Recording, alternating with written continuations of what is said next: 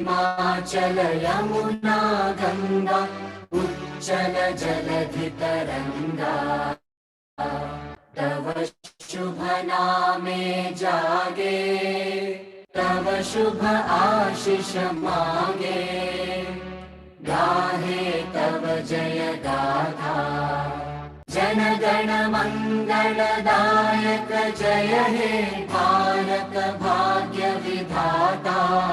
जय हे जय हे जय हे, जय जय जय जय हे।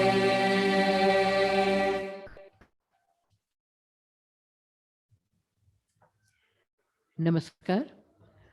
भारत सरकार के संस्कृति मंत्रालय, साहित्य अकादमी और हिमाचल प्रदेश सरकार के भाषा संस्कृति विभाग की ओर से आयोजित अंतर्राष्ट्रीय साहित्य उत्सव उन्मेष में हम आपका स्वागत करते हैं।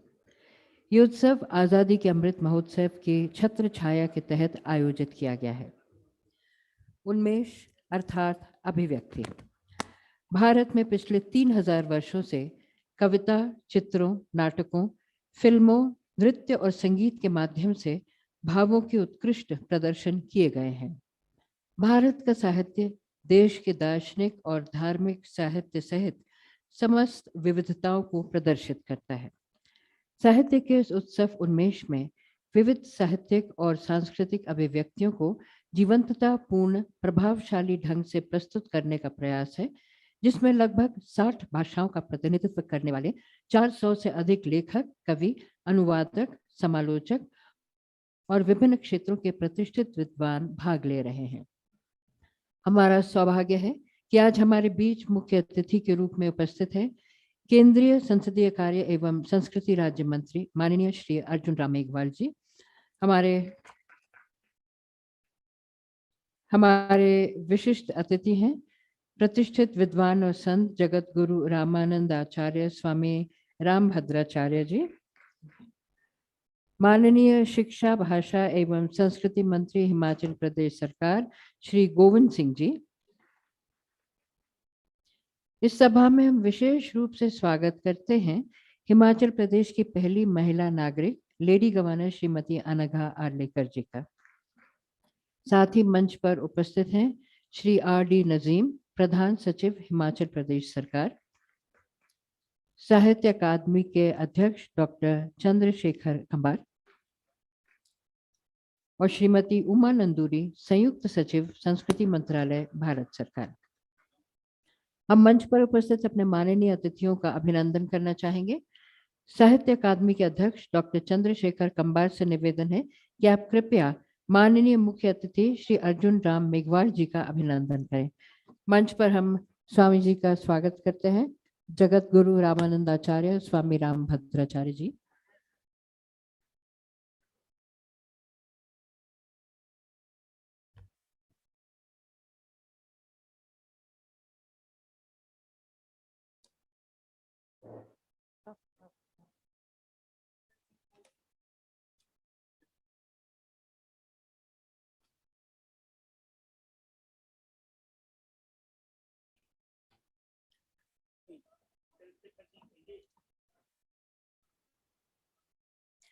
साहित्य अकादमी के अध्यक्ष डॉक्टर चंद्रशेखर कंबार से निवेदन है कि आप कृपया माननीय मुख्य अतिथि श्री अर्जुन राम मेघवाल जी का अभिनंदन करें।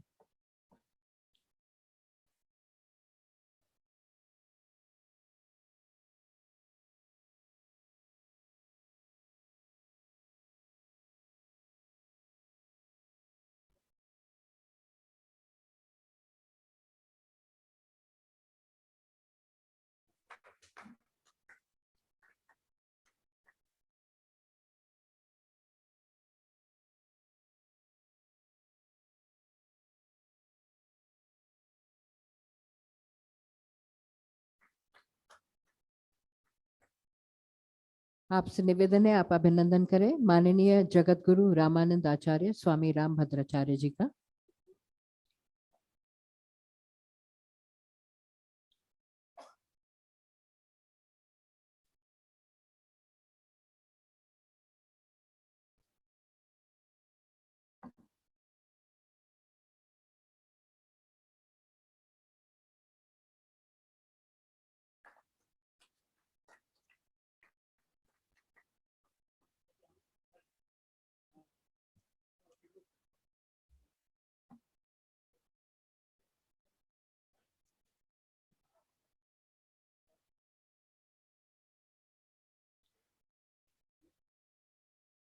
आपसे निवेदन है, आप कृपया अभिनंदन करें माननीय शिक्षा, भाषा एवं संस्कृति मंत्री हिमाचल प्रदेश सरकार, माननीय श्री गोविंद सिंह जी का।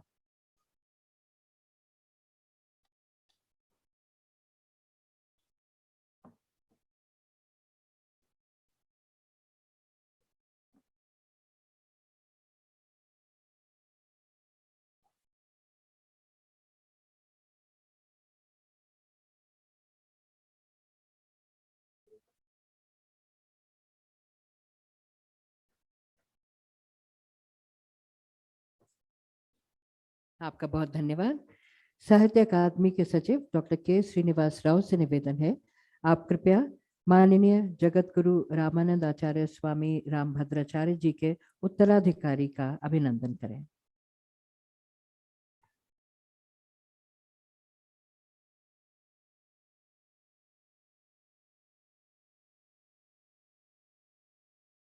कृपया अभिनंदन करें प्रधान सचिव हिमाचल प्रदेश सरकार श्री आर डी नजीम का।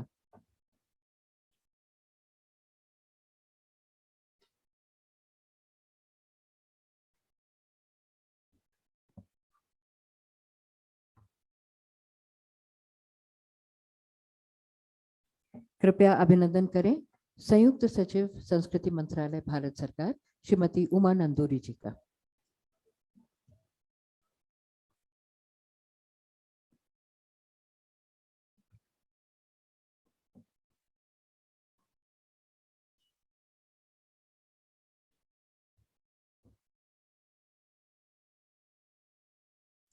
हिमाचल प्रदेश सरकार की ओर से माननीय शिक्षा, भाषा एवं संस्कृति मंत्री श्री गोविंद सिंह जी से निवेदन है, आप कृपया अभिनंदन करें माननीय मुख्य अतिथि श्री अर्जुन राम मेघवाल जी का।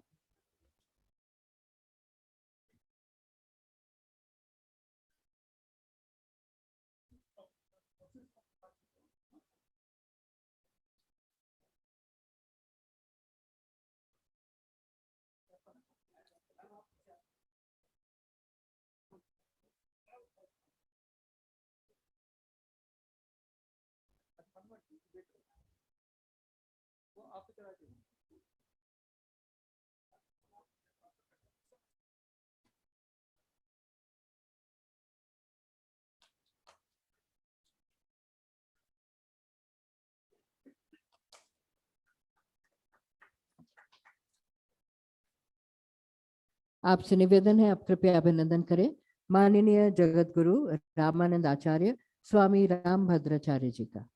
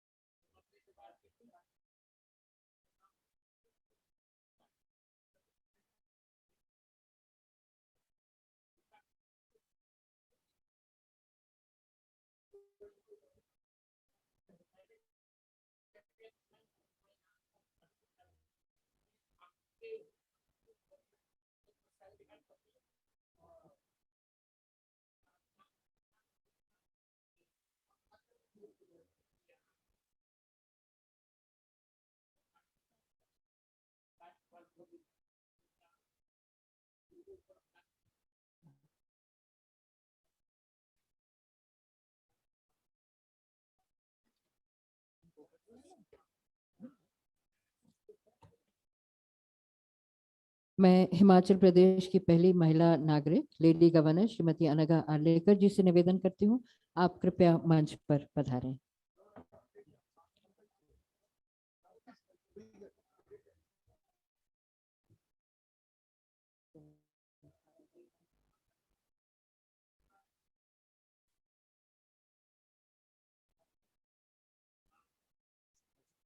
नजीम जी।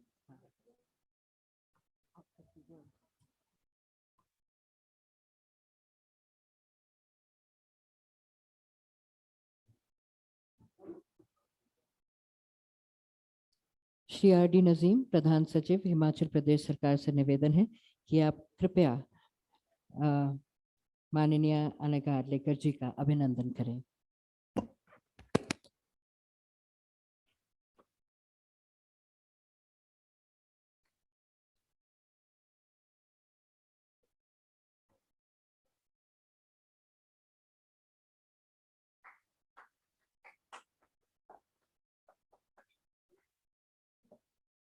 आपसे निवेदन है आप कृपया अभिनंदन करें डॉक्टर चंद्रशेखर कंबार, अध्यक्ष साहित्य अकादमी का।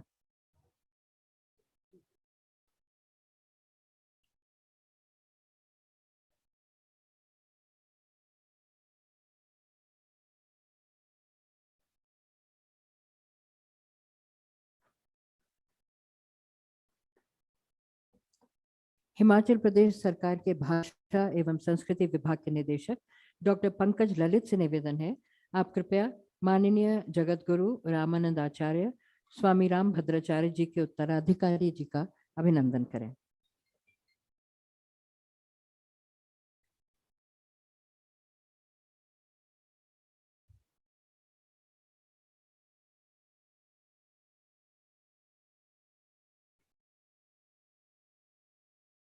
आपसे निवेदन है आप कृपया अभिनंदन करें संयुक्त सचिव संस्कृति मंत्रालय भारत सरकार श्रीमती उमा नंदूरी जी का।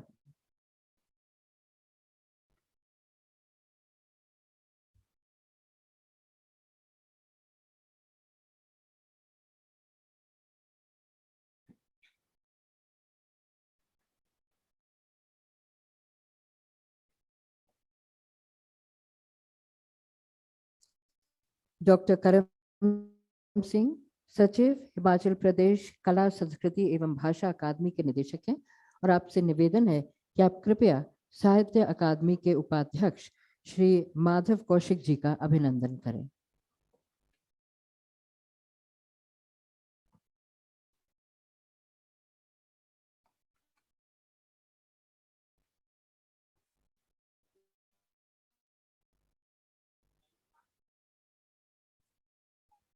श्री माधव कौशिक जी, उपाध्यक्ष साहित्य अकादमी, उनका अभिनंदन किया जा रहा है।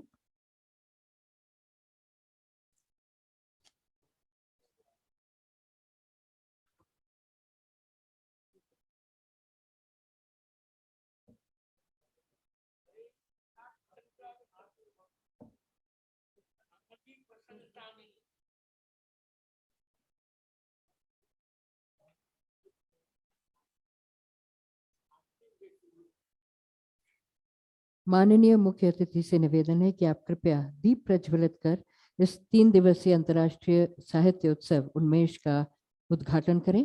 मंच पर उपस्थित सभी माननीय अतिथियों से निवेदन है आप कृपया दीप प्रज्वलन में शामिल हों।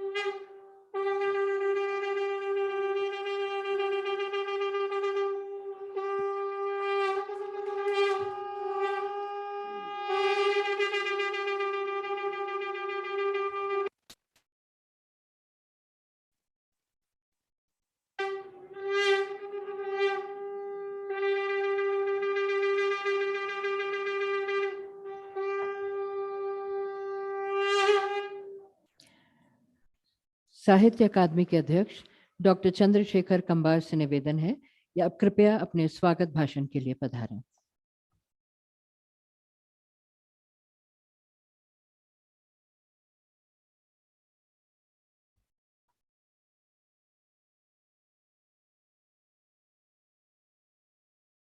Pujaniya Swamiji,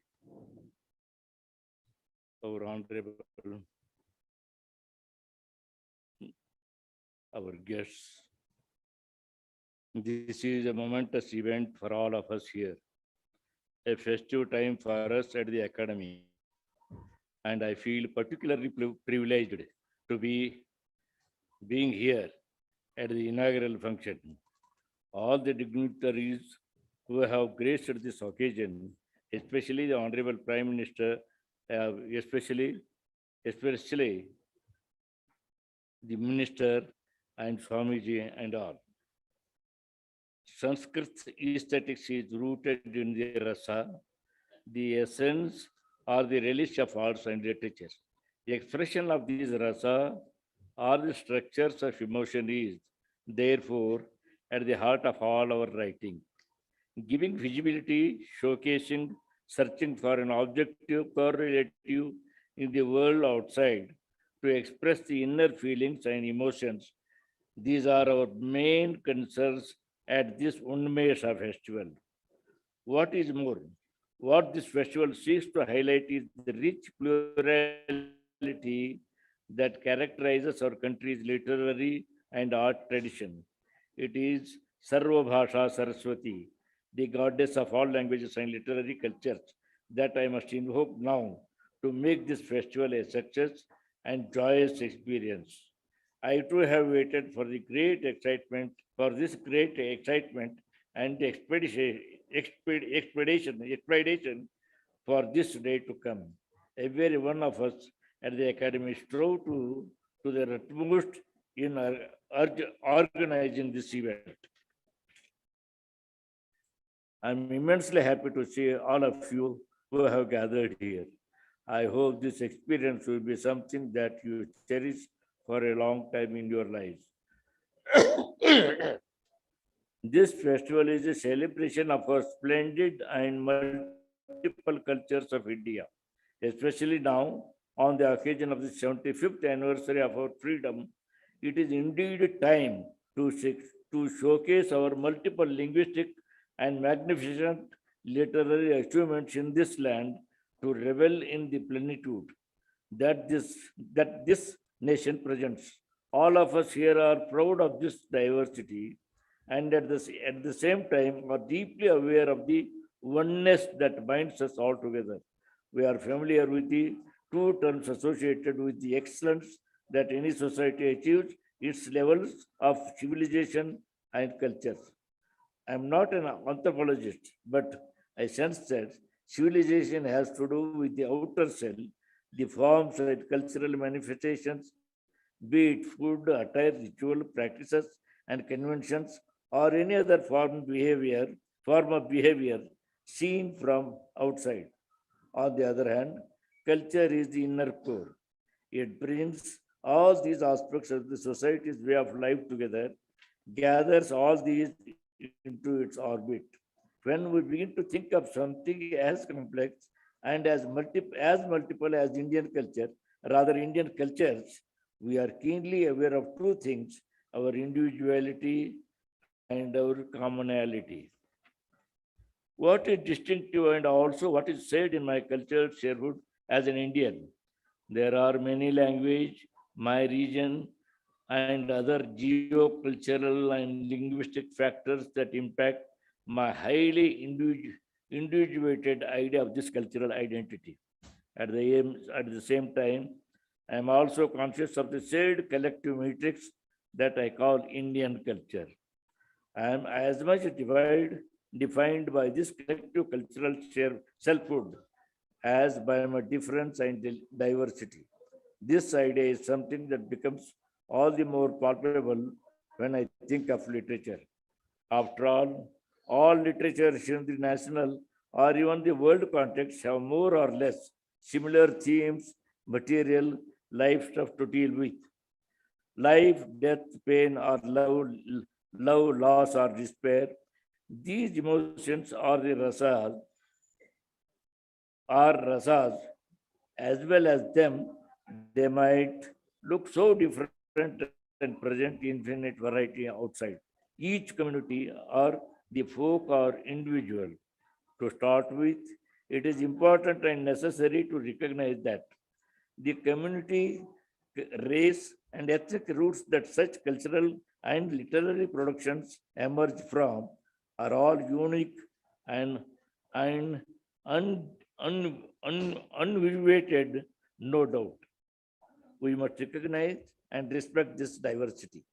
But at this global moment, we're all also aware of being a part of the global family and a huge extended family, perhaps.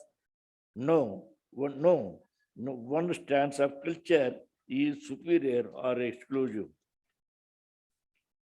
Our dance, music, literature, and language are somehow related to all those other languages, arts, and literatures in one way or the other.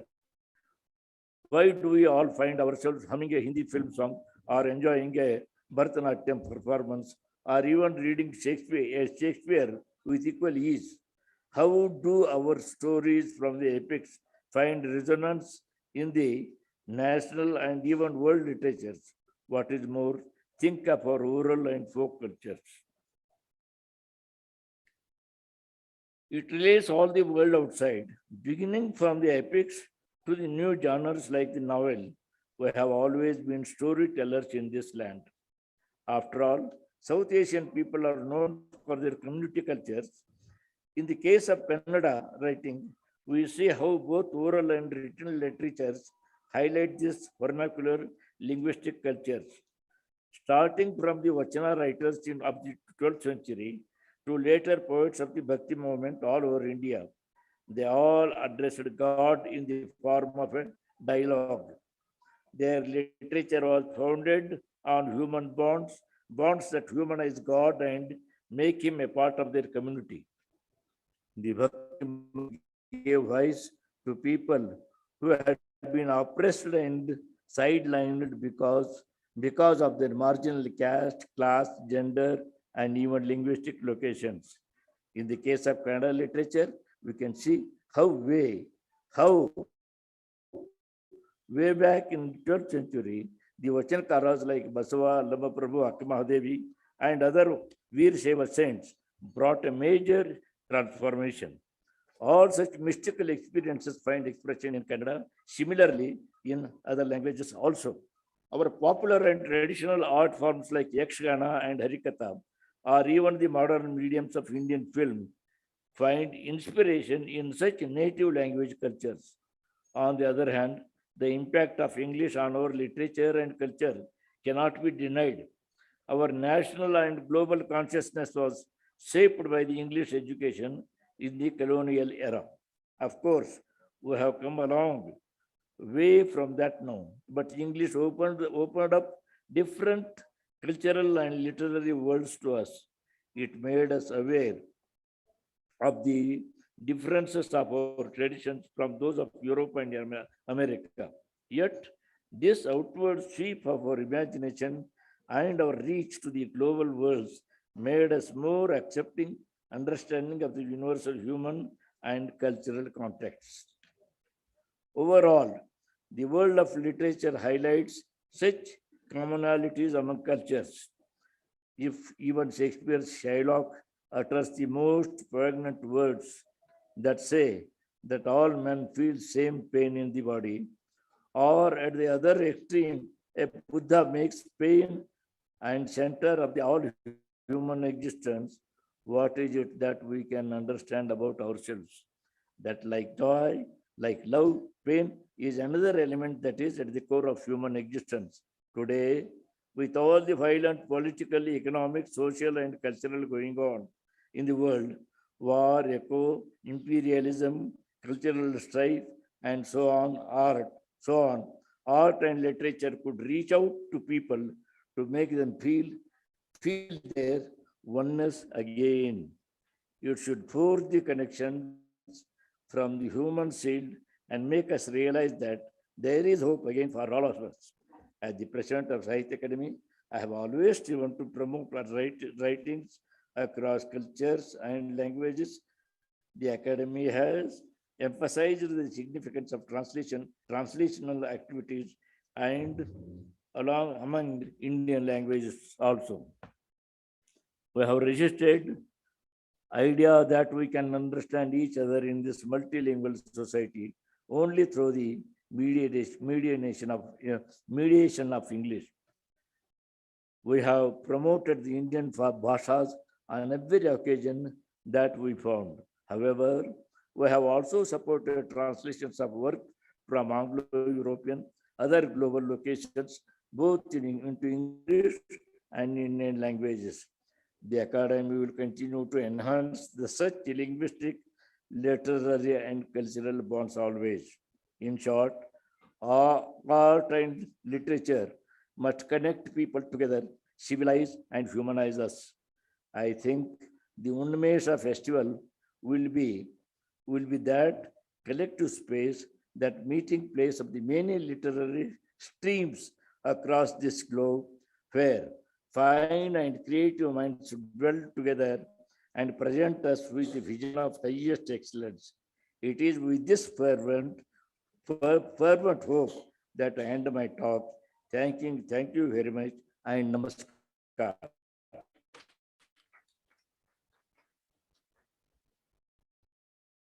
Thank you very much doctor कंबर। हिमाचल प्रदेश सरकार के माननीय शिक्षा, भाषा एवं संस्कृति मंत्री श्री गोविंद सिंह जी से निवेदन है कि आप कृपया सभा को संबोधित करें।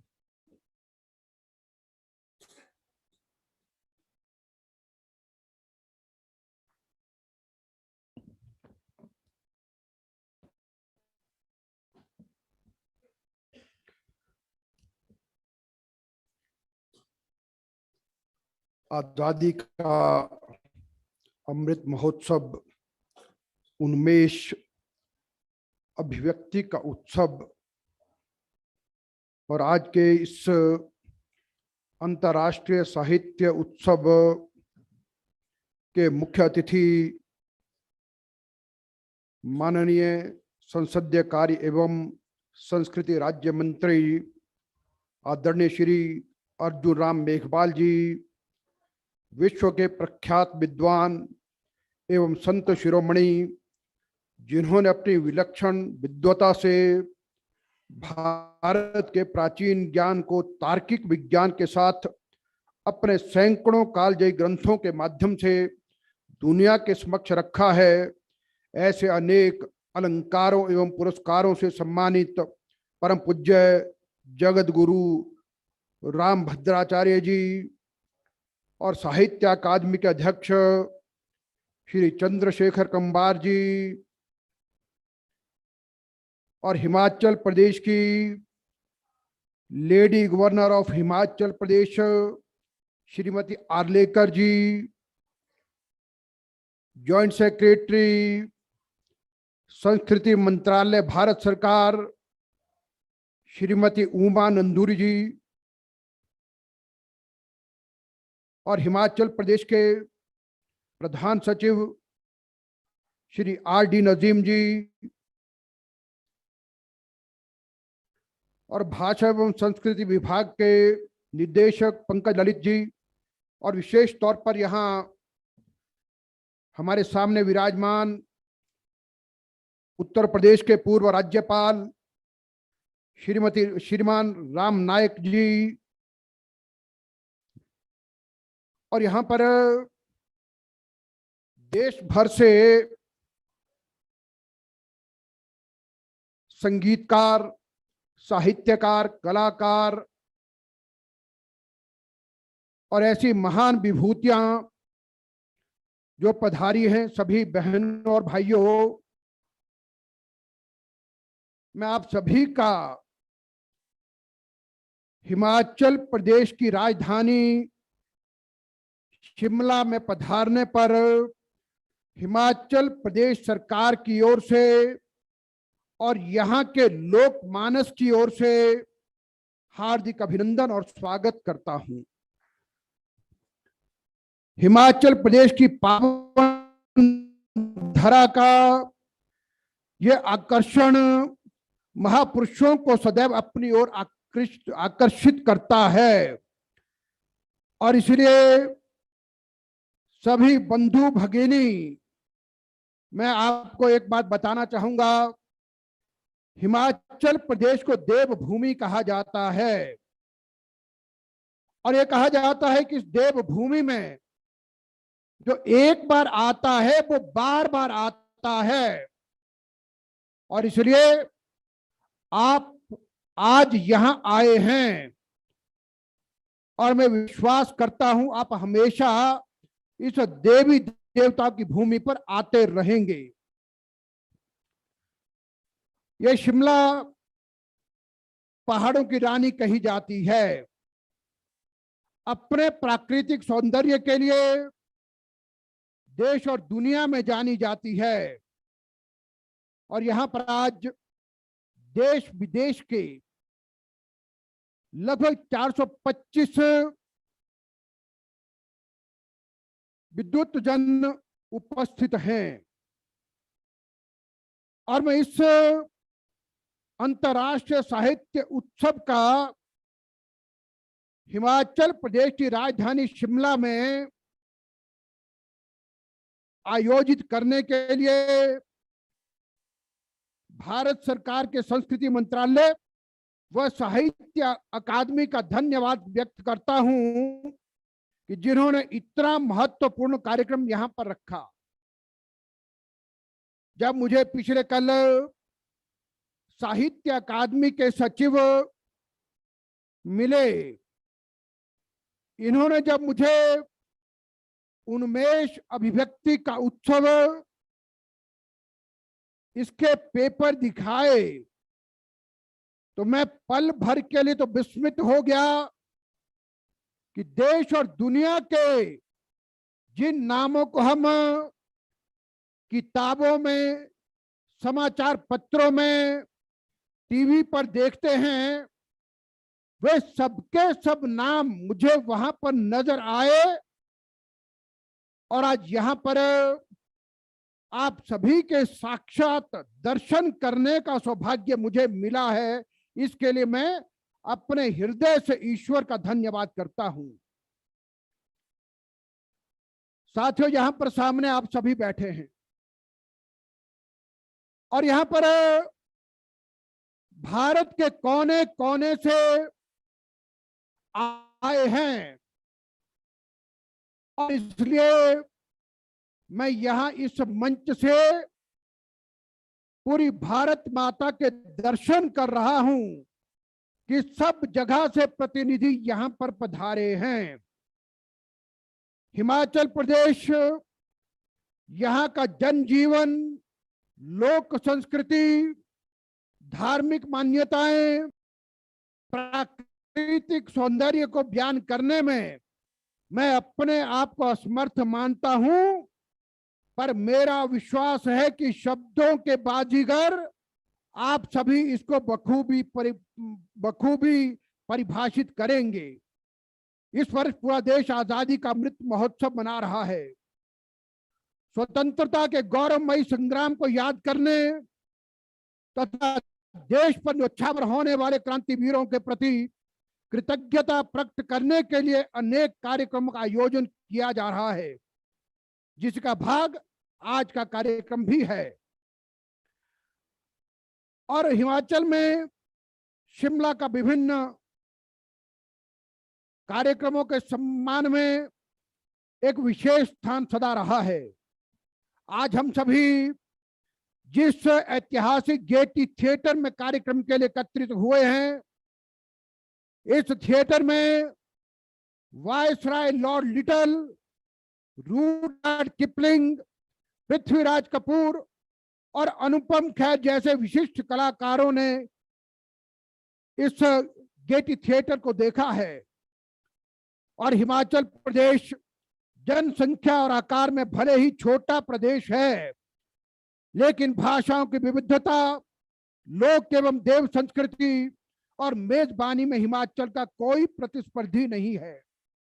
और हिमाचल प्रदेश के बारे में एक बात कही जाती है कि भौगोलिक दृष्टि से 55,673 स्क्वायर किलोमीटर का है, और इसमें लगभग 70% भूमि वन भूमि कही जाती है,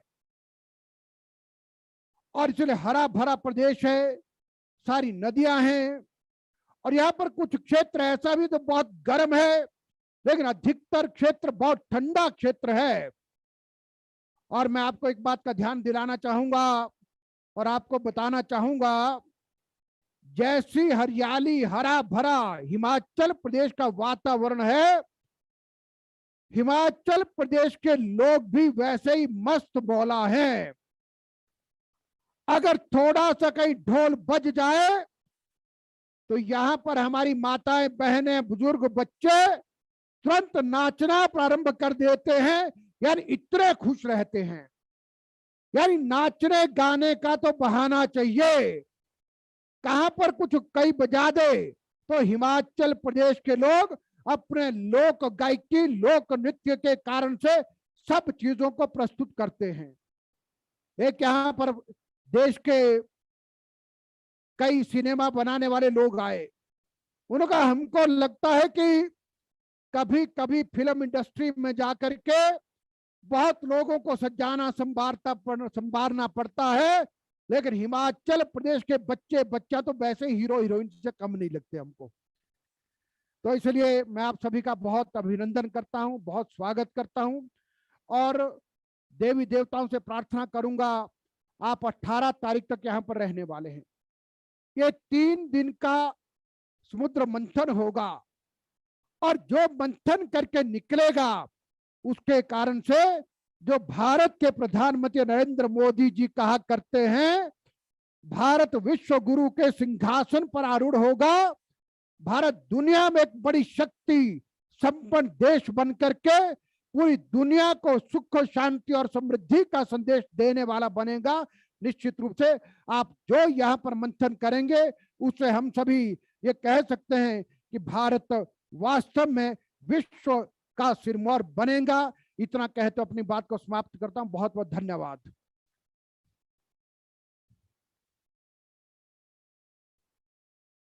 अपने उद्बोधन के लिए आपका बहुत धन्यवाद। मैं प्रतिष्ठित विद्वान और संत जगत गुरु रामानंद आचार्य स्वामी रामभद्राचार्य से निवेदन करती हूँ कि आप कृपया इस अवसर पर अपने विचार अभिव्यक्त करते हुए आशीर्वचन दें।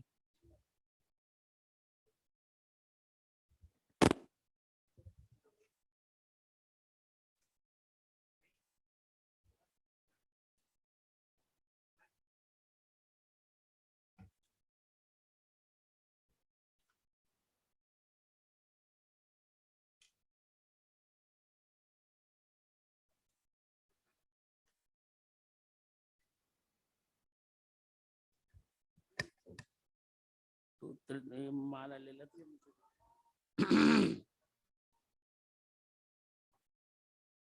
रामाय रामभद्राय रामचंद्राय वेधसे रघुनाथाय नाथाय सीताया पतये नमः।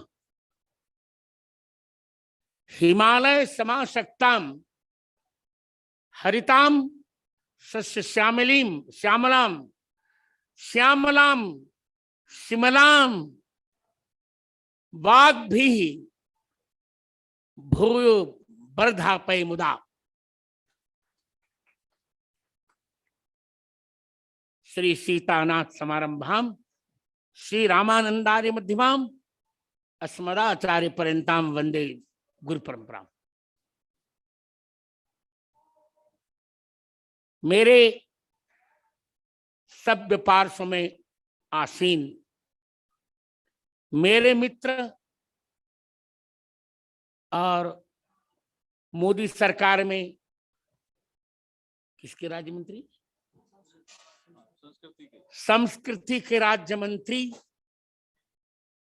आयुष्मान अर्जुन राम मेघवाल, मेरे बड़े वात्सल्य भाजन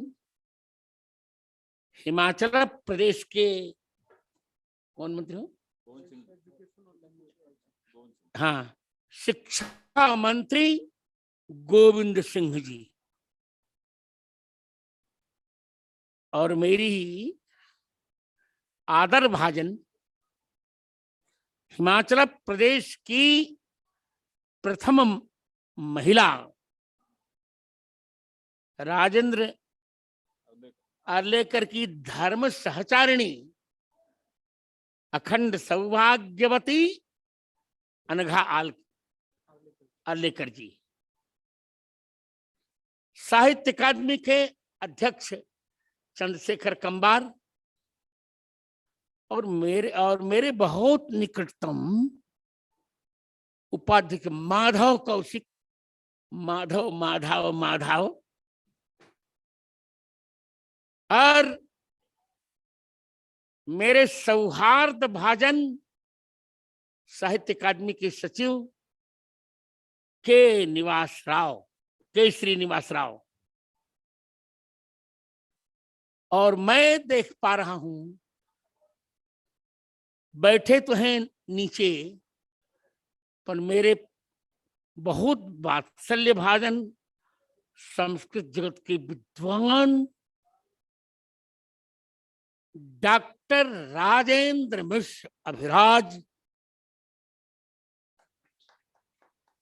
पूर्व विभागाध्यक्ष हिमाचल यूनिवर्सिटी, शिमला यूनिवर्सिटी, और मेरे मित्र, अब तो मुझे भूल गए हैं, खिलाते पिलाते कम है थोड़ा, मेरे मित्र उत्तर प्रदेश के पूर्व राज्यपाल राम नाईक जी, यहाँ के प्रमुख सचिव। संबोधन कहाँ तक करूं, विलंब हो जाएगा, 10 मिनट ही मुझे दिया यदि मेरे लिए कोई प्रतिबंध नहीं है। और उपस्थित, मेरे सम्मुख उपस्थित माताओं, बहनों, मित्रों, बालिकाओं और बालकों, आज जय जय, मुझे बोलते समय शांति चाहिए।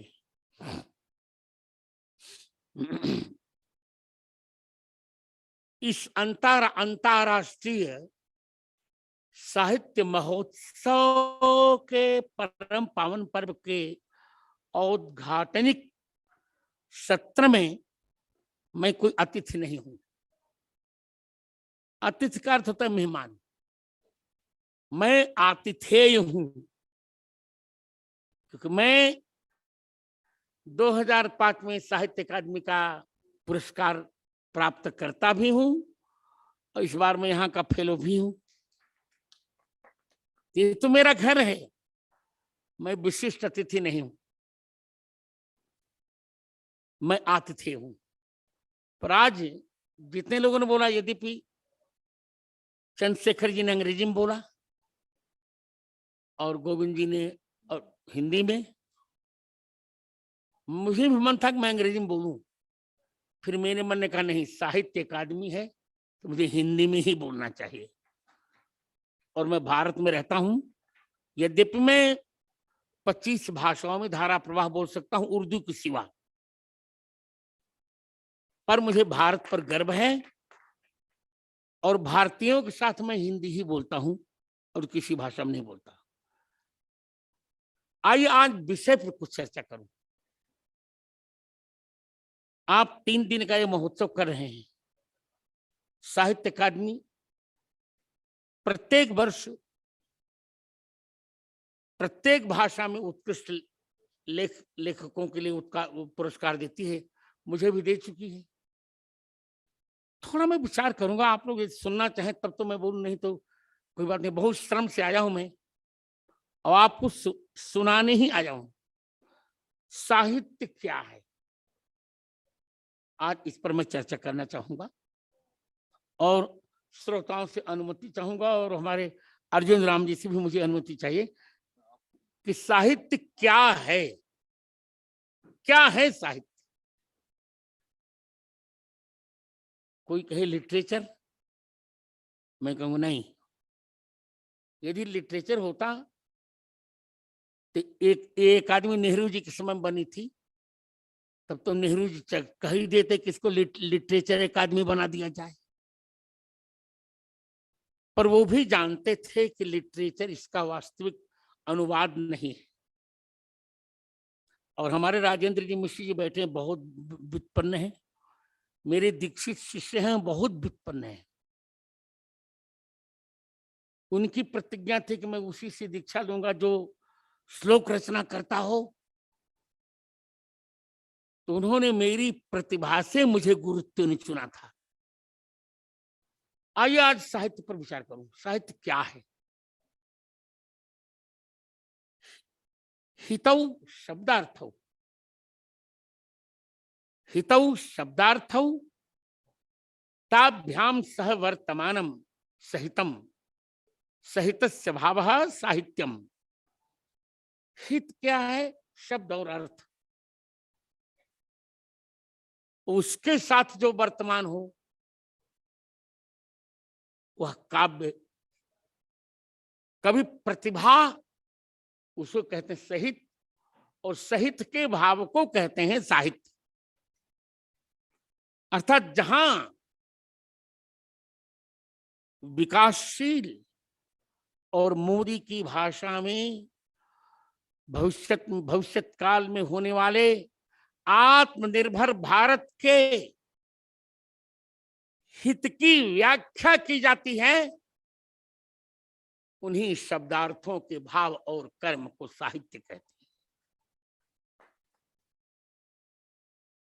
जब मेरी बात अनुकूल लगे तभी ताली बजाइएगा, और प्रतिकूल लगे तो मत बजाइएगा। अनुकूल लगे तालियों से बजाइएगा। देखिए, यदि मैं साहित्य की परिभाषा करूं, मैं जानता भी हूं कि 3 दिन में अब ऐसे भाषण आपको सुनने को कदाचित नहीं मिलेंगे। यदि मैं साहित्य की एक परिभाषा करूं तो मैं मानता हूं कि साहित्य एक साकार विग्रह है, आकारवान, शरीरी, आध्यात्मिक प्राण से अनुप्राणित एक भगवान का अवतार है साहित्य। और जब वह भगवान का अवतार है तो प्रत्येक आकारवान व्यक्ति के मुख्य 2 उपादान होते हैं, एक आत्मा और एक प्राण। दोनों के बिना साहित्य रह नहीं सकता, कोई प्राणी नहीं रह सकता। यदि साहित्य प्राणी है तो इसकी भी 2 वस्तुएं होनी चाहिए। मेरी दृष्टि से वे क्या हैं? साहित्य की आत्मा है धर्म, और साहित्य का प्राण है संस्कृति। अर्थात धर्म और संस्कृति से संबलित भारत की वांग्मय चेतना का अवतार है साहित्य। तात्पर्य ये हुआ कि जहां धर्म और संस्कृति की अन्वाख्या नहीं है, वो साहित्य हो नहीं सकता। उसे लिटरेचर भी हो सकते हैं, पर साहित्य नहीं हो सकता। साहित्य तो वही होगा जहां धर्म और संस्कृति की अनुचान व्याख्या होगी। अब धर्म क्या है और संस्कृति क्या है? धर्म किसी मजहब को नहीं कहते, धर्म किसी पंथ को नहीं कहते, धर्म किसी प्रवर्तित पद्धति विशेष को नहीं कहते। धर्म कहते हैं परिपूर्णतम परात्पर परब्रह्म परमात्मा, आप्त काम पूर्ण काम परम निष्काम आत्मा राम, सकल जन मनोभिराम सकल हृदयाभिराम, कोटि मन्मथाभिराम लोक लोचनाभिराम, मर्यादा पुरुषोत्तम भगवान राम के द्वारा प्रवर्तित एक शाश्वत व्यवस्था को धर्म कहते हैं। अर्थात यदि धर्म भारत की सनातन व्यवस्था का नाम है, तो संस्कृति भारतीय सनातन धर्म की कार्यान्वयन पद्धति का नाम है। यही दोनों हित हैं। इन्हीं दोनों हितों से युक्त है साहित्य। अर्थात जहां धर्म और संस्कृति की चर्चा न हो, साहित्य हो नहीं सकता। वो तो या तो डायलॉग्स हो जाएगा, या तो पिक्चर के फूहर फूहर गीत हो जाएगा। मेरे विवक्षित का मूल तात्पर्य है एक ऐसी व्यवस्था जहां प्रसाद है पर अवसाद नहीं,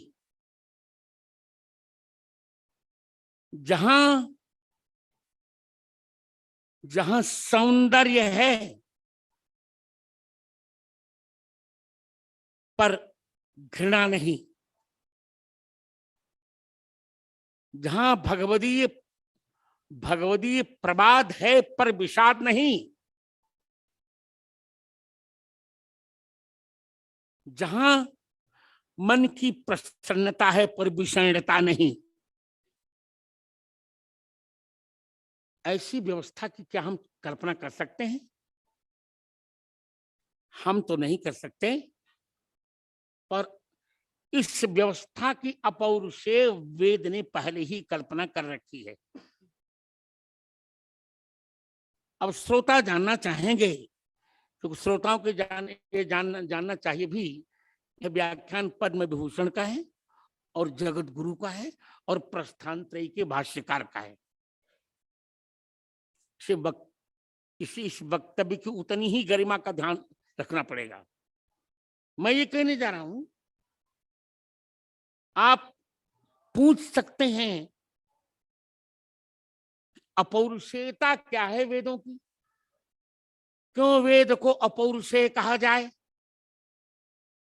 मेरा सीधा सा उत्तर होगा, अपौरुषेय उसे कहेंगे जहां भ्रम न हो, जहां प्रमाद न हो, जहां विप्रलिप्सा न हो, जहां करुणा पाटव न हो, जहां स्वार्थ न हो, जहां पक्षपात न हो, जहां लोभ न हो, जहां किसी प्रकार का क्रोध न हो। यदि हो तो केवल एकमात्र परमात्मी सत्ता के अपरोक्ष संभूत संबंधित अनुभूति का बोध हो और कुछ ना हो, वही अपौरुषेय होगा। और जब भ्रम, प्रमाद, विप्रलिप्सा, करुणा पाटव से रहित अपौरुषेय वेद कोई व्यवस्था कहेगा, तो निश्चित वो धर्म होगा। क्या है धर्म? धर्मो धारयति प्रजाः, जो इस संसार की प्रजा को धारण किए हुए है उसे धर्म कहते हैं। यदि मैं ये कहूं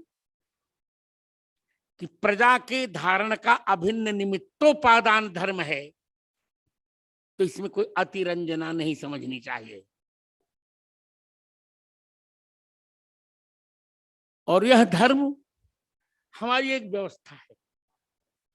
धर्म ने एक व्यवस्था दी, मातृदेवो, ये वेद की व्यवस्था है, मातृदेवो भव, पितृदेवो भव, आचार्य देवो भव, अतिथि देवो भव।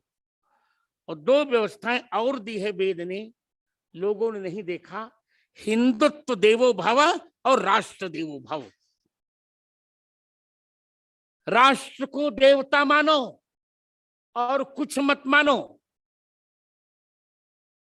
प्रादुर्भूतेस्म भूतोस्म राष्ट्रेस्मिन् आराष्ट्रे राजन्य सूर्य खब्योति व्याधि महारथो वर्तताम। राष्ट्र की वेद ने चर्चा की और वाल्मीकि ने इसका स्पष्टीकरण किया। न च तद्भविता राष्ट्रम यत्र रामो न भूपति तद्वनम तद्भविता राष्ट्रम यत्र राम प्रवक्ष्यति। वह राष्ट्र राष्ट्र नहीं हो सकता जहां भगवान राम भूपति न हो।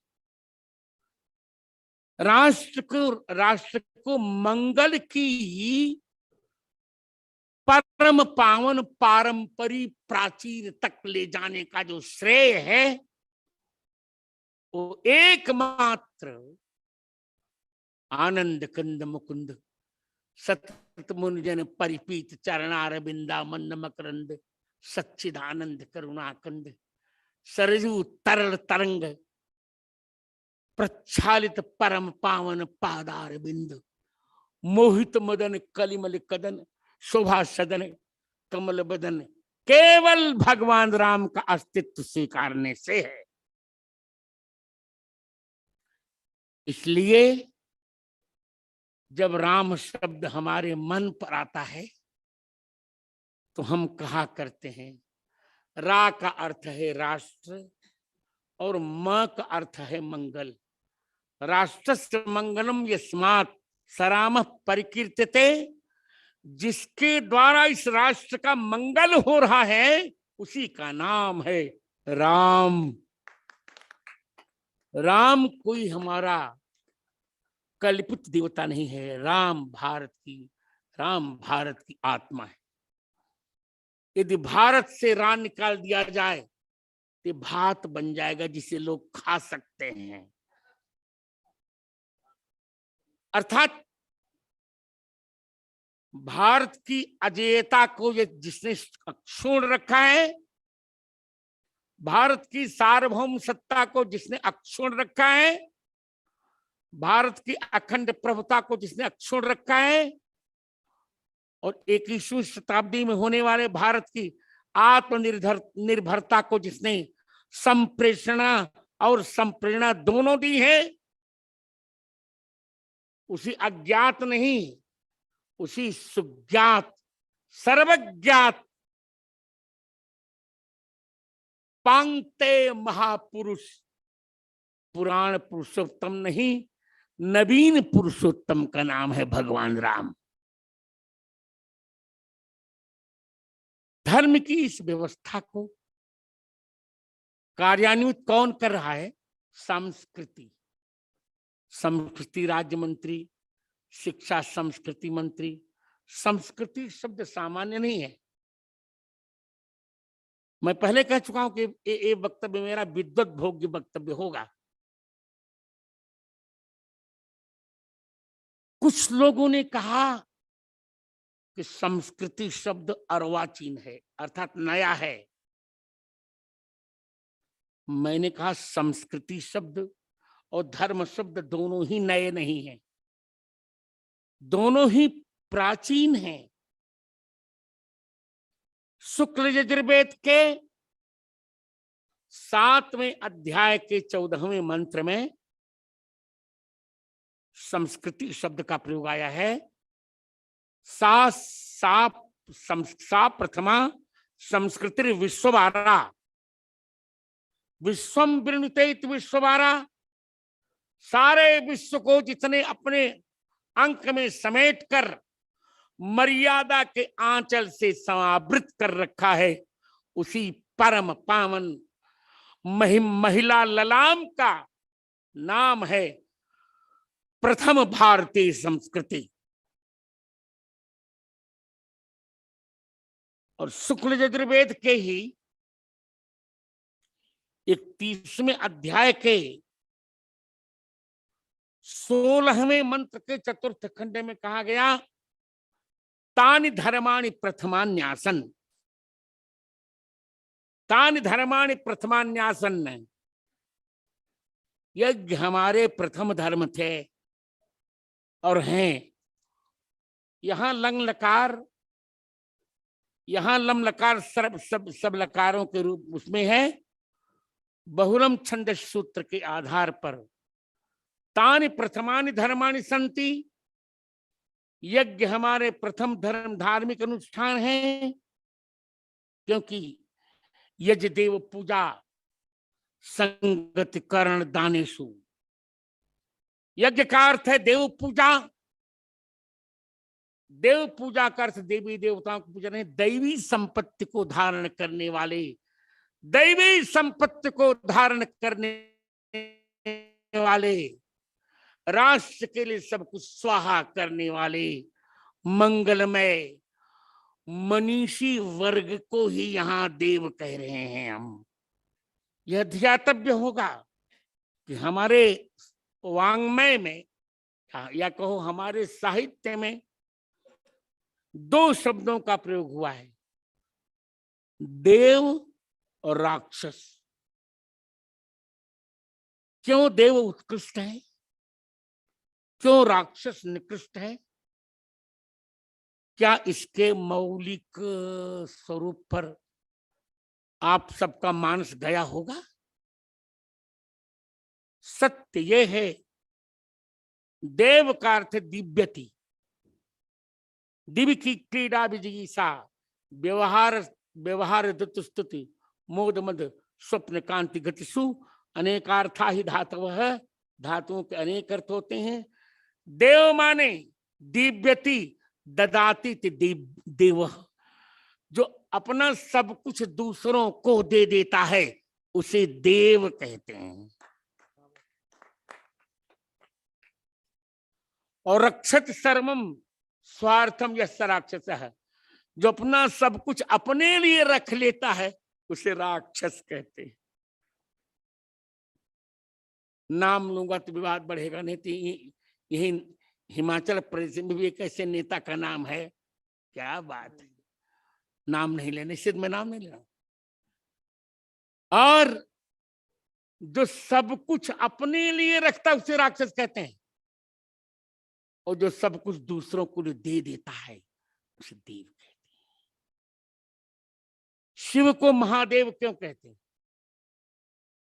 सभी देवताओं ने अमृत पिया पर शिव जी ने विष पिया, फिर भी सभी देवता देव ही रह गए और विष पीकर शिव जी महादेव, क्योंकि उन्होंने सब कुछ अपने लिए नहीं रखा, सब कुछ दूसरों को दे डाला। उन्हीं महादेव की ससुराल की भूमि है हिमाचल, तो हम लोग तो बाराती बन के आए हैं।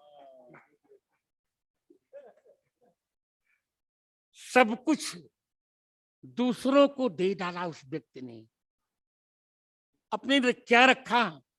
स्वयं महेशः श्वश्रो नगेशः सखा धनेशस्तनयो गणेशः तथापि भिक्षाटन में वो संभो बलि यसी केवल ईश्वरेच्छा।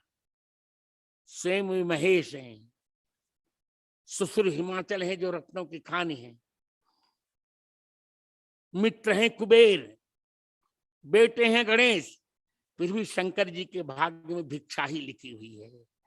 अर्थात भारतीय संस्कृति देने में विश्वास करती है, लेने में विश्वास नहीं करती।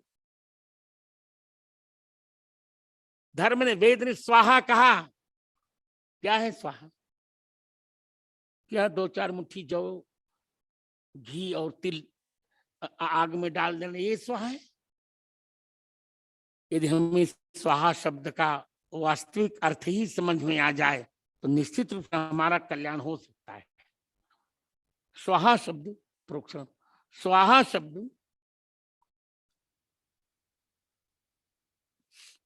3 शब्दों के सम्मेलन से बनता है। स्व आ हा। स्व सर्वनाम है, आ उपसर्ग है आंग, हा धातु, उहाक त्यागे। जहां व्यक्ति अपने स्व को आदर पूर्वक राष्ट्र के त्याग देता है उसी विधा को स्वाहा कहते हैं। हम स्वाहाकार, और ये निश्चित है कि जब तक हमारा स्वाहाकार वास्तविकता से नहीं होगा तब तक हमारा हाहाकार भी नहीं मिट सकेगा। इसे साहित्य स्वाहाकार की बात करता है, हाहाकार की नहीं।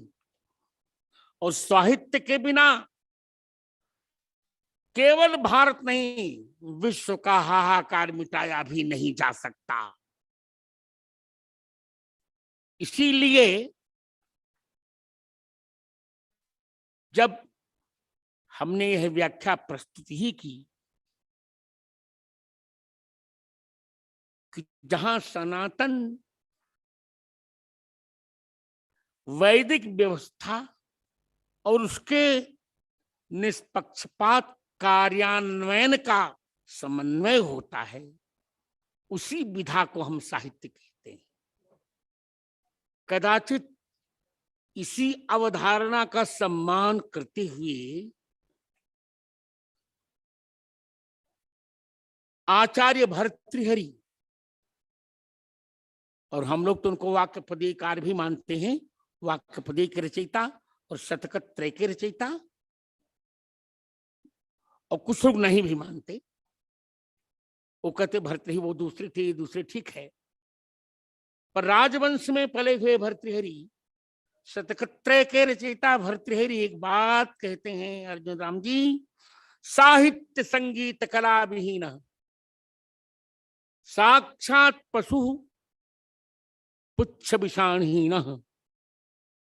तृणन्न खादन्नपि जीवमानस्तद्भागधेयं पशुभिर्नराणाम। जिसके जीवन में साहित्य नहीं है, जिसके जीवन में संगीत नहीं है, और जिसके जीवन में कला माने कम सुखम लातीत कला, जिसके जीवन में वह रचना धर्मिता नहीं है जिससे जगत का अमंगल समाप्त हो जाए, इन तीन गुणों से विहीन मनुष्य भी पशु के समान ही तो है। वो तो तृण न खाता हुआ भी जी रहा है, यही पशुओं का भाग दे, क्योंकि यदि मनुष्य भी घास खाने लगता तो चारा घोटाला का परिणाम आप जान ही रहे हैं। तब तो वो फिर मनुष्य के लिए कुछ खाने के लिए बचता ही ना। मेरे उद्धरण का वास्तविक तात्पर्य यह है कि साहित्य वह विधा है जो जीवन से पशुता को दूर करती है। देखिए, वैसे पशु, कभी कभी मैं ये कहा करता हूं कि पशु उतना घातक नहीं होता जितना कि पशुता घातक होती है। यदि पशु शरीर में भी मानवीय मूल्य हैं तो कभी घातक नहीं हो सकता। उदाहरण के लिए जटायु पक्षी थी, पर को क्या वो घातक थी? शरीर भले पक्षी का रहा होगा, पर उनके रक्त में बह रहा था रिंग तुंग तरंगा परिकलित सकल कलिमश भंगा शंकर जटारंगा मानव मूल्य रिंग तुंग तरंगा भगवती गंगा का परम पावन प्राचीन प्रवाह। इससे पक्षी होकर भी जटायु घातक नहीं बन पाए। पशु वानर थे, शरीर था उनका वानर का, पर मानवता के क्या गुण थे कि महामानव राम ने भी जिनको अपना मित्र बना लिया। मेरे कहने का तात्पर्य है कि पशु उतना घातक नहीं जितनी पशुता घातक है। पशुता मनुष्य भी हो सकती है। क्या दुर्योधन तो मनुष्य था, पर क्या उसे हम मनुष्य कहेंगे? क्या जयचंद्र को हम मनुष्य कहेंगे? था मनुष्य, पर मनुष्यता कोसों दूर थी उससे। क्या हम मान सिंह को मनुष्य कहेंगे? क्या स्वतंत्रता संग्राम में इस देश का द्रोह करने वाले जो नराधम थे उन्हें हम मनुष्य कहेंगे? हाँ, मैं 2 वाक्यों में। फलतः मेरे वक्तव्य का संक्षेप यह है कि सनातन ब्रह्म ने सनातन वेद में सनातन जीवों के सनातन उपकार एवं सनातन दुख निवृत्ति के लिए जिस धार्मिक व्यवस्था का अन्वाख्यान किया, उस धार्मिक व्यवस्था के अनुसार हमारे महर्षियों ने जिस परम पावन संस्कृति का प्रयोग किया, उन्हीं दोनों के समन्वय का नाम है साहित्य। एक वाक्य और कहकर, संस्कृति क्या है? संस्कृति में समपूर्वक क्री धातु से तिन प्रत्यय हुआ है। संस्करोति की संस्कृति, जो हमारे मानव जीवन को सजा देती है, उसे संस्कृत कहते हैं।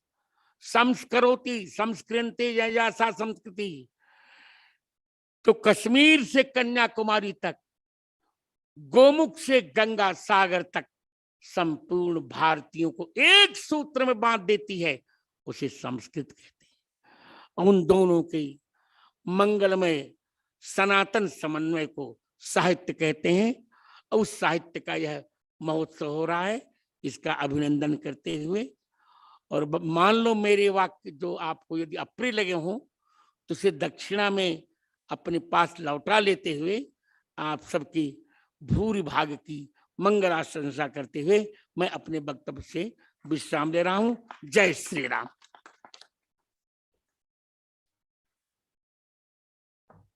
माननीय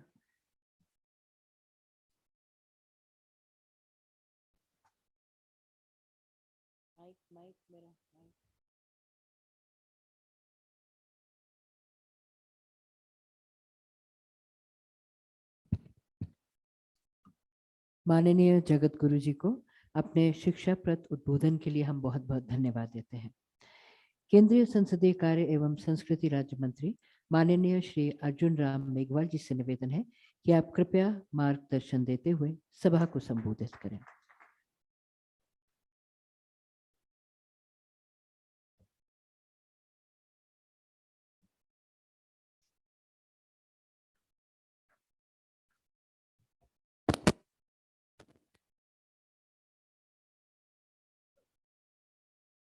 अंतर्राष्ट्रीय साहित्य उत्सव का ये कार्यक्रम, जिसको हमारे संस्कृति मंत्रालय ने नाम दिया है उन्मेष, अंतर्राष्ट्रीय साहित्य उत्सव उन्मेष, अभिव्यक्ति का उत्सव, जो 16 जून 2022 आज से प्रारंभ होकर 18 जून 2022 तक चलेगा। इसके लिए आए हुए सभी साहित्यकारों का मैं अभिवादन करता हूं, नमन करता हूं और धन्यवाद देता हूं कि आप सब इस कार्यक्रम में पधारे। इस कार्यक्रम हेतु सजा हुआ मंच और मंच को सुशोभित कर रहे परम पूज्य जगत गुरु रामानंदाचार्य जी स्वामी रामभद्राचार्य जी महाराज, हिमाचल प्रदेश के शिक्षा और संस्कृति मंत्री आदरणीय गोविंद सिंह जी,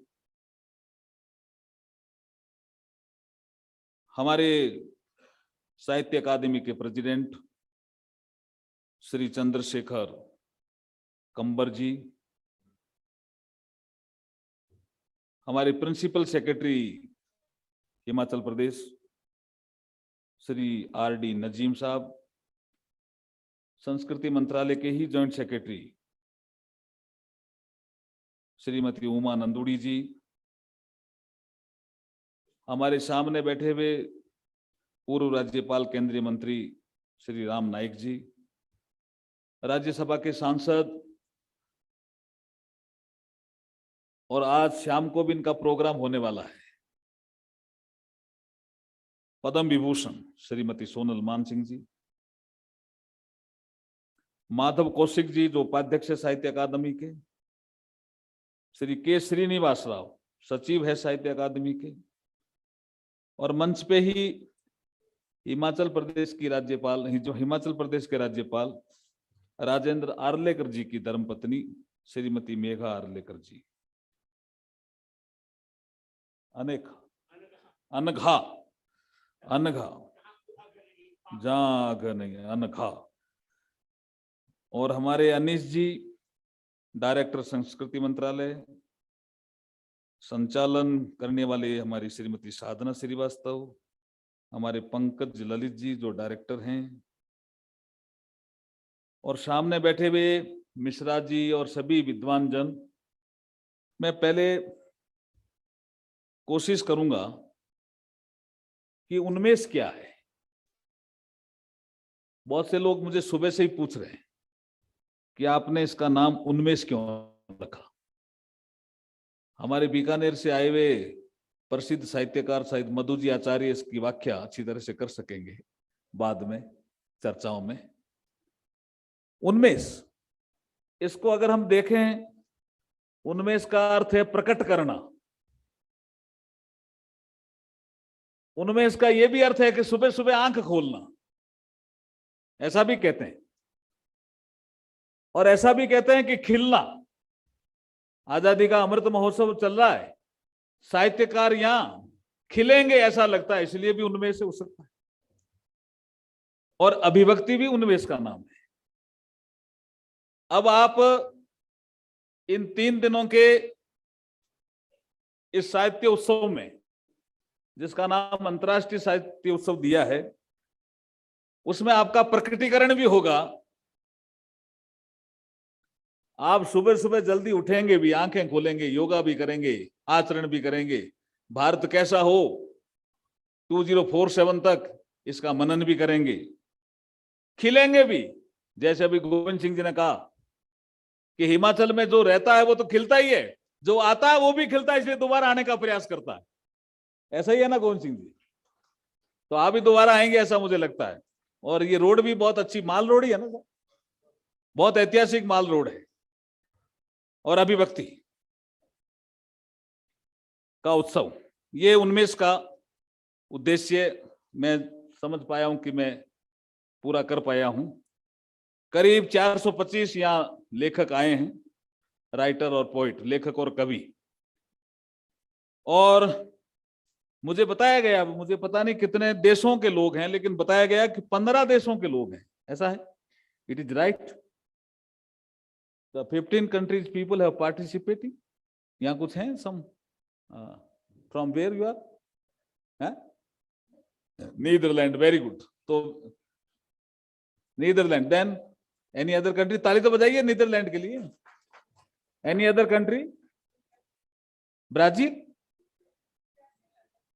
लंदन से दिव्या जी, दिव्या जी के लिए ताली बजाइए भाई। ये विदेशी देखिए साहित्यकार हमारा मान बढ़ा रहे हैं। और साउथ अफ्रीका, क्या नाम है? साउथ अफ्रीका से अंजू जी, ताली बजाइए जोरदार। वहां रह करके देखिए भारतीय साहित्य का। हाँ, यस। यूएसए, क्या कह रहे हैं माधव कौशिक जी? निंदा, मैडम निंदा, यूएसए से, यस। मैं उज्बेकिस्तान गया था, मैंने भी किसी को इन्वाइट किया, वो आए हैं क्या? अभी नहीं आए। उमा जी उनको बुलाई, देखें। नेपाल, वेरी गुड, बधाई साहब आपको। इसलिए अंतर्राष्ट्रीय साहित्य उत्सव है। हम भारत के लोग, ये संविधान में पहला शब्द है, हम भारत के लोग। जो भारतीय बाहर रहते हैं वो भारतीय भाषाओं का प्रसार प्रसार भी करते हैं, उनको पल्लवित करते हैं, पुष्पित करते हैं। हम सबको बुलवाया हमने, यही विषय ना उमा जी? इसलिए इसको हमने अंतर्राष्ट्रीय साहित्य उत्सव का नाम दिया है। 64 इवेंट होंगे, 60 भाषाओं के लोग यहां आए हुए हैं। जोरदार ताली तो बजाइए, 60 भाषाओं के लोग हैं। मिनी भारत प्रकट हो रहा है।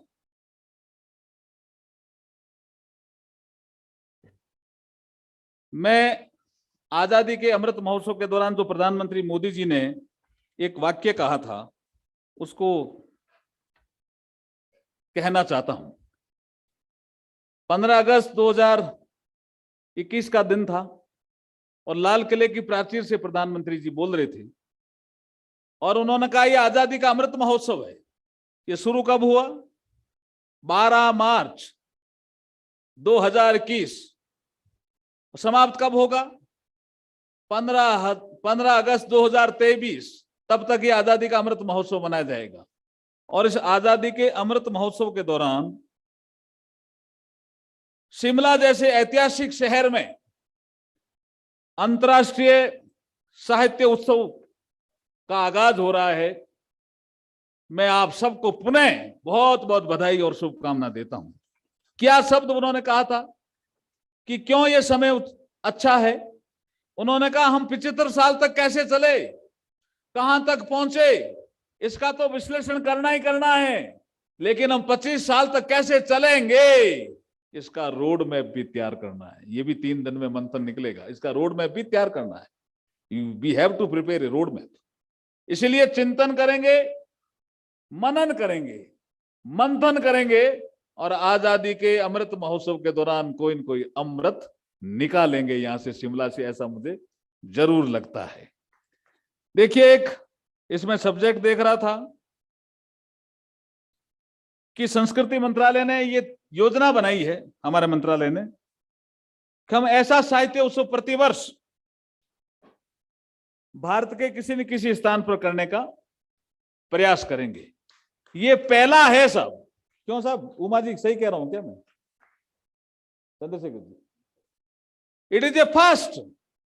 अपने आप में देखिए, साहित्य अकादमी का बहुत बड़ा काम हो रहा है आजादी का अमृत महोत्सव के दौरान, और आने वाले समय में रोड मैप भी बनेगा। ये प्रथम अंतर्राष्ट्रीय साहित्य सम्मेलन शिमला में हो रहा है। शिमला में। क्या राजेंद्र जी क्या कहना चाह रहे हो? दूसरा राजस्थान में कर देंगे, आपकी इच्छा है क्या? मैं इसमें देख रहा था कि जो टॉपिक रखे हुए हैं, इन्वायरमेंट, इसमें टॉपिक है जिस पर चर्चा करेंगे आप। मेरे लिए साहित्य के महीने क्या होते हैं, जिसका जिक्र अभी स्वामी जी कर रहे थे, लेकिन इस पे टॉपिक रखा हुआ है। इसलिए जिस समय ये समय आएगा उसी समय इस पे चर्चा मैं भी भाग लूंगा। आदिवासी साहित्य सर्जन पे भी पूरा टॉपिक रखा हुआ है। आदिवासी समाज में भी मैं अभी मानगढ़ धाम जाके आया हूं। मानगढ़ धाम वो स्थान है, राम नाईक जी, जहां 1500 आदिवासी एक ही दिन में अंग्रेजों की गोली से शहीद हो गए थे, एक ही दिन में। लेकिन कम लोग जानते हैं। तो इस पे साहित्य लिखना चाहिए कि नहीं लिखना चाहिए? मैं धन्यवाद दूंगा अगेन हमारे मधु आचार्य जी को कि एक हरिराम मीणा जिसने मानगढ़ धाम पे किताब लिखी और उसका नाम था धूणी तपे तीर। धूणी जहां पे अग्नि प्रज्वलित होती है और आग के पास बैठ करके साधु लोग तपस्या करते थे, उसको धूणी कहते हैं। वहां गोविंद गुरु एक आदमी हुआ, संत। अंग्रेजों के विरुद्ध आंदोलन आदिवासियों के द्वारा, अंग्रेजों की तोपें सामने, और वो आदिवासी हट नहीं रहे थे। कब? 1913। देखिए आप, क्या साधन था उनके पास, और उस पहाड़ी पे इकट्ठा होने का क्या साधन था? साहित्य। कुछ नहीं, गोविंद गुरु का साहित्य। और साहित्य में कितनी ताकत होती है। लोगों ने कहा ये तोपें हैं अंग्रेजों की, मारे जाओगे। तो गोविंद गुरु ने जब समझाया कि सामने अंग्रेजों की तोपें हो सकती है, लेकिन ये जो धूणी है जिसपे मैं तप रहा हूं, इसमें जो तीर, आदिवासी भील समाज के लोग थे, इसमें जो तीर तप रहे हैं अग्नि में, वो इन तोपों से भी बहुत मजबूत हैं। और वो हटे नहीं, शहीद हो गए। दूसरे दिन लोग आए कि गोविंद गुरु ये आपने क्या कर दिया। उन्होंने कहा क्या हो गया, कुछ नहीं हुआ है, ये शहीद हुए हैं, इनका नाम अमर रहेगा। अगर कोई स्थान खाली होता है तो भगवान भरता है। ये लहलाते हुए फसलें नहीं देख रहे हो,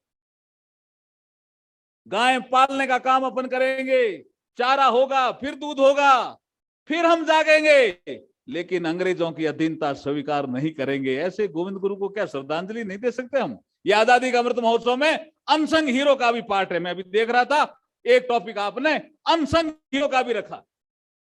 ऐसे अनसंग हीरो जिसमें लिखा कम लोगों ने, लिखना चाहिए।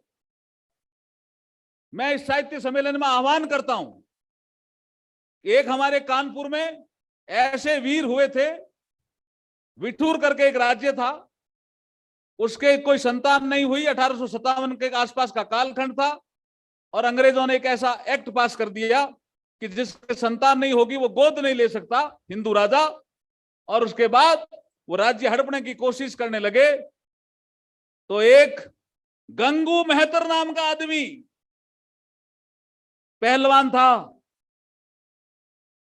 गंगू मेहतर नाम का आदमी घोड़े पे सवार होकर के, तलवार हाथ में लेकर के कितने अंग्रेजों को मारता है? 200 अंग्रेजों को मारता है। 200 ये कोई छोटी घटना नहीं है। लेकिन समाज की विषमता ने गंगू मेहतर को भी भुला दिया। ये विषमता भी दूर होनी चाहिए। उस समय अंग्रेजों को कोई गाली नहीं दे सकता, गोली चलाना तो दूर है। फिर लोगों अंग्रेजों ने कहा कौन आदमी है जो हमारे इतने अंग्रेजों को मार दिया। 200 अंग्रेज बहुत होते हैं, उसमें अफसर भी थे, सैनिक भी थे, जो सामने आता था मार देता था। इतना हाथ साफ था तलवार में। बाद में सरेआम पकड़ा और वहां पे फांसी दी कानपुर में।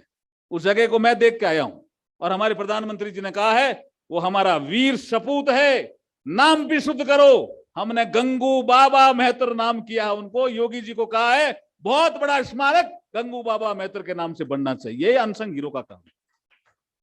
ये जो अनसंग हीरो वाले काम है, ये काम भी हमें करना। और इसमें टॉपिक है आदिवासी समाज में भी साहित्य लेखन का काम अच्छे ढंग से हो रहा है। मुझे ये सुन करके अच्छा लगा।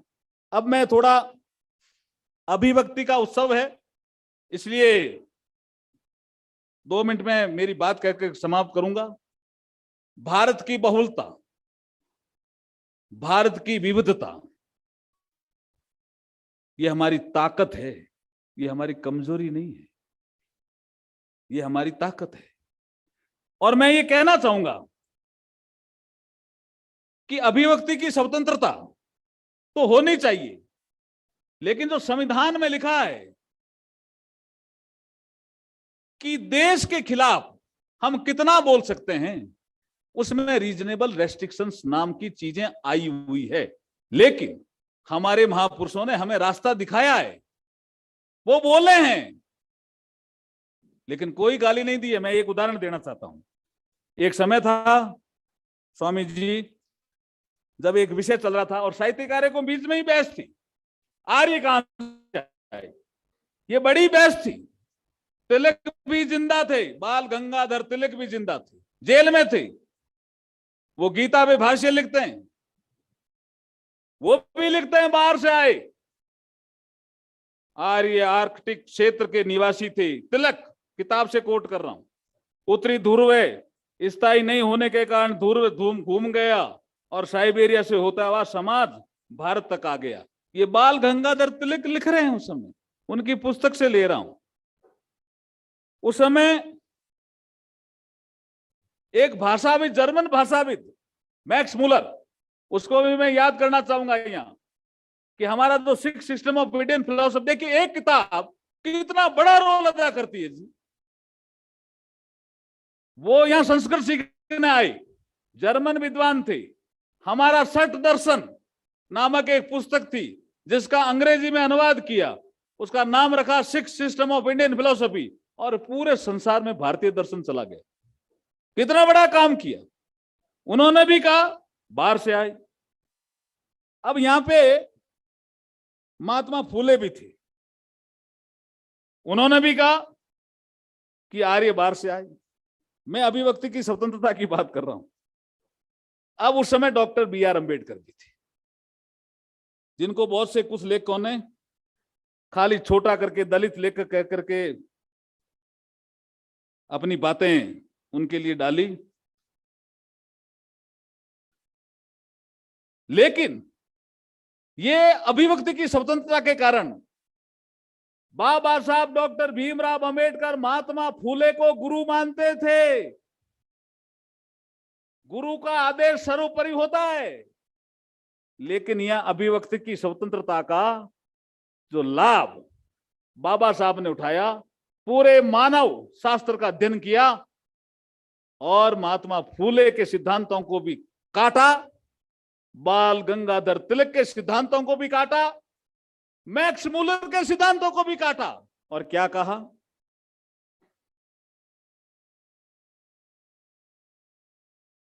उन्होंने कहा ये झड़ी लगी हुई है विद्वानों के बीच में, साहित्यकारों के बीच में, कि आर्य बाहर से आए, मैं इसको एक सिरे से खारिज करता हूं। ये डॉक्टर अंबेडकर, हमने इसको छिपा दिया। डॉक्टर अंबेडकर ने आर्यों के बारे में क्या कहा, हमने छिपा दिया और बाकी चीजें उजागर कर दी। ये भी नहीं होना चाहिए, संपूर्ण पक्ष सामने आना चाहिए। ये साहित्यकारों की ड्यूटी होनी चाहिए। आर्य बाहर से आए, मैं इसको नकारता हूं। और वो कहते हैं, और सिद्ध किया उन्होंने कि आर्य बाहर से नहीं आए।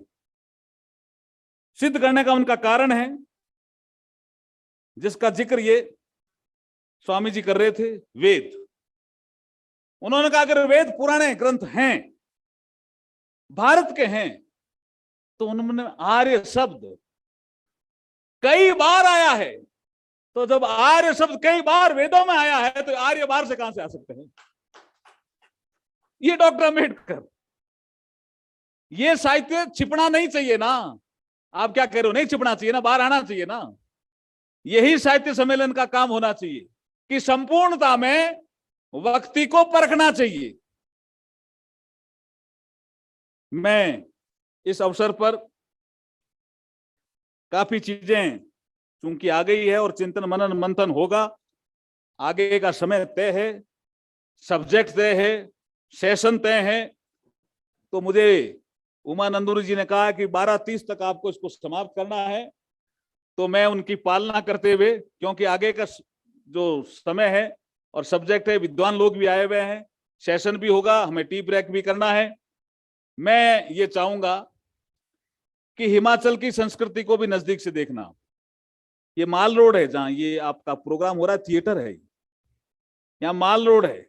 और मैं गोविंद सिंह जी से भी आग्रह करूंगा कि हिमाचल की संस्कृति, हिमाचल का खान पान, हिमाचल का लोक उत्सव, उनके दर्शन भी आप कराना। शाम को करा रहे हो क्या दर्शन कुछ? और आप भी यहाँ पूरा आनंद लेना, मन लगा करके 3 दिन तक चिंतन मनन मंथन करना। जो वेस्टर्न फिलोसफर भी कहते हैं, हम भी कहते हैं कि इस बॉडी के 4 पार्ट हैं, बॉडी, माइंड, इंटेलेक्ट और सोल। आप जो मुख्य काम कर रहे हो वो इंटेलेक्ट का है, लेकिन चारों का मिश्रण करके अगर आप काम करेंगे तो आप श्रेष्ठ काम करेंगे। और जब श्रेष्ठ काम करेंगे तो भारत को श्रेष्ठ बनाने में शिमला से बहुत बड़ा योगदान होने वाला है। यही बात कह करके मेरी बात को समाप्त करता हूं। बहुत बहुत धन्यवाद। बोलिए भारत माता की जय।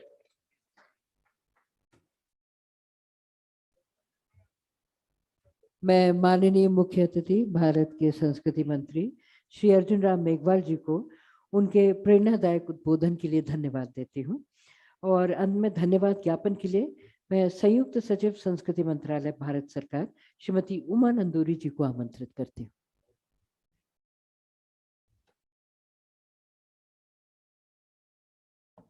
Namaskar.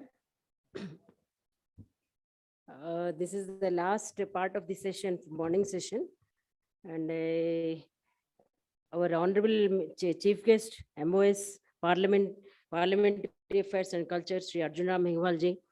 Sir, you are ever smiling and positive perspective, always is a guiding force for us. And sir is Sarvaguna Sampanna. Actually, every time I meet him, I explore the new avenues in him. He's a writer, he's a singer, and he's a good leader. And above all, as a lady, I admire that he's a good husband. How I know? You know that in Rishikesh Music Festival, sir was the chief guest, and I was also there.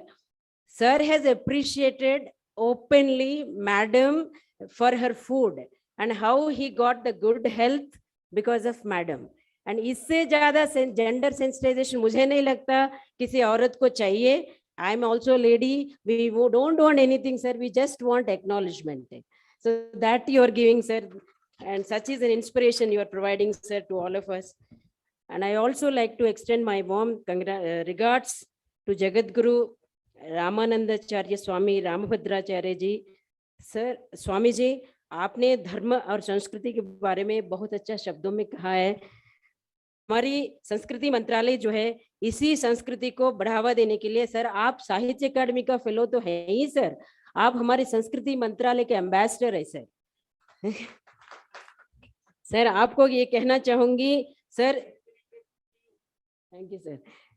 आप जी आजादी का अमृत महोत्सव के तहत हम लोग culture, music, dance, साहित्य, unsung hero, achievements, actions, resolve of our country, we are all celebrating sir. इसी सिलसिले में मैं 2 लाइन कहना चाहूंगी. अभी 75 इयर्स ऑफ इंडियन इंडिपेंडेंस के हिसाब से हम लोग more than 30,000 events starting from March 2021 से कर चुके हैं अभी तक, और आने वाला 1 ईयर में और भी इवेंट्स करने वाले हैं. और आपको कहना ये खुशी लग रहा है हमको कहते हुए, हर एक 30 मिनट्स में एक इवेंट आजादी का अमृत महोत्सव में हो रहा है, पूरा भारत में, पूरा विदेश में हो रहा है. ये सब हमारी इंस्पिरेशन है. And I would like to say thanks to Shri Govind Singh ji, minister of education and culture, Himachal Pradesh, for his inspiring address elucidating a lively aspects of the Himachal Pradesh. Sir, we are already inspired, and for that reason only this venue has been selected. And sir, our secretary's name is also Govind Mohan sir, and he is the one, he's the instrument in giving this venue sir. We as a team, we selected so many venues, say Indore, Bangalore, Delhi and Bhubaneswar, like that. Sir, whatever he listened to all of us, he said only Shimla and Shimla. So such is the inspiration, sir, the Himachal has given us, and so we picked up this venue. I would like to extend my thanks to Madam Governor, First Lady Anagha Arlekar ji, for her gracious presence and inspiring us today. And I would also like to say thanks to the President Sahitya Academy, Dr. Chandrasekhar Kambar ji, for setting the tone of the festival. And I would also like to say thanks to the Himachal government, Honorable CM Himachal Pradesh, Chief Secretary, Secretary Culture, Nazim ji, Secretary, Director Culture, and entire the police department and entire administrative setup of the Himachal for making this event happen. And I would also like to say thanks to our Ministry of Culture, Shri Kishan Reddy ji, for allowing us to do this, and he is an inspiration behind us. And there are several important events, our sir has already told 64 events. You just can't imagine how much effort has gone into that. We have run several rounds of meetings, what needs to be done, what are the events to be curated in this program. So in this, our Srinivas ji, Sahitya Academy Secretary, has done an omen job. I think we all should give a big round of applause to him. And also our director, Anish Rajan, and both of them, I think we must have had more than 100 sessions to discuss 64 events. So such is the kind of perfection we wanted to achieve in. Maybe we have done few mistakes. Please excuse us. अपने जो आपकी अपना भाई बहन समझ के हमको माफ कर दीजिए. अब ये 3 दिन का सेशन बहुत ही खूबसूरत से enjoy कीजिए. And there are so many cultural programs we are organizing. And Madam SNA fellow, Doyen of Bharatanatyam, Sonal Mansingh ji, she is the first performer of our today's evening. And also we are having folk songs of Himachal Pradesh and Talavajya Kacheri by Jai Bhaskar and Nagada by Natulal Solanki ji. And इसमें 2 शब्द कहूंगी मैं नाथुलाल सोलंकी जी के बारे में. इनका हमने पहली बार सुना है ऋषिकेश में. सर जो है यूके से आ गए हैं because we have called him. And you know the railway station से पहुंचने के लिए बहुत भीड़ था। सर और उसका टीम नगाड़ा को लेके सब लोग चल चल कर आ गए। Such is the simplicity and you should all listen to him. It's an amazing concert, Nathulal ji का concert.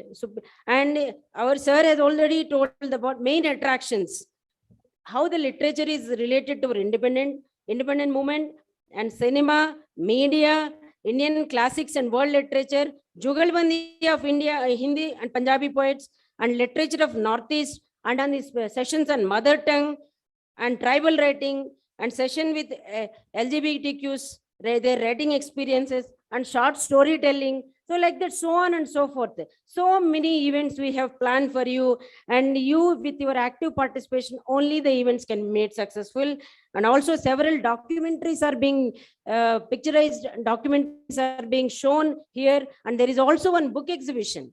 And I request all of you to take opportunity to and enjoy the 3-day session here. And I will end with this, when one Saraswati Stotram. This is the beginning of the 3-day session. We should remember Mata Saraswati to endow us with the knowledge, and also which is a fundamental pursuit of our human life.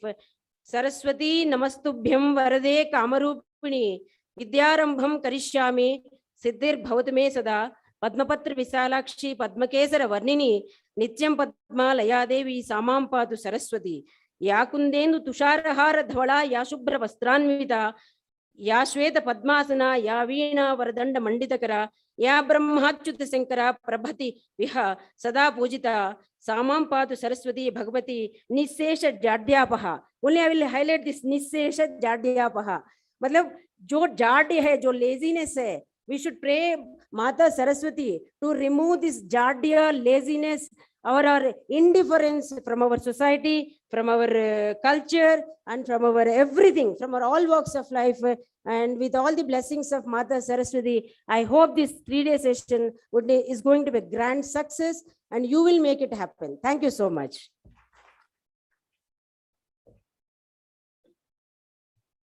Thank you very much Uma Nanduri ji. उद्घाटन सत्र संपन्न होता है। मैं मंच पर उपस्थित माननीय मुख्य अतिथि और विशिष्ट अतिथियों को उनकी उपस्थिति के लिए बहुत बहुत धन्यवाद देती हूँ। अब सभी वक्ताओं से निवेदन करती हूँ कि आप अपने अपने हॉल्स चले जाइए। अब बिना विलंब के हम अपना अगला सेशन आरंभ करेंगे, और जो वक्ता नहीं है, आप अपनी रुचि अनुसार अपने हॉल्स चुन लीजिए। टी ब्रेक हम लोग नहीं ले रहे हैं समय को देखते हुए। बाहर रनिंग टी है, जिसकी मर्जी है चाय पीकर फिर अंदर आ जाए। ब्रेक नहीं ले रहे हम लोग। आपका बहुत धन्यवाद।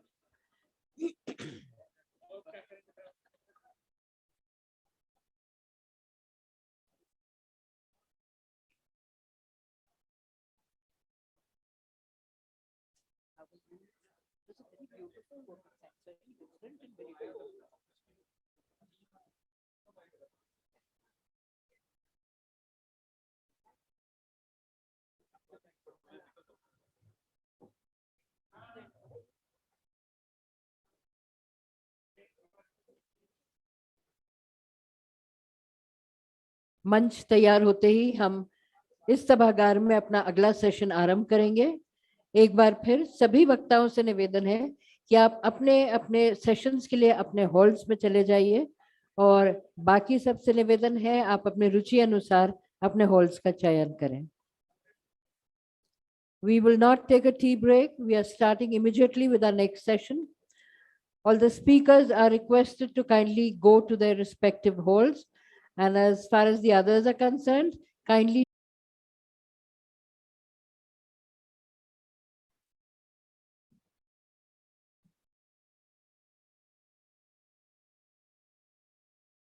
I think we could start the next session.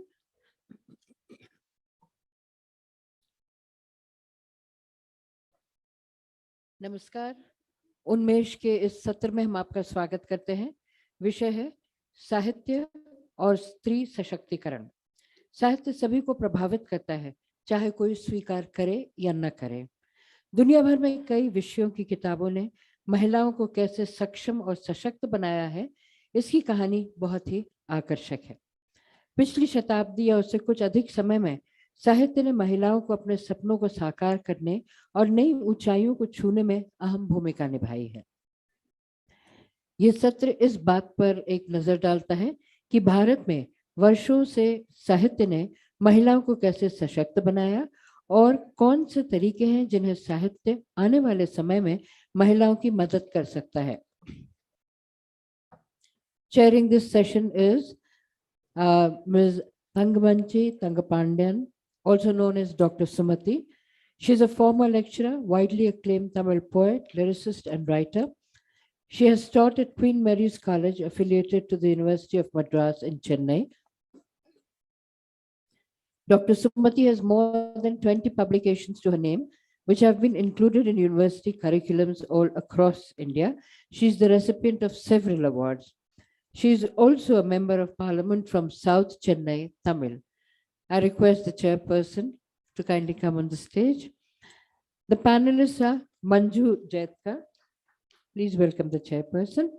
The panelists are Manju Jaitka.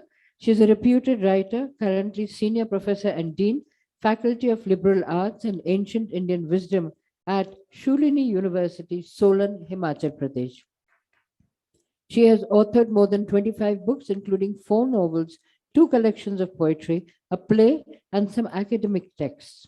She has been chairperson of the Chandigarh Sahitya Akademi. Paramita Satpathy. Paramita Satpathy is a bilingual writer in Odia and English. She has 22 books in Odia, English, Hindi, and other Indian languages, which includes story collections, novels, and collections of poems. She has also received Sahitya Akademi Award. She is presently working as Principal Commissioner of Income Tax in New Delhi. Sanjukta Dasgupta. Sanjukta Dasgupta is Professor and former Head Department of English and former Dean, Faculty of Arts, Calcutta University. She is a poet, critic, and translator. She has 23 published books, including Snapshots, Dilemma, First Language, etc.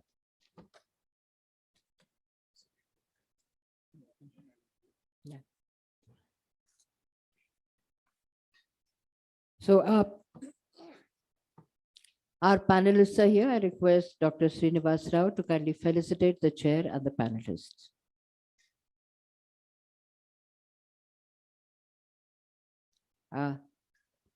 Thangamachi Thangapandya, also known as Dr. Sumati, who's chairing this session.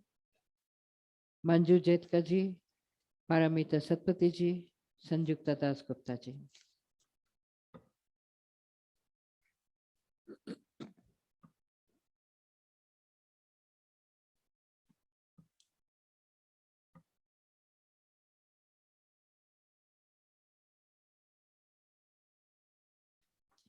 I request the chair to kindly take over the proceedings of this session.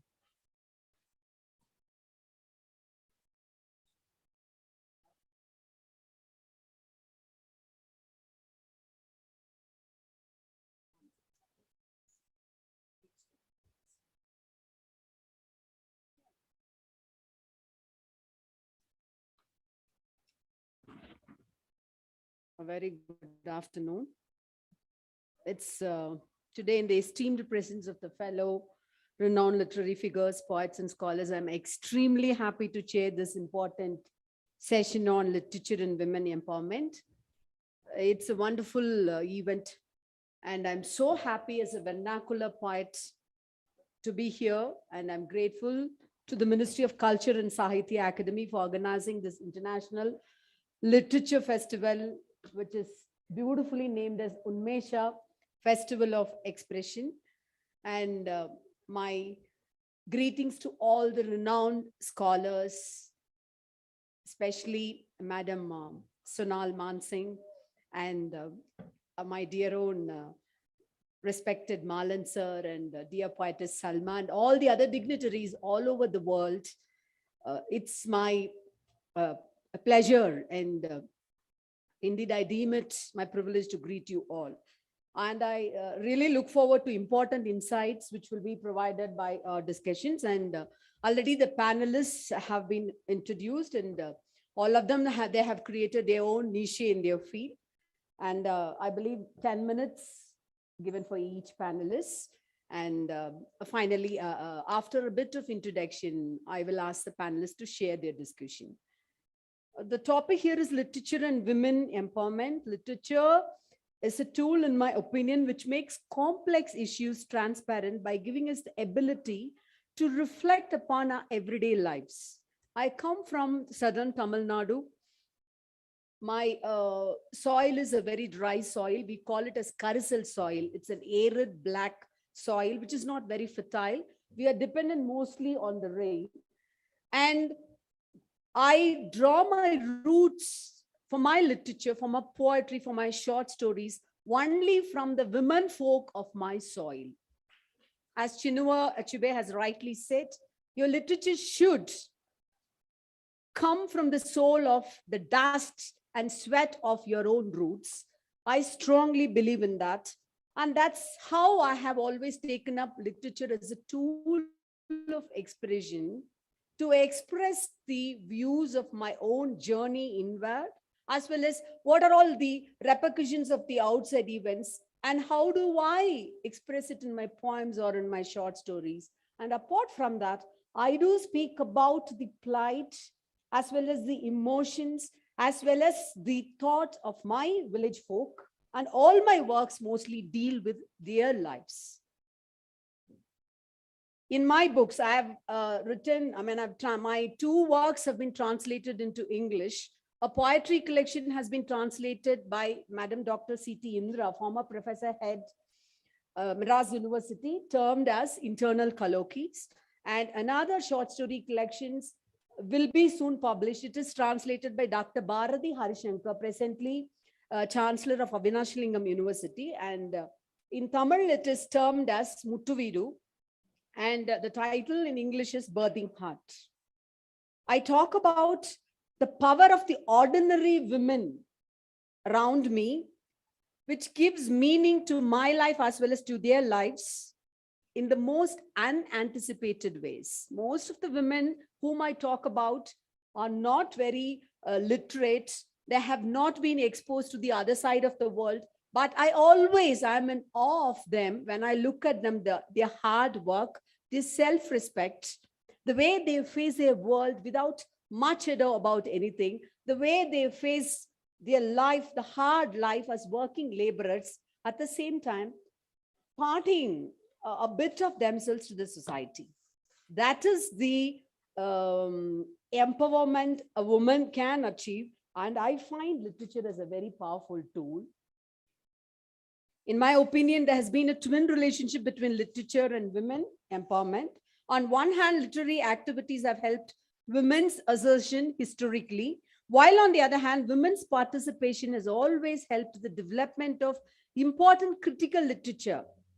That's very important, talking about human rights, justice, equality, and empowerment. This relationship has been mutually helpful to each other. Poetry and literature have been synonymous to empowerment of women. Even when every woman's individual story is different, what brings us together is the common struggle that we are part of it. I'd like to quote Audre Lorde, a famous feminist scholar, who has rightly once said, "I'm not free while any woman is unfree, even when her shackles are very different from my own." And that's how we are all united here in one platform. Gender justice and social movements for women's rights have historically been closely associated with the literary movement. One clear example of this is the literary movement started by Dalit women in the 1990s. They considered the pen to be mightier than the sword.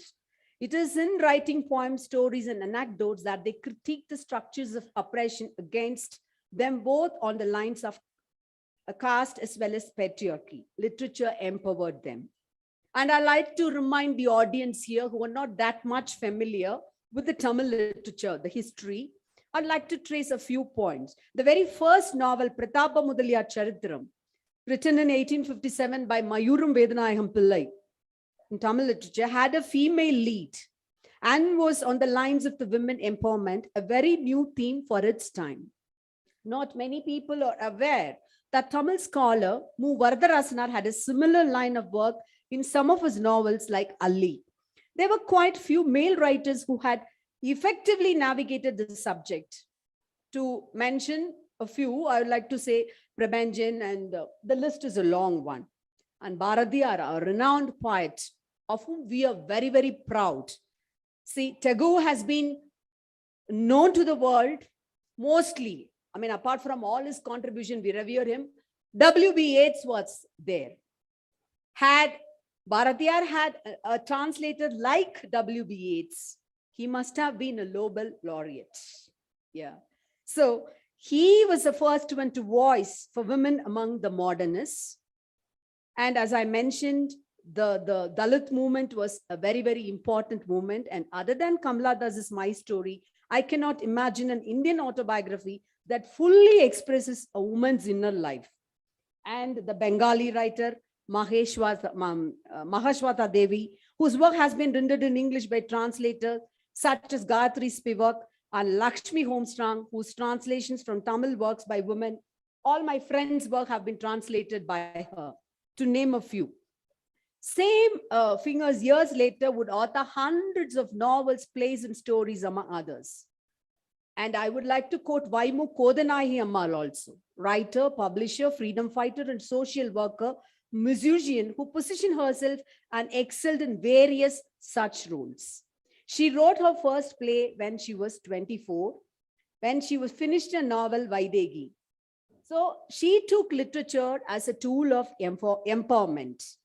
And literature's close connection to a woman's identity and her empowerment makes it a potent instrument for both speaking to and listening to her inner world. Building spaces and institutions where these voices of women are cultivated and heard is a significant step in the direction of women's empowerment.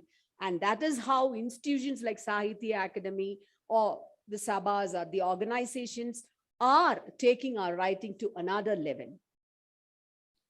I would also like to introduce you to another scholar, woman scholar, Neelambihe Ammayar, the pioneer of the Tamil Puritan movement, combining English and Sanskrit proficiency with Tamil erudition. She worked with her father on the primary task of purifying the Tamil language in the Mani Pravala style. And there are many women who followed her. The list is long. So it is effectively been used literature to critique dominant societal hierarchies.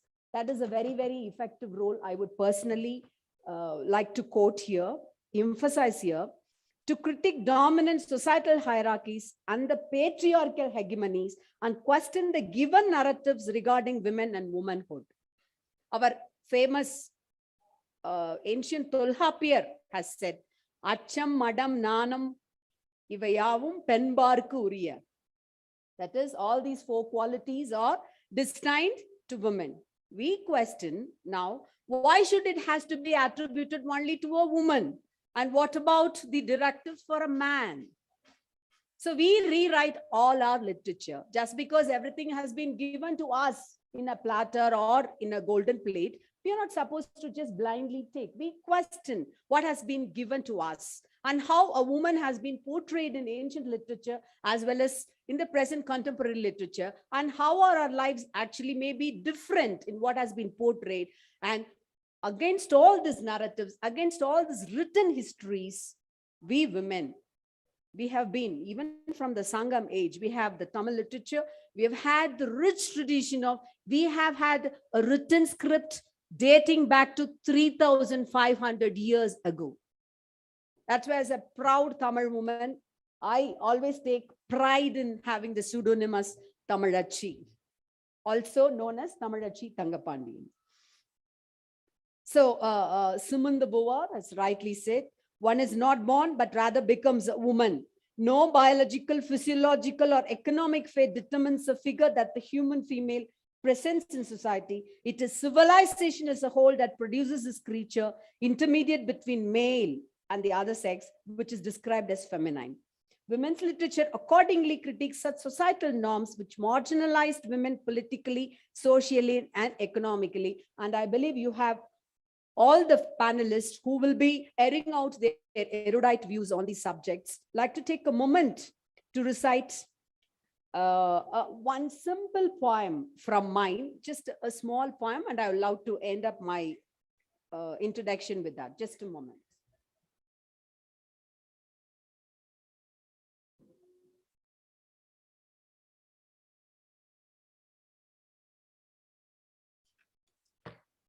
The poem is titled as Taste of Freedom. That primal drop meant for Eve was in the first taste of the forbidden fruit. This is actually an English translation of my Tamil poem, Yevalim Tuli. The title is Taste of Freedom. That primal drop meant for Eve was in the first taste of the forbidden fruit. It is the same drop with Panjali, who demanded to know, did he pawn me after he last round tasted too? It is the same drop that turned nectar to Ahalya in that one moment when she embraced Indra. It might have been the first drop for Sita too, sitting on a plank wherein Ravana's figure was drawn. Could it be the same drop which flowed over the Akshaya Patram as compassion which Manimegala embraced, turning down love? Will it drop for me too one day? On a night which tasted the failure of intense search, the rain which subsided had left on the handle of the locked door.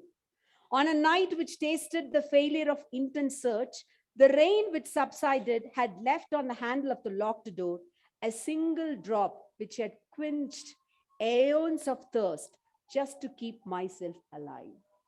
Thank you. Now I'd like Madam Manju Jedkar to share her views. Thank you.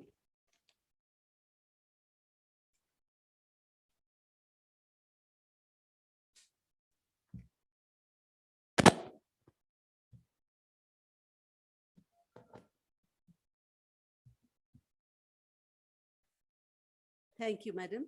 I'd like to begin by saying a word of thanks to the organizers, to the Sahitya Academy, and to all the local organizers of Himachal Pradesh and Shimla.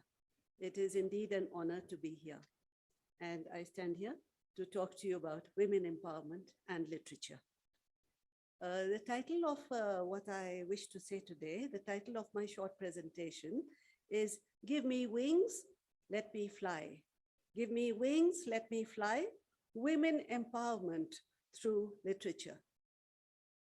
In Greek mythology, there is the story of Philomel. Philomel, who was raped by King Tereus, her sister's husband.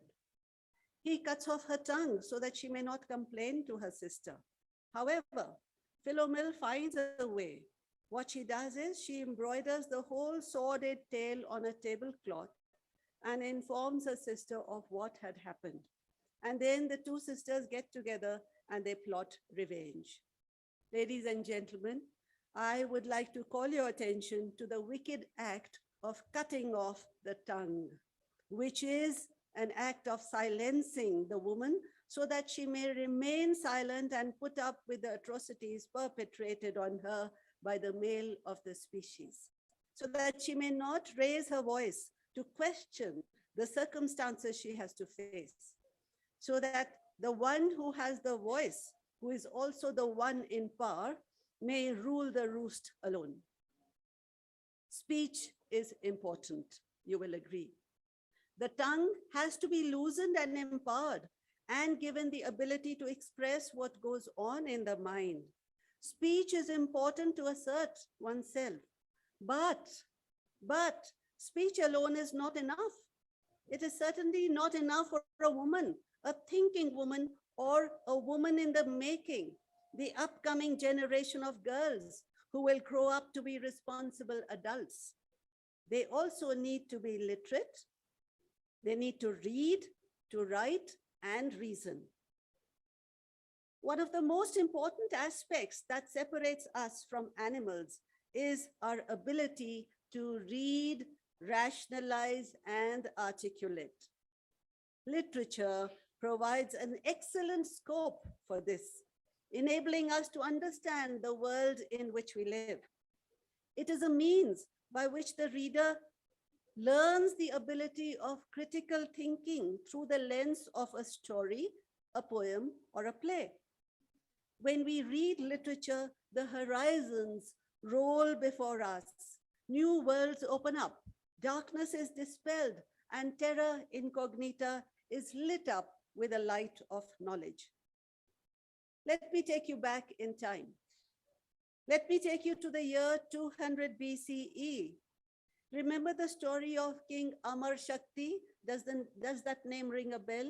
King Amar Shakti, the king of Mahila Ropia, who had 3 good-for-nothing, useless sons who were transformed into responsible young rulers by the wise Pandit Vishnu Sharma.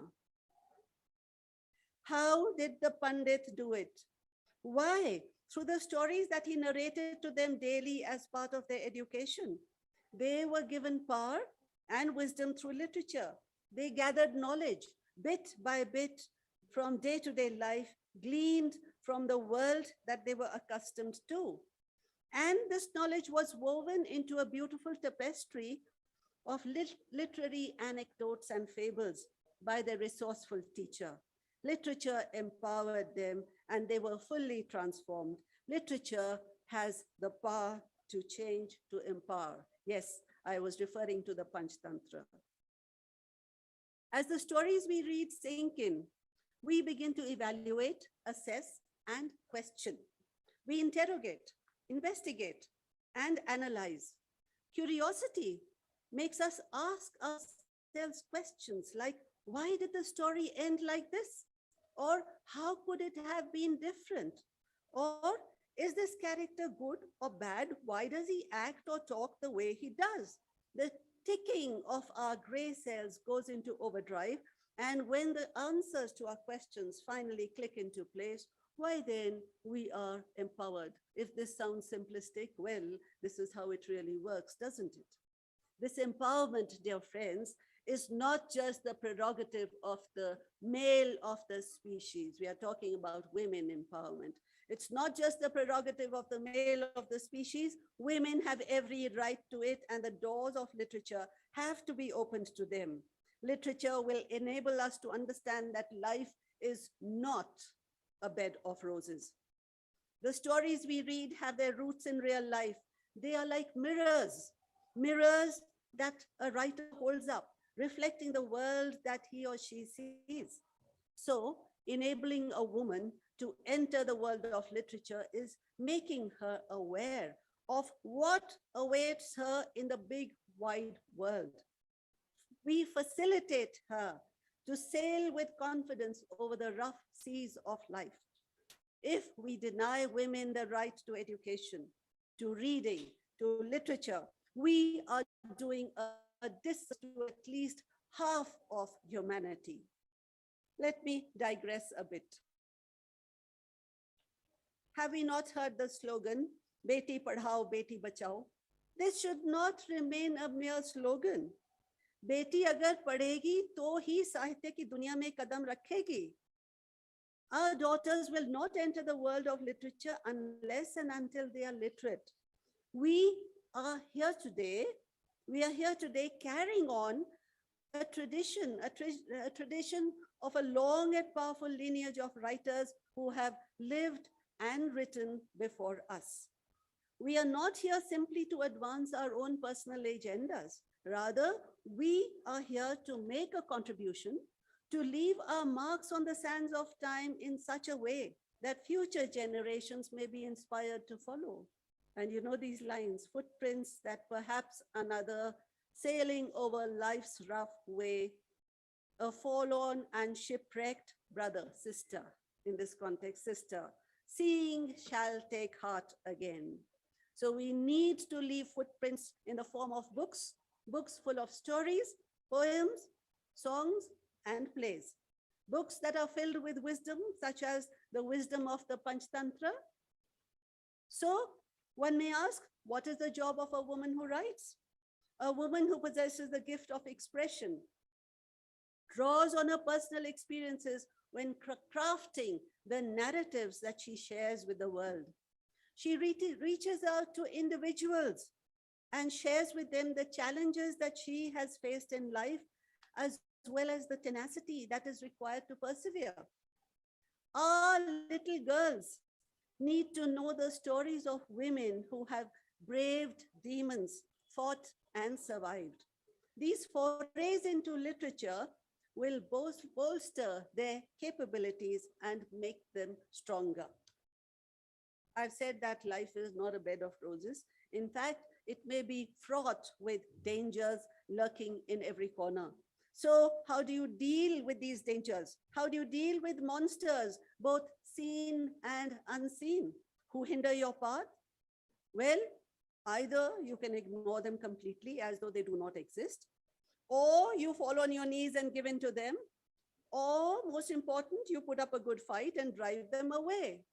Literature helps us to recognize and identify these demons so that they may be handled the way they deserve. Literature gives us the strength to stare these demons in the face without blinking. This is empowerment. This kind of empowerment is exactly what our future generations of women need right now more than anything else. It is our responsibility to instruct them, educate them, share our stories with them, and inform them of the good, the bad, and the ugly facets of our world. We need to engage in a conversation with them through our stories, through written and published work, works that we have inherited from our predecessors, and works that will go down into posterity. As authors and storytellers, it is incumbent upon us to play the role of either Pandit Vishnu Sharma or Scheherazade. You remember Scheherazade of the Arabian Nights. Give them tools through literature to perceive the world the way an eagle would, the world seen from a great height, with all its highs and lows, its light and dark patches. Give them the ability to do this. Literature will instill in them a capacity to see, to understand, and accept. It will give them wisdom and sagacity. I close with a thought that we can all put into practice. Look around yourself. Look around yourself and identify the women, both young and old, for whom the doors of literature have not yet opened. Identify them and help them. Handhold them and unravel before their wonder-struck eyes the realms of gold that literature can reveal. Be the wind beneath their wings. Let all our girls, our sisters, daughters, our little women, let them all explore and discover. Let them all aim high, fly high. Thank you.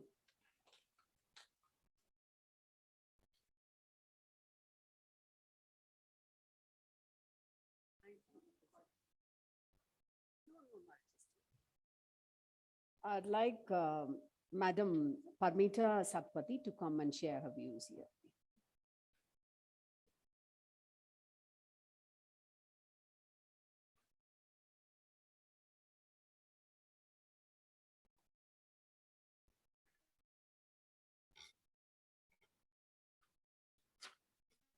Chairperson of today's session, Srimati Tamilaji and Manjuji and Sanjukta Sengupta and the writers and the listeners sitting before me. I can see some of my friends' faces also. So happy for that. Well, in this session, when we talk about women empowerment in literature, probably I would not be saying anything more than what my other co-panelists said and what all of you know. All of you know that literature is a fusion of reality and imagination. Reality is what is there, what is constant and happening around. Whereas imagination is that coat of artistry that a writer smears on reality and delivers it in a complete shape to the readers. Literature, then presented through imagination, ignites the aspiration and expectation of the readers. Literary creativity has always been affected by the social, cultural, and political acceptance men and women have during their times. Writers are sensitive towards exploitation of the weaker, inequality between human beings, lack of freedom of expression and living. The state of affairs of those human beings who suffer without any fault of theirs and suffer because of irrationality of the society has always caught the imagination of the writers and has eternally been portrayed through their writings. The cause of women and the cry for their emancipation have thus entered literature since time immemorial. In this session, since we have all women panelists, and I guess it would not be out of place for me to speak a little bit of regarding women authors and experiences that they go through. Well, we are all aware that in the past 100 years or so, the status of women in the society, the perception about women, their expectations from the experiences in life have gone a sea change. Literature, being a mirror of society, has well portrayed their struggle, their plight, their convictions, their deliverance through words and idioms. Such creative expressions have become more convincing when women authors have started to narrate their journeys in life and experiences they have encountered in their lives. Since consciousness in women writing has been correlated positively with the consciousness towards the cause of women, her sufferings, and her existence, the ideas of protest against the present conditions of women, the ideas as articulated through feminism comes to picture. The feministic movement all over the world, therefore, has influenced the writings of women. Feminism, which has crept into the minds of women of the 20th century, is different in Indian and in Western scenarios, I feel so. In Indian context, perhaps, the idea of feminism means to accept the responsibilities and duties of women towards society. In return, women expect recognition for their sacrifices, honor for their dedication. They demand to get importance for the services they render to the family and to the society. Globalization, media, and communication, etc., are changing the world in a mind-boggling speed. Our beliefs, values, attitudes are going through tremendous transformation.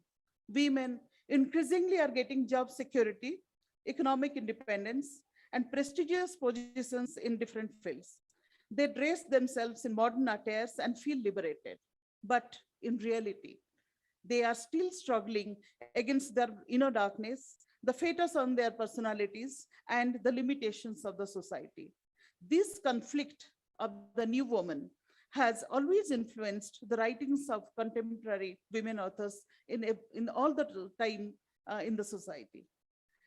They try to portray this dilemma and shape characters around the conflict. They feel at one with the vulnerability of the women of today and try to transcribe her willpower and convictions through her writings. So has literature been always about cerebral musings? And how do then such works will reach the poor, the neglected, exploited, abused, and tortured lot? Most of them cannot read and cannot perceive what we are writing. I'm talking about the women who are still are not aware what literature is. But here, over the ages, our myths, folklores, and folktales have played their part.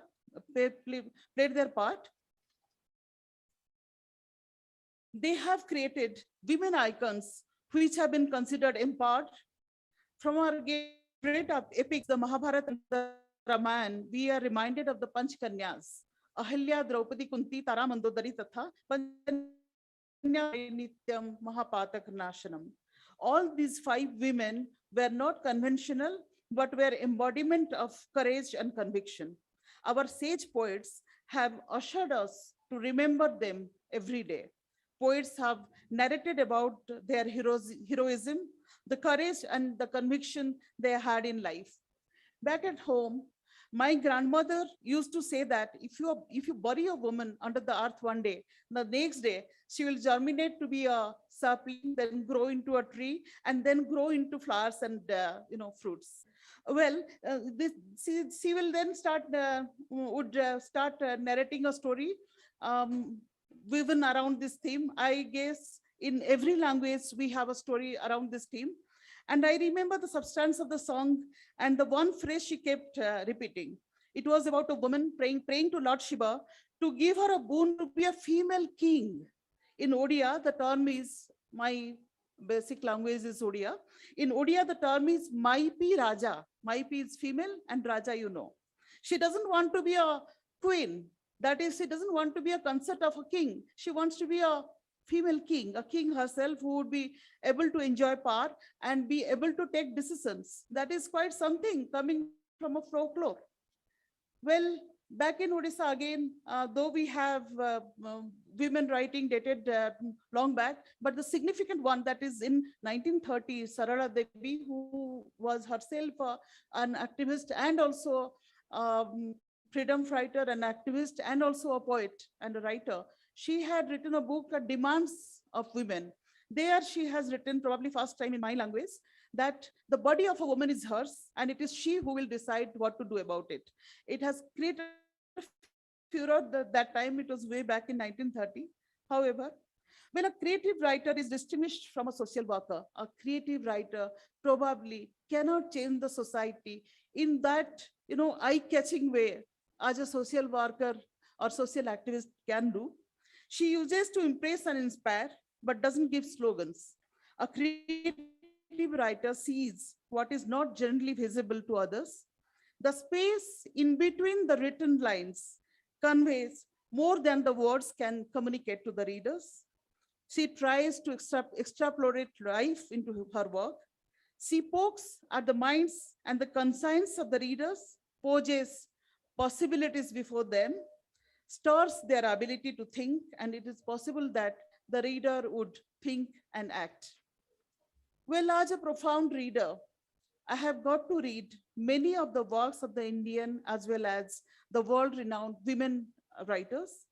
I have been spellbound, amazed, and have been struck with awe at the stretch of feminine imagination, feminine intellect, feminine intensity, feminine metaphors these authors have infused into their works. Probably it is the element of feminine imagination that distinguishes the works of the female authors from those of others.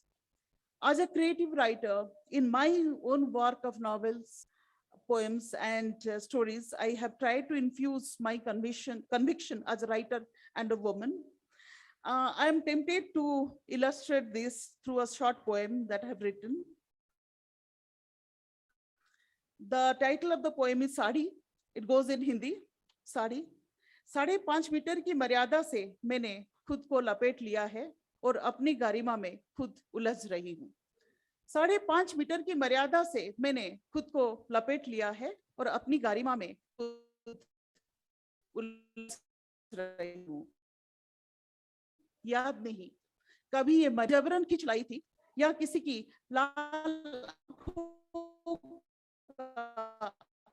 इशारा था या था सपनों में। अपने पहनावे की महिमा बखान रही थी मेरी दूसरी बहनें। अपने मन मुताबिक सुविधा, सरल, स्वच्छंद, ऐसे कुछ शब्दों की ज्यामिति पर मैं चुप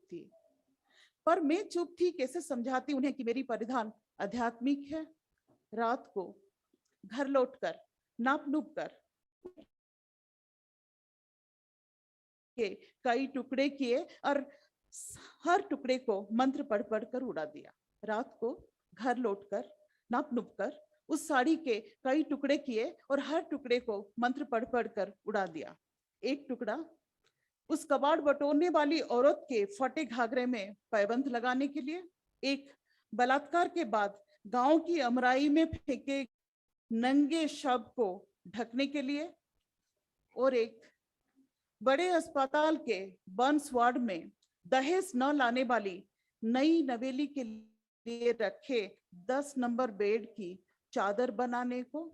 आखिरी टुकड़ा 5 सितारा होटल में 5 ग्राहकों को शराब परोसने वाली लड़की के इतने से छोटे बख्श बंधन में सिले जाने के लिए। सुबह देखा सारे टुकड़े लौट आए हैं, फिर से जुड़कर मुझे सर से पांव तक ढकने की कोशिश कर रहे हैं। मेरे पेट, छाती और पीठ का तब भी कुछ हिस्सा दिख रहा है। इतनी लंबी साड़ी भी जिसे छिपाने को कम पड़ रही है, इतनी लंबी साड़ी भी जिसे छिपाने को कम पड़ रही है। So friends, we all women authors at some point of time would, you know, Can you come make out, it a little bit brief? Yeah. come Yeah, out thank you. with the agonies that we have regarding what is happening to women. But there is also a note of positivity that we are going ahead. Thank you so much for listening to me.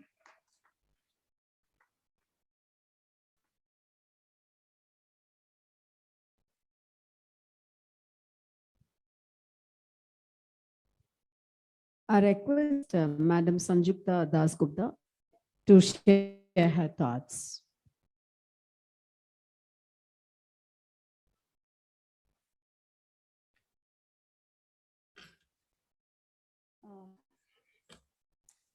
Good afternoon. Hello, everyone. It's a wonderful moment to be in Shimla and be organized by the Sahitya Academy along with the Ministry of Culture, and 64 events, among which one is dedicated to women empowerment. And of course, the first thing we notice is the gender imbalance in the panel. And so on that score, let us begin. I just want to, any session, a pre-lunch, and I being the last speaker, it is more about food that you are thinking, but I might just add to a few observations which have been brilliantly made by both the panelists as well as the chair. Now, because it's empowerment, powerlessness and power are nouns. Yes, you have to link it with something. So the link is empower or disempower. And what we need to notice in this case is the term empowerment refers to measures designed to increase the degree of autonomy and self-determination in people and in communities in order to enable them to represent their interests in a responsible and self-determined way, acting on their own authority. But when the Constitution itself describes women or ascribes women a place of minority, in the sense that minorities and women, yes? So you can think in terms of even the location of women. And the location is crucial to what happens. And in the 21st century, the evidences that we have been provided by all the three panelists were of the past as well as the present. And why did they refer to the past? Because the past is replicated in the present. And whatever had happened in the past, despite the fact that there is women's education available, now women throughout the world are much more educated and sometimes rivaling men. But that is not about empowerment.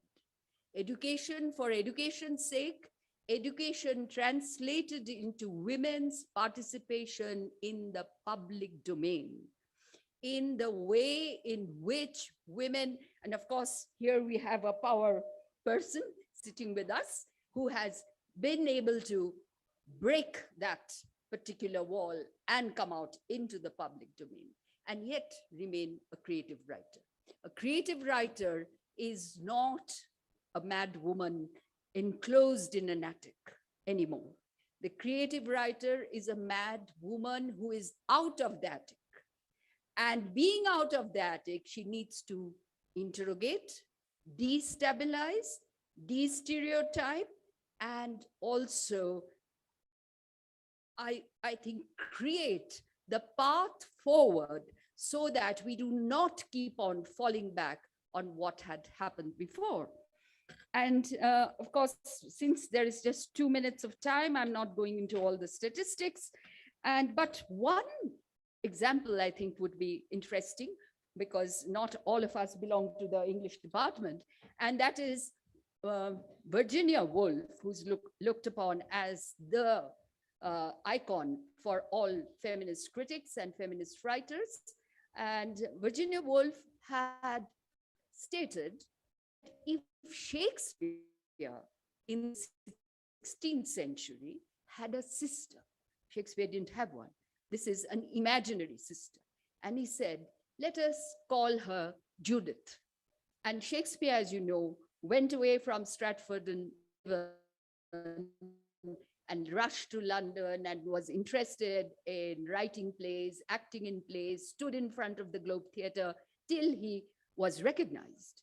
If Judith Shakespeare had done the same thing, if Judith had run away, Judith's parents were telling her, you better sew the stockings, you better heat the food, you better make the soup. Yes? And there was, even in the previous panel, there was an emphasis that a woman's role is recognized when she messes around with food. Yes? So, but of course, but again, what we also notice is that's a fantastic job that the woman does. The kitchen is a factory where raw material is being changed into edible products.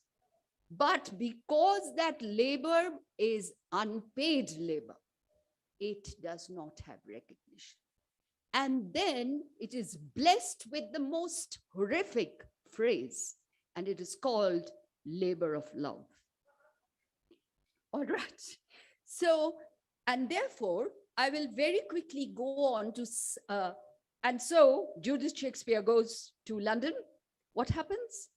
A young girl, like her brother Shakespeare, very spirited, very talented, and having been home educated, Shakespeare at least went to school, home educated, she tries her luck there.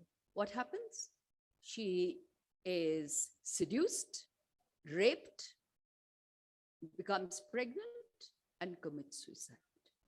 Has it changed? Even in the 21st century, each day the newspaper tells us such dreadful, horrifying stories about the objectification of women's bodies. It's not about a woman's intellect.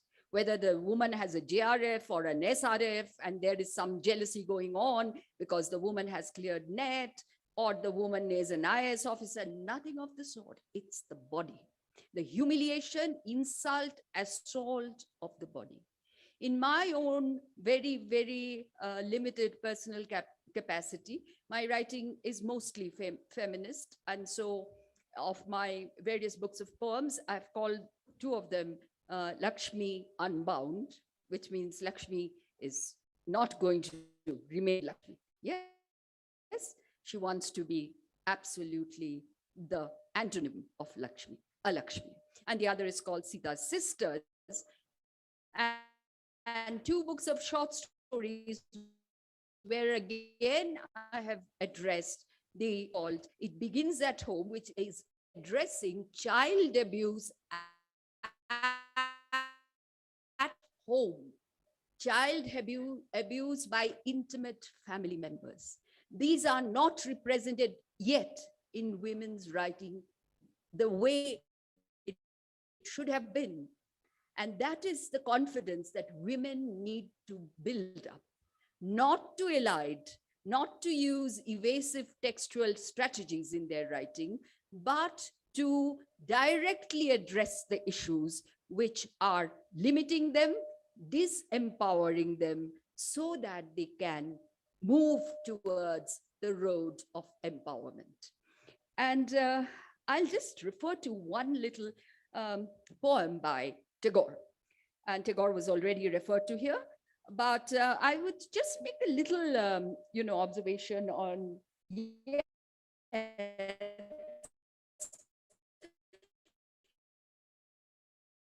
Yeats didn't really, because we Bengalis are a little very, very, very, very possessive, and we have an ownership. And of course, Tagore is my Krishna.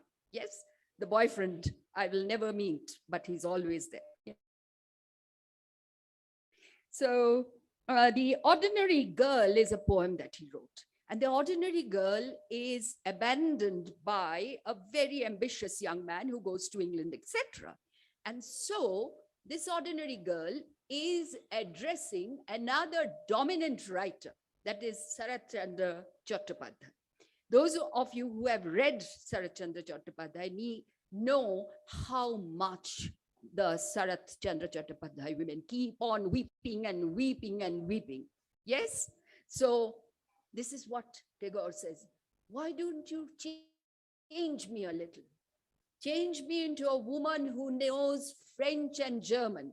Let me pass all the exams, and he refers to Calcutta University, which I belong to, and then go off to Europe.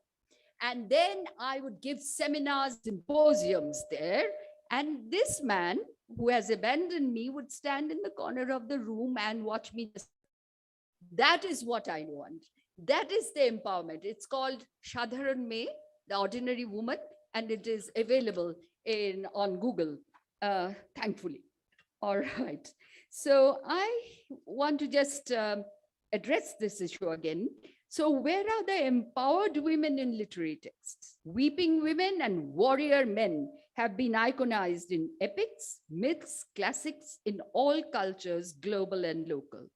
In the 20th century, are we still stuck with women's ill-being from Amartya Sen? Yes, ill-being and well-being and lack of agency, rather than felicitating women's well-being, where women are represented in literary texts as active agents of social change.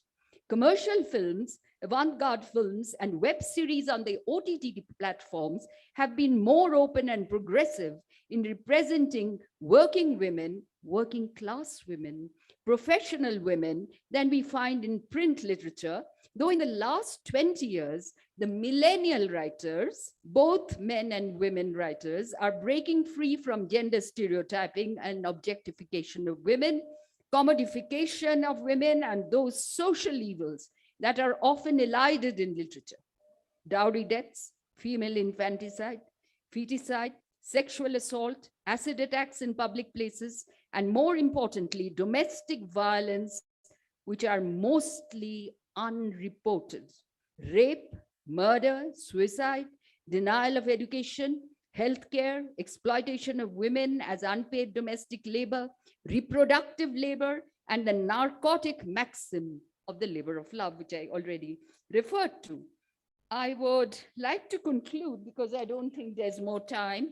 I noticed that your very look is turning into a glare a little. So what I would like to do is I will not go any further into these description part. One thing I just want to make you aware in terms of looking at the context rather than the text is the fact that women's participation in the public domain, in professional work, in the public sectors is declining in India. And that, again, I'm not a genius about this. Go to Google. So Google God, yes? And you will be horrified to notice how this is dropping. Women, educated women, which is how I begin. Women are educated, but they are not participating in earning their own living. And Virginia Woolf had stated that no woman writer will be able to write independently and write about what they are thinking unless they are financially independent and have a room of their own. A room of their own, it's a Western concept, at least a table of their own, a space of their own where one can work without being censored. And that environment is not available to most women. And most women do not have a censor board in the public domain. They have that at home. Yes. And I'll give you one quick example. In Hyderabad, there was a women's conference, which was a result of many workshops held together. And there, 75% of the women stated, this is in 1995, and it was called Guarded Tongue. And there, 75% of the women said they were not writing what they were thinking. They were writing in an evasive manner, as in the 19th century women wrote. Yes. So these are just ideas that I'm throwing around a little. And of course, in Bangla, we have a lot of Tagore's sister, Swarna Kumari Devi, who was brilliant, but sidelined, marginalized by Tagore himself, who said, don't encourage her. She has more enthusiasm than talent. Yes. So I can give you an infinite number of examples, but then about Mahashweta Devi, already referred to, Arundhati Ray, Nandara Sehgal, and the others. And I'm very, very, I would like to steal your time. I would hope you would indulge me about a poem that I wrote. It is about Sita. And this is not the Sita that who committed suicide by diving into the earth. Yes, as you know. So I call this millennial Sita of the new generation, of the new last 20 years. So, of course, naturally, this is a more elite Sita, not the ordinary woman. Not the ordinary woman which happened on the 8th of June when her wrist was cut off by her husband because she wanted to join the nursing profession in West Bengal, which we consider to be so very progressive. And how regressive is this act? Yes, the girl's name is Reena Khatun. Okay, so millennial Sita is elitist a little, but I want to share it with you. Sita wanted to fly to Dubai. Sita wanted to gamble in Las Vegas. Sita wanted to spend nights in Paris. Sita wanted a bungalow in Luton's Delhi. Sita was an engaged, desiring subject. When dreams and desires were deleted, Sita trailed behind the commander-in-chief. Sita cooked meals for brothers and others. Sita loved mutton biryani and murg masalam. The brothers and others loved paneer and sambar. The brothers and others munched every leaf and fruit, ate everything that grew on trees and under the ground. Sita dreamt, salivated, fantasized. Alas, the elusive, tantalizing mutton biryani and murg masalam behaved as incorrigibly as the elusive golden deer. Sita was not in chains. Sita was not encaged. Sita was bound within invisible borders, barricades, speed breakers, lines of control, more dense than lines in graph sheets. Sita was confused.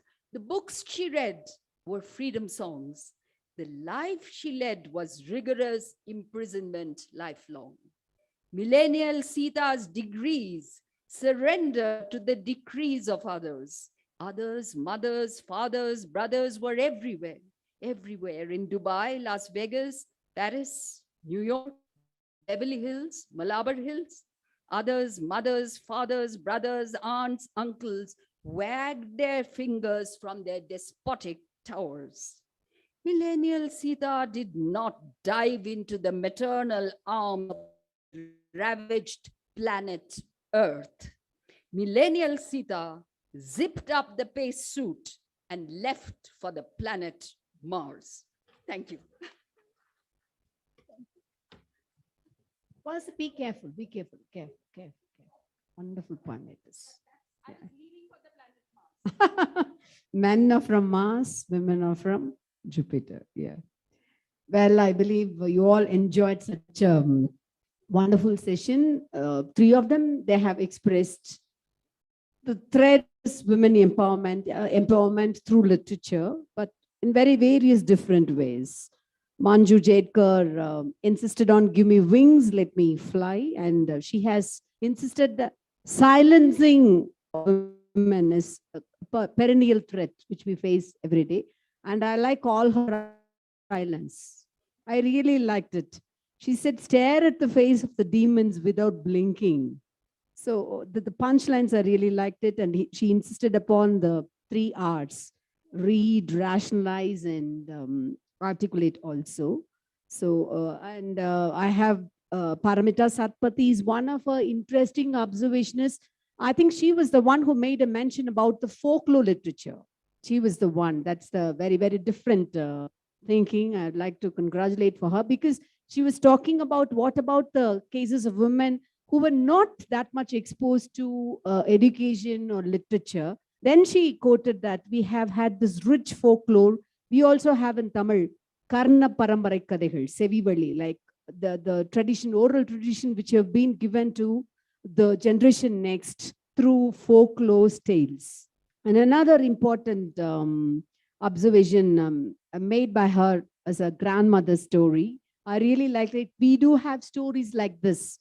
When a woman is being sown as a seed, she wouldn't be lying there as a dead seed or just a part of the earth. She will definitely pop out as a wonderful tree, giving shelter to a lot of birds and then fruits. This mythology is, I think, in all our literatures. And finally, her imagination of a female king, the Odia reference is very, very interesting.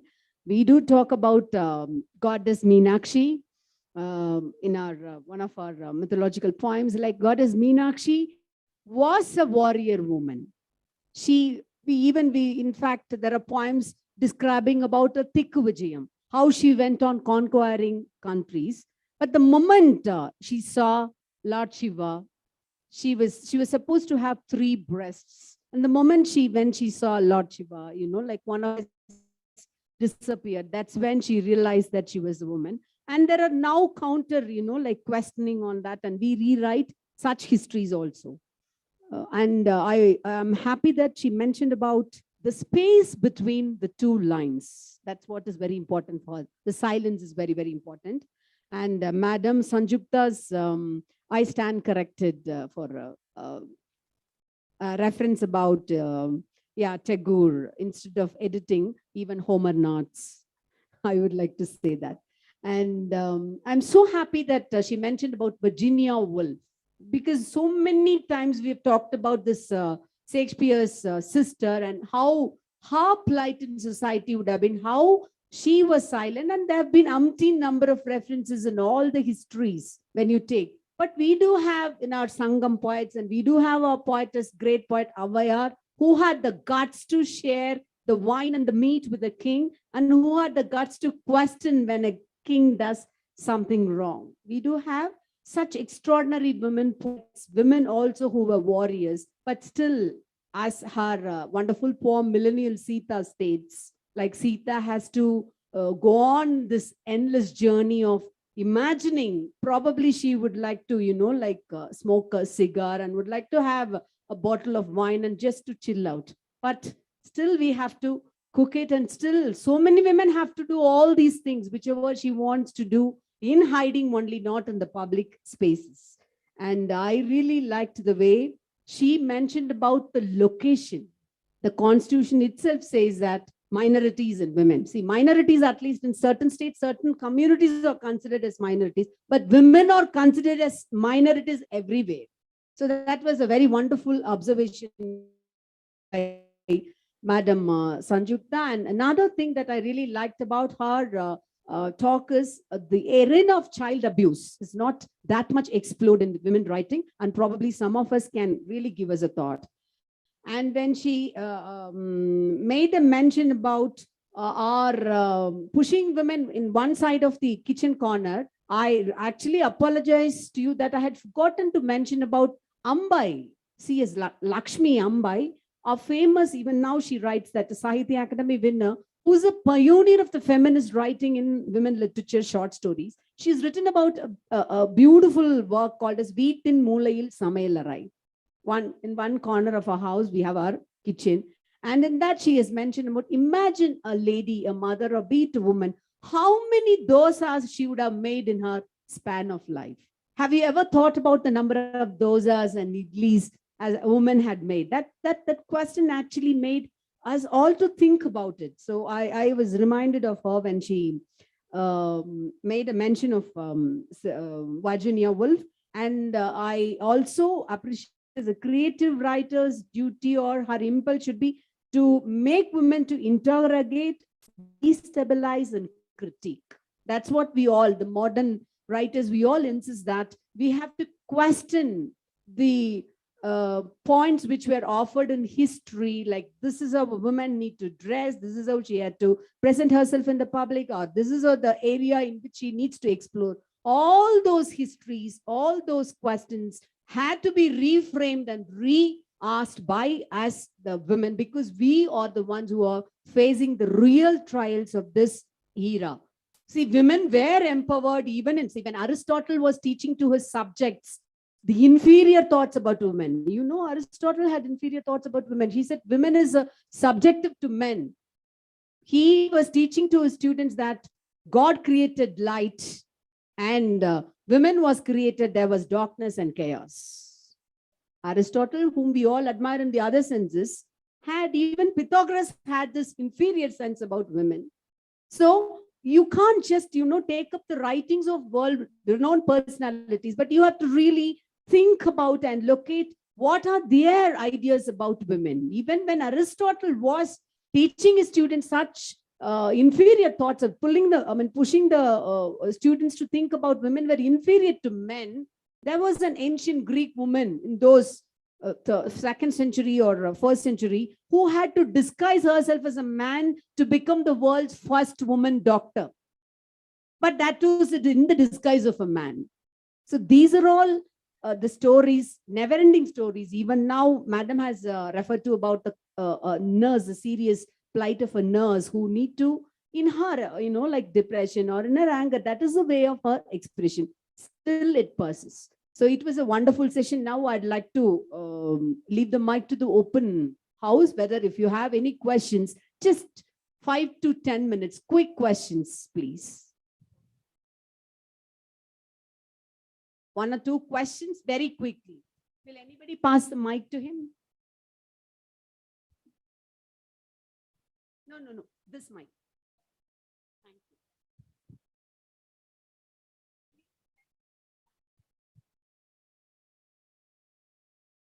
you. I am M. Animated from Impal. I have listened to the presentations made by excellent speakers and the chairperson also. It's a very interesting session that I have been inspired to share with you all in this debate. And I think this is a very, very important issue, literature and women empowerment. And I'm very happy again to record that Virginia Woolf has been explicitly stated here and mentioned here, especially her A Room of One's Own. And in this connection, we can also still extend our study of this kind of thing. Sorry to interrupt you, sir. Do you have any questions or is it just a comment? am just adding some views. Okay. I'm not asking questions. Oh, I'm yeah. not asking questions. I'm Because just we're running supplementing short of and time. yes, yeah, I know that very well. Women have been suffering for a long time, and in spite of this literature and the women empowerment, we can also see that there is also one very sad story about this. When Busi Emesita of Nigeria, she was living in England, and she wrote her novels. She is a very famous, you have already known that novelist. When she was writing her novels, I'm sorry to interrupt you, we sir. know that it is a very important thing that her husband was so biased against her, and he burnt her first novel. So this is one very important thing. And the literature is, writing is something where women get a space of their own, where they can express their views and Thank you, sir. articulate. And Thank women you. suffering, I should say again that they have been suffering in our society and in many societies in the West even. Thank you very much, sir, for being supportive. Yes, Yeah, you because can share your comments yeah, individually with yes, us. they Thank have you been very much. treated as a voluntary subject. So Sir, that thank is you. one very Thank important you, thing. Thank sir. you very much. Comments and observations, I think I request all the audience to share to us individually. If you have any specific questions, you're welcome to ask. Comments and observations, you can share with us individually. Anybody? Yes.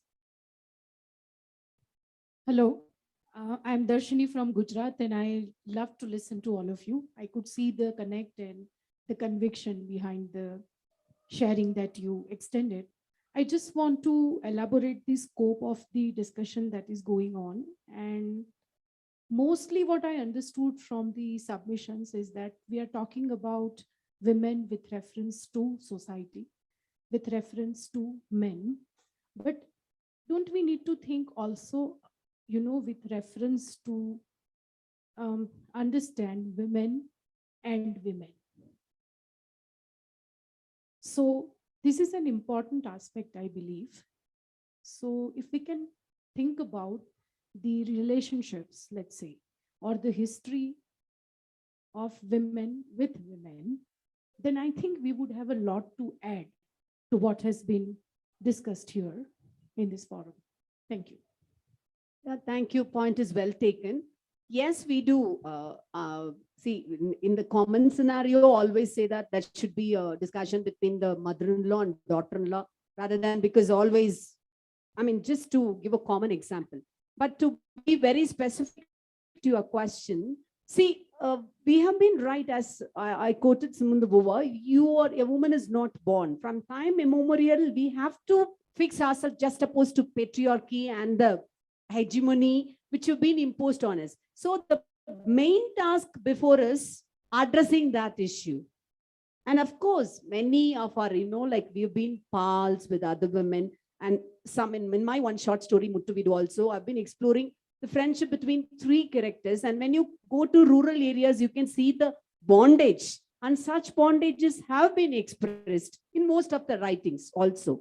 We do have Salma, our friend, in one of her novels, I think, Irandam Jamangal Kadai. This is what, like she talks mostly about the bonding between the fellow women with whom we have a beautiful sharing. And we do now talk about the LGBT issues also, and the queer literature. I think in all these areas we have been discussing, and we are trying to explore this particular arena also. We'll just take it into account and we'll just see. Thank you. I think we need to conclude this session now.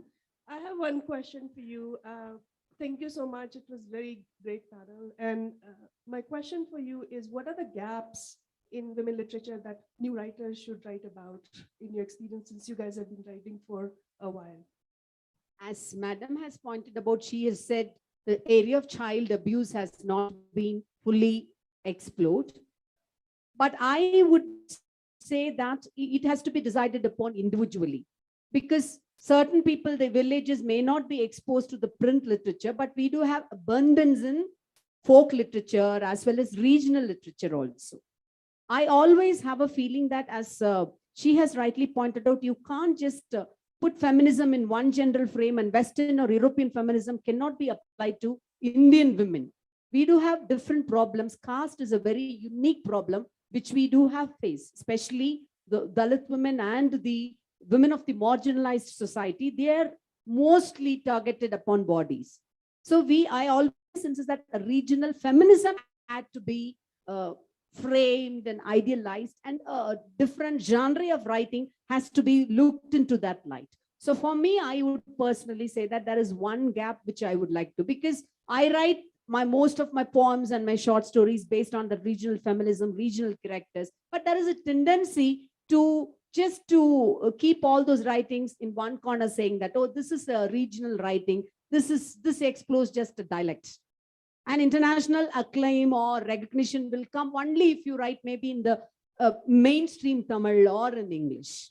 There's one sort of a stigma attached to that. That gap needs to be addressed, personally speaking. Can we hear from the other? We must, excuse me, if you have any other questions, you can ask the panelists individually. We have to conclude this session. Thank you very much. Thank you so much. Thank you.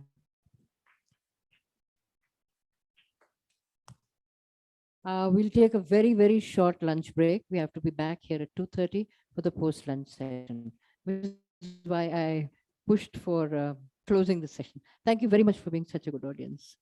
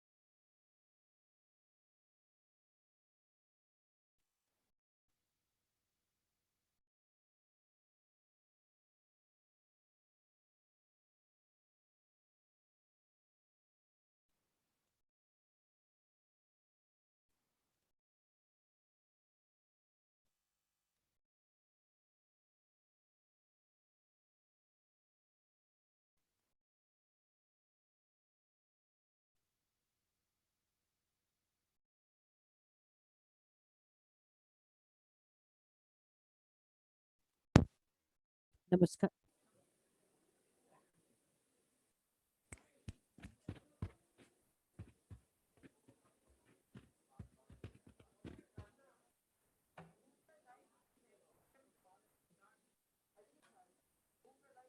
कागज पे भी नहीं है, वो है shadows.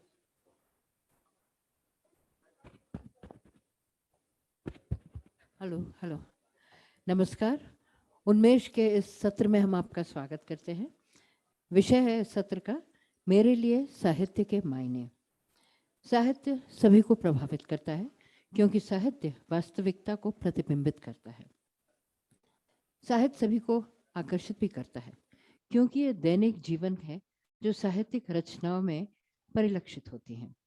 जैसे कि विभिन्न आयामों में आता है, लोगों को अलग अलग तरह से प्रभावित करता है। साहित्य क्या है, इसको लेकर हर किसी की अलग अवधारणाएं होती हैं। पुनः ऐसी विषय धारणाएं साहित्य कृतियों को भी प्रतिबिंबित करती है और यही साहित्य और लोगों के बीच संबंधों को उसकी सुंदरता है। आज इस सत्र का में चेयर हैं श्री अर्जुन राम मेघवाल जी। Shri Arjun Ram Meghwali is the Honorable Minister of State for Culture. He is well versed in Rajasthani and Hindi languages and has participated in many programs for the development of Rajasthani language. He has authored several books in Hindi such as Ek Safar Hum Safar Ke Saath, Divya Path दाम्पत्य का, भारतीय मूल्य व परंपराओं को सशक्त करने वाला कानून, amongst others. Please welcome Shri Arjun Ram Meghwal ji. In the panelists, we have Dr. Sonal Mansingh, the iconic cultural personality of India and Member of Parliament. Dr. Sonal Mansingh has been unique among dancers who has mastered multiple Indian classical dance forms like Bharatanatyam, Odissi, and Chau. She is a distinguished scholar and has trained several talented performers who are carrying forward the message of Indian culture all over the world. She is the recipient of the high civilian honors of Padma Bhushan and Padma Vibhushan. She was also nominated as one of the Navratnas or Swachh Bharat Mission by Prime Minister Shri Narendra Modi. Shri Raghav चंद्र, आप पूर्व प्रशासक हैं और अनेक critically acclaimed उपन्यासों के लेखक भी हैं। आप the eternal wisdom of the tribes के एडिटर हैं और आपने भोपाल साहित्य और कला महोत्सव जैसे अनेक समारोहों का सफलतापूर्वक आयोजन किया है। श्री राम नायक, आप राजनीतिक के लेखक और उत्तर प्रदेश के पूर्व राज्यपाल रह चुके हैं। His memoirs, Charayaveti Charayaveti, have been translated into 12 languages and have won a number of awards. Shri Satish Alekar is a Marathi author, playwright, director, actor, and screenwriter. He is one of the most influential playwrights in modern Indian theatre. He has been honored with several awards, which include the Padma Shri and the Sangeet Natak Academy Award. Before we begin this session, we'd like to felicitate our distinguished chair and the panel. I request the Secretary of Sahitya Academy to kindly felicitate Shri Arjun Ram Meghwal, Dr. Sonal Mansingh, Shri Ram Nayak,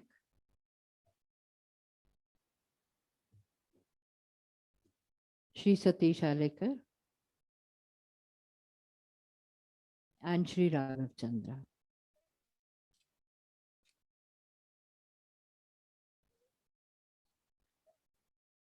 I request the chair, Shri Arjun Ram Meghwal ji, to kindly take over the proceedings of the session.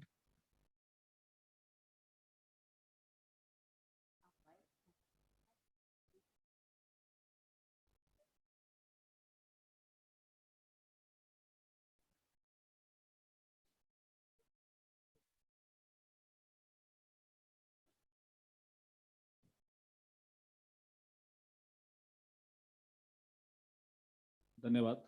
आज का अभी का session एक technical session है। सुबह भी इस विषय पे चर्चा हुई थी और हमारा बहुत रिच पैनल हमारे बीच में बैठा है। साहित्य के मायने क्या है, मेरे लिए साहित्य क्या है, डे टू डे लाइफ में साहित्य का महत्व क्या है, ये सारे विषय आज के चर्चा के हैं। मैं राव साहब को कहूंगा कि वो आज का जो टॉपिक और पैनल सारे आ गए क्या, एक बार मुझे टॉपिक दे दीजिए। मैं थोड़ी भूमिका बांधूंगा, उसके बाद मैं कोशिश करूंगा कि हमारे जो पैनल के लोग हैं वो इसमें अपना योगदान दें। मेरे लिए साहित्य के मायने, देखिए, मैं यहाँ एक मेरे गुरु का उदाहरण देकर के बात शुरू करूंगा। एक मैं बचपन में जब स्कूल में पढ़ता था तो मेरे एक गुरु थे और वो हिंदी पढ़ाते थे, लेकिन उन्होंने एक उपन्यास लिखा जिसकी चर्चा स्कूल में भी हुई और पूरे हमारे बीकानेर शहर में हुई। उपन्यास का नाम था, राजस्थानी में मारवाड़ी शब्द में, परोल में कुत्ती ब्याई।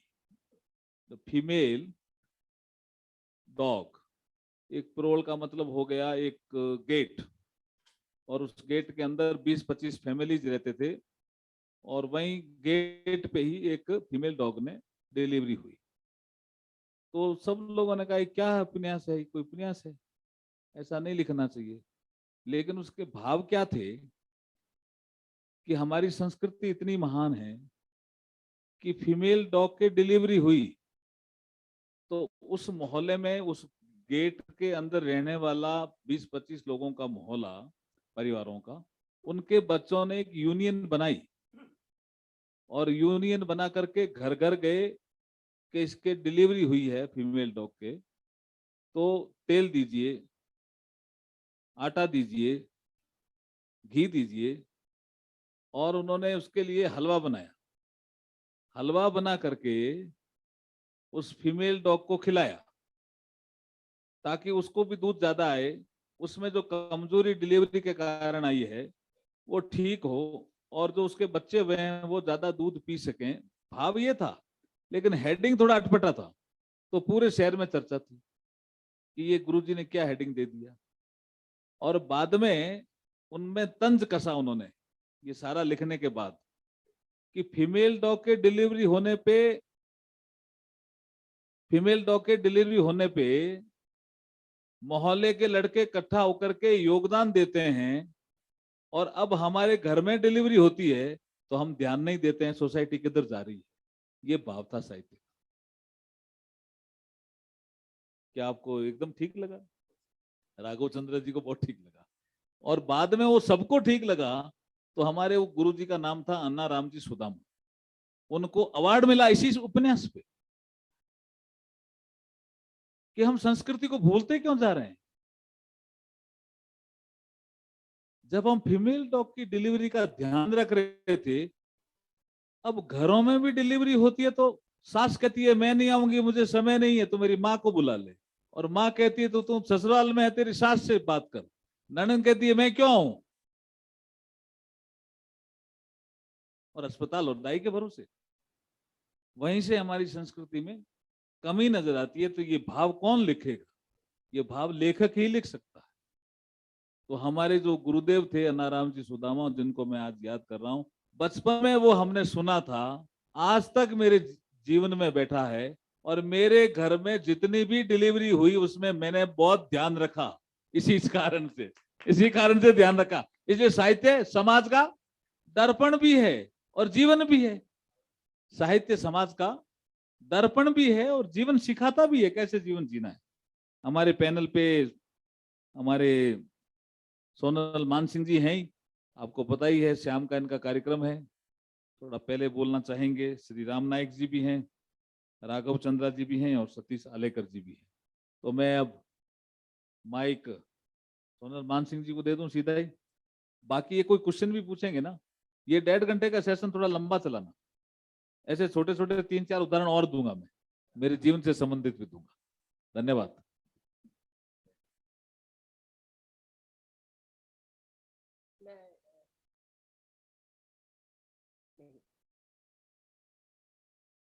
मैं खड़ी होकर बोलना चाहूंगी और धन्यवाद देती हूँ साहित्य अकादमी को और आपको मेघवाल जी। पैनलिस्ट को नमस्कार, आप सबको नमस्कार। प्रश्न ये भी हो सकता है कि कलाकार के हिसाब से मेरा साहित्य सम्मेलन में आना कैसे बनता है, लेकिन भारतीय सांस्कृतिक परंपरा में कला और साहित्य तो बिल्कुल जुड़े हुए हैं, खून का रिश्ता है। जैसे सुबह आदरणीय संत ने कोट किया था भर्तृहरि का, संगीत साहित्य कला विहीना साक्षात पशु पुच्छ विषाणहीना। तो साहित्य का मेरे जीवन में क्या रोल है, सबसे पहले मैं ये कहना चाहती हूँ कि साहित्य शब्दों से बनता है, भाव को शब्द साकार करते हैं। एक तरीके से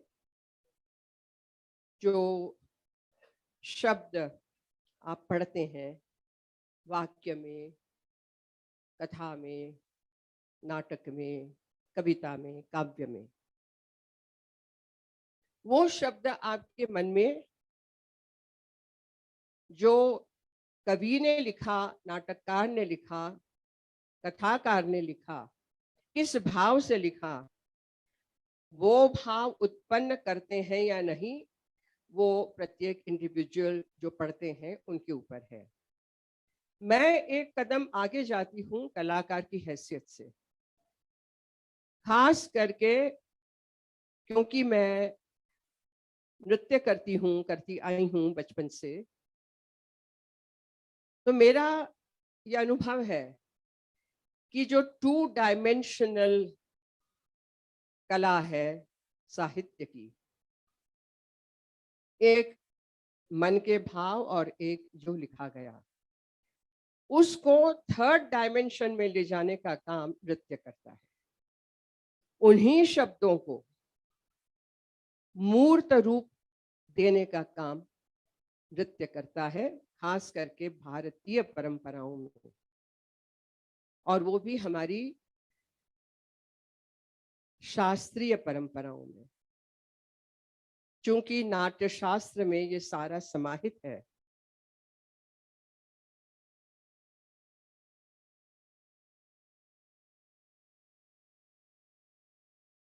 हाँ बोल रहे हैं, बोलने दीजिए। तो नृत्य जो है वो उसको किस तरीके से, जो 3rd डायमेंशन में कह रही हूँ, एक तीसरा परिप्रेक्ष्य देता है। और यदि वो नृत्य या नृत्यांगना, नृत्यकार सक्षम हो, अपने आप में स्थित हो, खिले हुए हो, परिपक्व हो, तो जो चौथा एस्पेक्ट डायमेंशन है जिसको हम कहते हैं स्पिरिचुअलिटी, एक बहुत बड़ा शब्द है, तो वो उसके भी तरफ ले जाता है, इंगित कर देता है। एक छोटा उदाहरण मैं देना चाहूंगी। ऋग्वेद का के 10वें मंडल का ऋषि वाच वो थी जिनके पिता भी ऋषि थे, आर्ष दृष्टा थे। वाच स्वयं ब्रह्मज्ञानी थी और उनकी जो ऋचाएं हैं उनमें से 3 का मैंने उस पर नृत्य किया। जब किया और उसके बाद करती गई वर्षों वर्ष, तो अनुभव भी बदलते गए। जब वो कहती हैं कि अहम रुद्राय धनुरा तनोमि ब्रह्मद विशेष शर्वे हंतवाउ, अहम जनाय समदम कृणोम्यहम द्यावा पृथ्वी आविवेश। स्वयं में आप इतने स्थित हैं, द मिनी टू मेगा, यथा पिंडे तथा ब्रह्मांडे, उस स्थिति में आप आ जाते हैं। और नृत्य के द्वारा यदि वो स्थिति में कोई आ सकता है, तो ये तो बनता ही है। वरना नृत्य तो यंत्रवत है, मैकेनिकल है, कोई अर्थ नहीं उसका।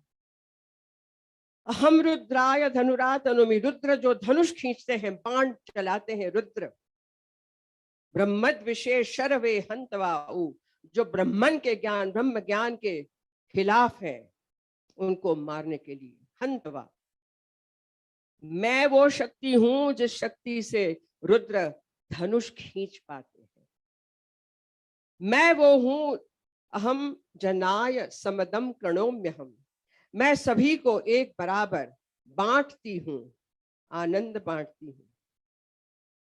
द्यावा पृथ्वी आविवेश, I stretch between heaven and earth. द्याव और पृथ्वी के बीच जो पूरी स्पेस है वो मैं ही हूं। आकाश में हूं, अंतरिक्ष में हूं। ये अद्भुत जो भाव है वो नृत्य के द्वारा जब वर्णित होते हैं, नृत्यान्वित होते हैं, और जब दर्शक भी उसमें समा जाता है, पता नहीं क्यों आनंद की अवधि हो जाती है, आंसू टपकते हैं। कोई करुण रस यहाँ नहीं है, एक है मात्र चमत्कार अद्भुत रस का, जिसका भी वर्णन सुबह कंबर जी ने कहा कि रसों में सारा हमारा सिमटा हुआ है। उन रसों को साकार रूप नृत्य देता है, और उसी साहित्य पे आधारित हम जब करते हैं। महाश्वेता देवी का वो हुआ था। महाश्वेता देवी की मैं उनको अच्छी तरह जानती थी। उनकी शॉर्ट जो एंथोलॉजी थी शॉर्ट स्टोरीज की, उसमें द्रौपदी माझिन, नक्सलवाद, नक्सलमारी कहाँ थी, कैसे शुरू हुई, क्या क्या जुल्म होते थे। द्रौपदी माझिन को जिस तरीके से उस वक्त के पुलिस कर्मियों ने नग्न करके पूरी रात उसका बलात्कार किया, जमीन पे बांध के, और सुबह उसके ऊपर कपड़े फेंके फटे हुए, जा पहन ले, अफसर देखना चाहते तुमको। उसने दांत से उसके चीरे चीरे कर दिए, पानी का लोटा लुढ़का दिया लात मार के, और उसी अवस्था में चल पड़ी वो कैंप में जहां वो अफसर बैठा हुआ था। अफसर ने आंखें ढाल ली, मुंह फिरा लिया, कहा कि अरे कुछ शर्म करो। द्रौपदी माझिन कहती है, यहाँ कोई पुरुष हो तो मैं शर्म करूं। इसने मुझे इतना हिला दिया कि तब से वो द्रौपदी या द्रौपदी महाभारत की मेरे सर पे सवार हो गई, और उसका निचोड़ ये आया कि 1994 में मेरा डांस प्रोडक्शन द्रौपदी आज तक लोग याद करते हैं। और उसमें मेरे जो 3 प्रश्न मैं ऑडियंस के सामने रखती हूँ, कुरुसभा मान के, कुरुसभा ये है, नीति क्या है, धर्म क्या है, सत्य क्या है। आप मेरी बात यकीन मानिए कि उस वक्त जो सन्नाटा छाता है, क्योंकि सबके दिल में वो तीर की तरह चला जाता है। आप महाभारत पढ़िए, आप चाहे जितने पुस्तकें पढ़िए, लेकिन जब साक्षात सामने आपके सामने सवाल पूछे जाते हैं तो उत्तर नहीं मिलता, ना आज तक मिला है। उसका ये हुआ कि स्पीकर ने सारे पार्लियामेंटेरियंस के लिए एक कार्यक्रम करवाया, शिवराज पाटिल थे स्पीकर।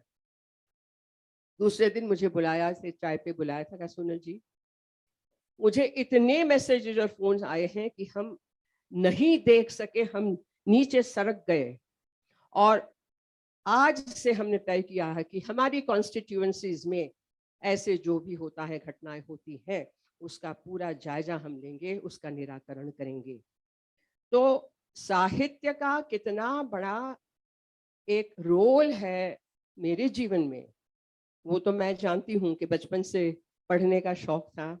मैं गुजराती जन्मी हूँ, गुजराती मेरी मातृभाषा है, और गुजराती के जो साहित्य के अंग हैं वो भी अद्भुत है।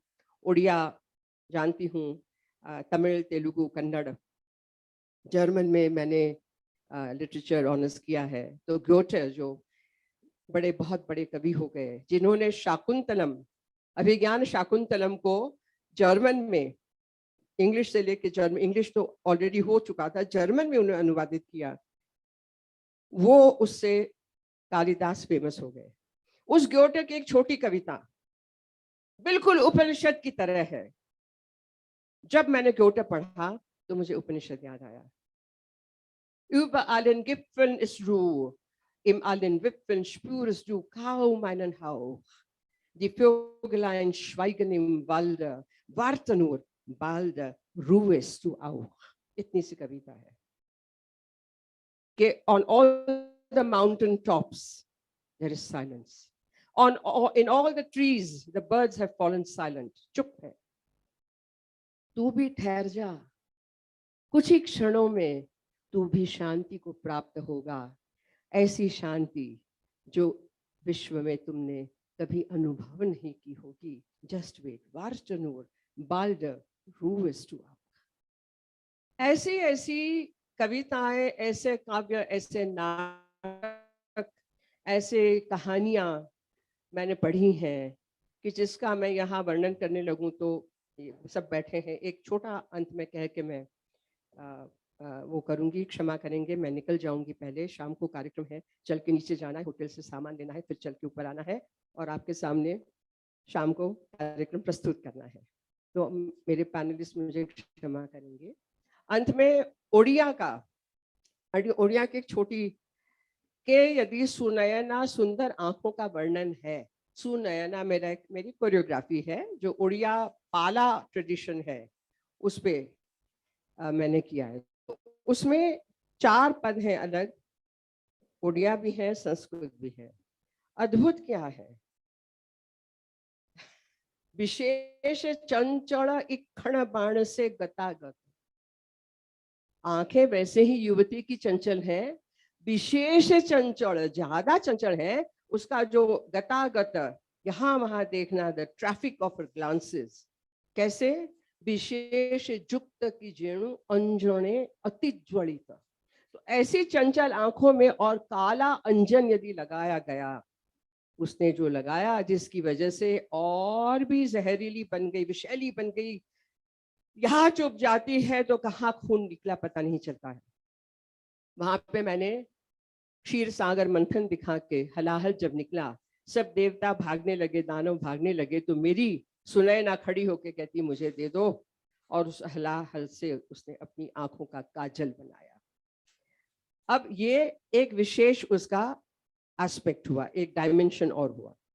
फिर कवि कहते हैं, बाजीबारू भये कुरंग मीणा बने पड़ाई।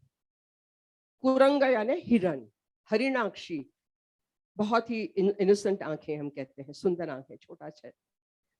वो भी जंगल में भाग गया इस युवती को देखकर। इसकी सुंदर आंखों के सामने, दृष्टि के सामने मेरा कुछ नहीं चलेगा, भाग गया।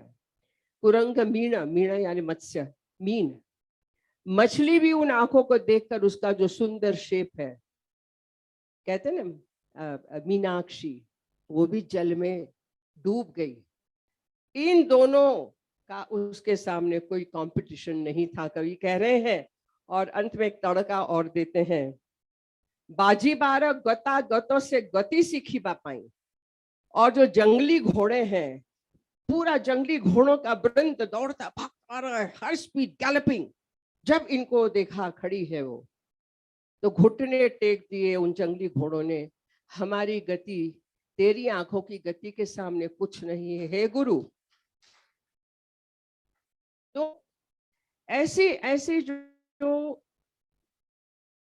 अत्यंत सुंदर साहित्य है, कविताएं हैं, उसका बोध लेकर हम जब उसका साक्षात्कार करते हैं, साक्षात्कार कराते हैं। आज शाम को दशावतार आप देखेंगे कवि जयदेव का, कि हमारे विष्णु के 10 अवतारों के वर्णन है, लेकिन जब वो नृत्य के द्वारा प्रस्तुत होते हैं तो एक अलग नजरिए से, एक अलग दृष्टि आपको मिलती है। तो मेरा इतना ही कहना है कि साहित्य ने मेरा जीवन अत्यंत समृद्ध किया है। मुझे बहुत ही आशीर्वाद मिला है गुरुओं का, मुझे पढ़ने का आशीर्वाद मिला, जानने का आशीर्वाद मिला। मैं हमेशा पूछती रहती हूँ, ऊंचा ऊंचा पावत कहीं बसई सबरी बाड़ी। हमारी जो प्राण शक्ति है, कुंडलिनी यहाँ के बैठती है, उसके बारे में जो सिद्ध हो गए, 16 सिद्ध हो गए, नरोपा, तिलोपा, मिलारेपा, कानपा। ये कानपा की है, जिसको कहते हैं चरिया गीति, छाया गीति, वहां से लेके किया है। कितनी नई बातें जानने को मिली है मुझे, जिससे कि नृत्य तो समृद्ध होता ही है, लेकिन जीवन समृद्ध होता है। एक जो आंतरिक अवस्था है वो परिपक्व होती चली जाती है। और शुद्ध मन यदि कभी हो, बस एक आध दो ऐसी पंक्तियां दिमाग में आ जाती हैं, हाथ पांव चलने लगते हैं और मन विहार कर जाता है उस दिशा में, उस डायमेंशन में, जहां झिलमिलाते शब्द मुझे इंद्रधनुष के ऊपर नृत्य करने को प्रेरित करते हैं। धन्यवाद।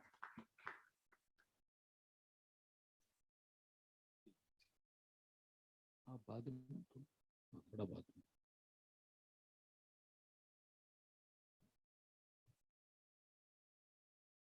मैं बीच बीच में थोड़ा सुनाता रहूं या राघव चंद्रा जी को दे दूं? थोड़ा सुनाए? चलो एक चीज सुनाता हूं मैं। वो राजीव, वो किताब आई अपनी एक सफर हम सफर के साथ, मैं उस पे कुछ, एक मेरी पुस्तक है,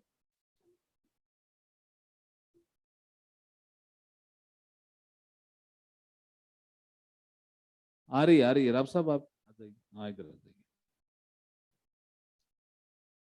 सर। एक बहुत अच्छी इंटरेस्टिंग घटना है मेरे जीवन की, क्योंकि इसका सत्र का मतलब ही है मेरे लिए साहित्य के मायने, सब्जेक्ट ही वही है। हम एक बार IIM में ट्रेनिंग में गए। उमा जी, आपके काम की चीज है जो आप कह रहे थे ना कि आपने कैसे ऋषिकेश में कह दिया, वो मुझे यहाँ याद आ गया। और ये ईयर है 98।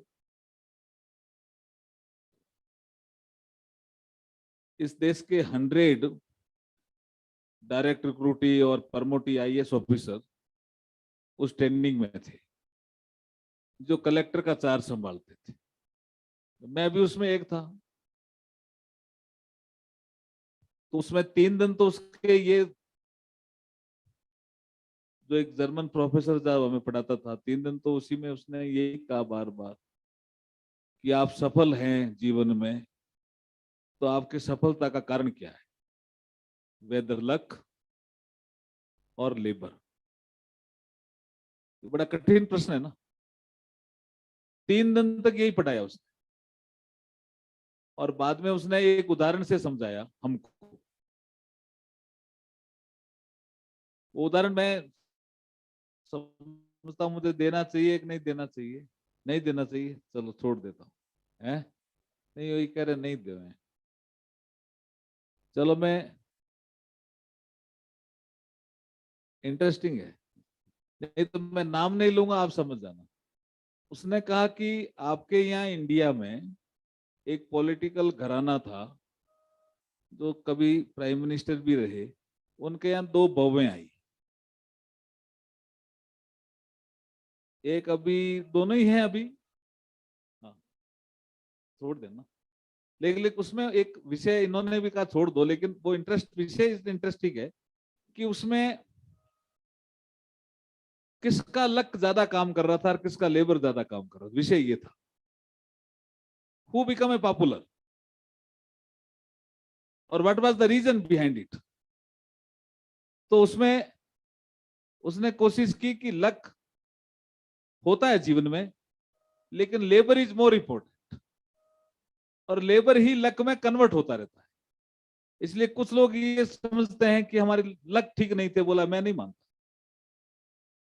आप इसको 50-50 भी मान सकते हो, 60-40 भी मान सकते हो, नहीं भी मान सकते हो, लेकिन अच्छा कर्म करोगे तो वो अच्छे लक में कन्वर्ट होता जाए। ये 3 डेज उसका टॉपिक था। अब 3 डेज उसका एक दूसरा टॉपिक था जो मेरे जीवन को चेंज कर गया। मैंने किताब लिखने के लिए, मुझे प्रभावित कर गया। उसने सबको बैठाया और 3 घंटे का पेपर दिया, और एक नाम लिखना है। आप जीवन में सफल हुए हैं, उसमें कारण 1 लिखना है। लक और लेबर का टॉपिक उसने एंड कर दिया 3 दिन लगा करके। फिर 3 दिन एक आदमी का नाम लिखना है। आप अपने गुरु का नाम भी लिख सकते हो, किसी का भी लिख सकते हो, नाम एक लिखना है। और उसमें रिलेशन, और आपको समय दिए जाते हैं 3 घंटे सोचने के लिए। तो किसी ने 10 मिनट में लिख दिया नाम जिसको लिखना था, किसी ने 20 मिनट में लिख दिया, किसी ने 40 मिनट में लिख दिया। 1 घंटा में सब खाली हो गए, मैं बैठा रहा, मैं सोच रहा था किसका लिखूं। 2 घंटे भी, 2.5 घंटे भी बीत गए। बाद में उसने कहा आधे घंटा बचा है और आप अकेले बचे हो इस क्लास में, कोई नहीं है, सब चले गए। कभी गए, एक नाम लिखना है, 2 नहीं लिखने, जिसका नाम लिखो उसका रिलेशन लिखना, ठीक है। फिर 3 बजते बजते मैंने 5 मिनट पहले एक नाम लिखा उस बुक पे, वो मेरी पत्नी का लिखा, श्रीमती पाना देवी मेघवाल। आगे लिखा रिलेशन पत्नी, लिख के किताब उसको दे, वो कॉपी दे दी। कॉपी दे दी तो वो, उसके बाद लंच था, जैसे अभी आपने लंच किया, तो लंच में वो मुझे लगता है पेपर आउट हो गया। तो सब लोगों ने मेरी तरफ देखा, मैं उस समय स्ट्रेस में नहीं रहता था, मेरी आप जैसी ड्रेस थी मेरी, तो ये नेता बनने के बाद ड्रेस है। तो उन्होंने कहा कि ये आदमी पत्नी से डरता है या जोरू का गुलाम है, ऐसे कुछ बातें आने लगी। तो मैंने उन प्रोफेसर से पूछा, मैंने कहा पेपर आउट हो गया क्या? कि ये पता चल ही जाता है सबको, एक तुम अकेले हो जिसने पत्नी लिखा, बाकी किसी ने गुरु लिखा है, किसी ने माँ लिखी है, किसी ने बाप लिखा है, किसी ने स्वयं भी लिखा है, किसी ने भगवान भी लिखा है, लेकिन अकेले आप वैसे जिसने पत्नी लिखा। ठीक है साहब, मैंने कहा मेरी ऐसा जचा, मैंने लिख दिया। अब वो 3 दिन मेरे को खड़ा कर देता यहाँ, बस कारण बताओ आपने पत्नी क्यों लिखा, और वो सामने क्लास। अब मेरे लिए बड़ा कठिन विषय हो गया। मैं कभी बताता था भाई पत्नी ने मेरा ये एक योगदान दिया, ये एक योगदान, वो मानता ही नहीं, कि नहीं जचा, नहीं जचा। ऐसे करते करते एक उदाहरण ध्यान में आया, तो मैं आपको भी बताता हूं। और उसने वो बताते उसने कहा yes now you are right. उदाहरण क्या था कि मैं एक बार 11th क्लास में पढ़ रहा था और मेरी शादी हो गई थी। अब ये भी बताना चाहिए कि नहीं बताना चाहिए? यहाँ राजीव कह रहा कि वो पहले वाला विषय भी अलग था, लेकिन वो थोड़ा पॉलिटिक्स नहीं था, लेकिन वो लक एंड लेबर का विषय। लेकिन चलो छोड़ो उसको, इसको करो। तो मेरा एक टीचर मेरे पास आया कि वो अर्जुन राम इधर आओ। क्या हुआ साहब? मैंने देखा मेरे नंबर कम आए। क्या नंबर तो मेरे ठीक आते थे। कि नहीं नंबर आपके ठीक हैं, लेकिन तुम फुटबॉल खेल रहे हो? बोला हाँ खेल रहे हैं। 2 रुपए जमा नहीं कराए तुमने? मैंने कहा साहब मुझे तो बताया नहीं किसी ने। क्या बताया नहीं बताया मुझे पता नहीं है। कल 11 बजे तक 2 रुपए ले आना, नहीं तो नाम काट दूंगा। और उतना हार्ड था वो कि कईयों के नाम काट दिए उसने। मैं घर आया, अब 15 साल की मेरी उम्र, 15 साल की मेरी पत्नी की उम्र। मेरी शादी 13.5 साल में हो गई थी। उसमें रीजन मैं नहीं हूं, मेरे संस्कार, समाज, पिताजी, कुछ भी हो सकते हैं। अब मैं वहां चिंतित भी, पिताजी घर पे नहीं, दादी पूछा, मैंने कहा 2 रुपए चाहिए कल स्कूल में जमा कराने। बोला क्या करेगा पढ़ के?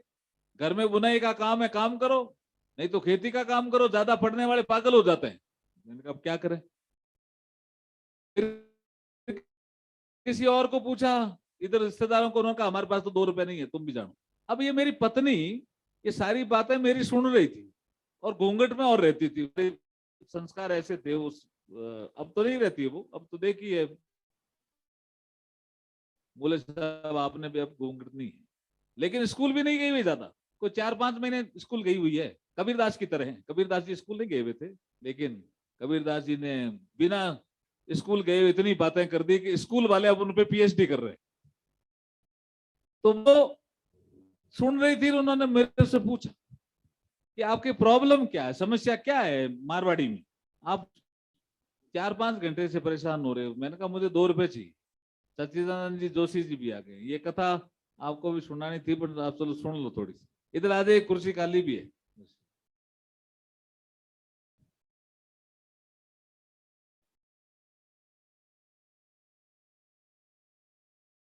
बैठिए सर, तो कंटिन्यू है मेरा काम। राव साहब आप भी बैठिए ना। काफी साहित्यकार हैं, इसलिए ये इंटरेस्टिंग कहानी लगती है मुझे। तो उसके बाद मुझे वो पूछती है और बिना पूछे बाजार जाती है और कुछ ये हैंडीक्राफ्ट का काम जानती है, वो कोई मिनी टाइप होती है, मोती टाइप वो लाती है। हमारे घर में लाइट नहीं होती है और चिमनी की रोशनी में 2-2:30 बजे तक काम करके और कोई हैंडीक्राफ्ट का आइटम बनाती है। 7 रुपए उसके पास होते हैं माँ के, जब पीर से ससुराल आती है तो माँ देती थी, वो बोला वो माँ की धरोहर, वो खर्च नहीं करूंगी मैं। 7 रुपए में मोती लाती है और कोई हैंडीक्राफ्ट का अच्छा काम तैयार करती है रात भर। सुबह 9 बजे बाजार जाकर के, जो बाजार भी 2 किलोमीटर दूर था हमारे घर से, पैदल बाजार जाकर के वो 9 रुपए में बेच आती है, अपने 7 रुपए भी बचा लेती है और मेरे लिए भी 2 रुपए कमा लेती है और मुझे 2 रुपए दे देती है। बोला ये लो 2 रुपए, और स्कूल जाकर के जमा कराना, नाम नहीं कटना चाहिए। क्या बात है, तो जोर से बजाइए ना ताली। क्या कर रहे हो आप? Women empowerment. ये हमारे ट्रांसजेंडर समुदाय के लोग भी यहाँ आए हुए हैं, इनके लिए भी जोरदार ताली बजाओ। तो आप देखिए कि वो मैं कभी पीछे मुड़ के देखता हूं कि अगर मेरी पत्नी वो 2 रुपए मुझे नहीं देती तो मेरा स्कूल में नाम ही कट जाता। मैं नाम कटता तो या तो बुनाई करता या खेती में काम करता, मैं यहां कैसे आता? तो यहां नहीं आता। इसलिए मैंने उस समय, वो कोर्स कोई सिंपल कोर्स नहीं था, IIM अहमदाबाद का कोर्स था वो समय का, जब लालू यादव भी पढ़ाने जाते थे। Optimum utilisation of the resources, rail मंत्री थे शायद, उसके आसपास हम गए थे। 100 IAS ऑफिसर, उसमें मुझे पेशी पे खड़ा कर दिया उस जर्मन प्रोफेसर ने कि कैसे लिखा पत्नी बताओ। और जैसे ये उदाहरण दिया, वो इतना खुश हुआ, गले लगाया, नाउ यू आर राइट, तुमने ठीक लिखा पत्नी का। लेकिन जब कोर्स हमारा समाप्त हुआ 7वें दिन, सबको वो विदा कर रहा था, मेरा हाथ पकड़ करके कहा उसने कि बहुत से लोग हैं, बहुत से लोग जो सोचते तो हैं कि पत्नी का योगदान है हमारे जीवन में, लेकिन बोलते नहीं। 15-20% ऐसे लोग हैं जो बोलते हैं लेकिन लिखता कोई नहीं है। Mister Meghwal, can you right? और उसी के कारण मैं लेखक बना। जब मेरी शादी के 50 साल पूरे हुए तो मैंने एक किताब लिखी, एक सफर हम सफर के साथ। ये पुस्तक है मेरी पत्नी पे, मेरे पे नहीं है पुस्तक, ठीक है, मेरी पत्नी पे पुस्तक है। और इस पुस्तक का भाव यह है कि मेरे जीवन में भी छोटी छोटी टेंशन आई, मेरी पत्नी ने दूर की। अगर पत्नी नहीं दूर कर पाए तो मैंने दूर की, मैं दूर कर नहीं कर पाए तो पत्नी ने दूर की, और हमारा जीवन अच्छा रहा। और जब शादी के 50 साल हमारे पूरे हुए तो कॉन्स्टिट्यूशन क्लब में सर, मैंने शादी के कभी कोई जश्न नहीं मनाया, मैंने 50 साल में ये किताब लिखने के लिए मैंने मनाया। और उसमें 50 ऐसे जोड़े आए ऑल ओवर इंडिया के, जिसमें IAS भूरेलाल भी है, जिसमें रिटायर्ड जज सुप्रीम कोर्ट ऑफ इंडिया के मिस्टर पसायत भी हैं, उसमें केरला का भी जोड़ा है, उसमें बंगाल का भी जोड़ा है। और भूरेलाल जी ने कहा यार ये सब्जेक्ट अर्जुन जी आपने बहुत अच्छा चुना है। उसमें राजनेता भी है, हमारे कलराज मिश्र भी हैं, हमारे शांता कुमार जी का बहुत अच्छा, हिमाचल के ही है ना शांता कुमार जी, तो शांता कुमार जी का बहुत अच्छा आर्टिकल है इसमें, वो भी है इसमें। तो उन्होंने कहा ये झगड़ा क्या पड़ा कि शादी को हमने मान लिया भौतिक, शादी भौतिक नहीं है, शादी दिव्य है, डिवाइन है, इट्स नॉट ए फिजिकल। तो सबने आर्टिकल लिखे और लिख करके मुझे भेजे, तो मैंने संकलित करके एक किताब बनाई जिसका नाम है दिव्य पथ दाम्पत्य का। तो मेरे लिए साहित्य का मायने क्या है? सुखी जीवन। मेरे लिए साहित्य का मायने क्या है? हैप्पीनेस। मेरे लिए साहित्य का मायने क्या है कि पति पत्नी तो साथ में बैठ करके खाना खाओ भाई, पति पत्नी तो साथ में बैठ करके मुस्कुराओ, तुम तो अच्छे दोस्त हो सकते हो ना, दोस्त हो भी, लेकिन मैंने बहुतों के घरों में देखा है पति पत्नी एक ही टेबल पर बैठे हैं और मोबाइल देख रहे हैं, कोई बात ही नहीं कर रहा है। ऐसा जीवन तो नहीं होना चाहिए, ऐसा जीवन तो नहीं होना चाहिए। इसलिए मेरे लिए साहित्य के मायने क्या, एक सफर हम सफर के साथ एक बुक, उसके बाद 50 जोड़ों के, जिसके 50 साल शादी के हो गए, वो एलिजिबल थे इसमें, और कोई एलिजिबल नहीं था इसमें।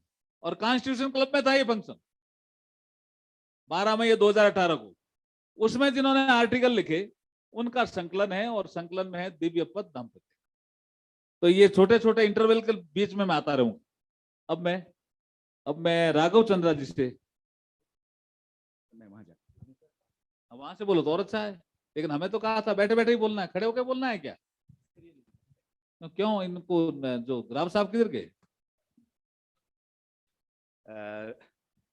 Honorable Minister Arjun Ram Meghwal ji, Honorable Ram Nayak ji, Satish Alikar Sahab, distinguished ladies and gentlemen.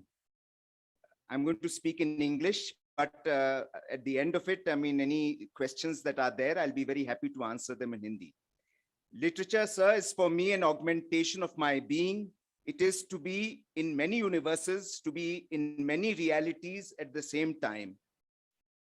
There is something magical about literature that when unbundled acts as multiplier. It enables me to be in more minds than one, to be in more places than one, to be in another's shoes, to be in another's mind, to see through another's eyes.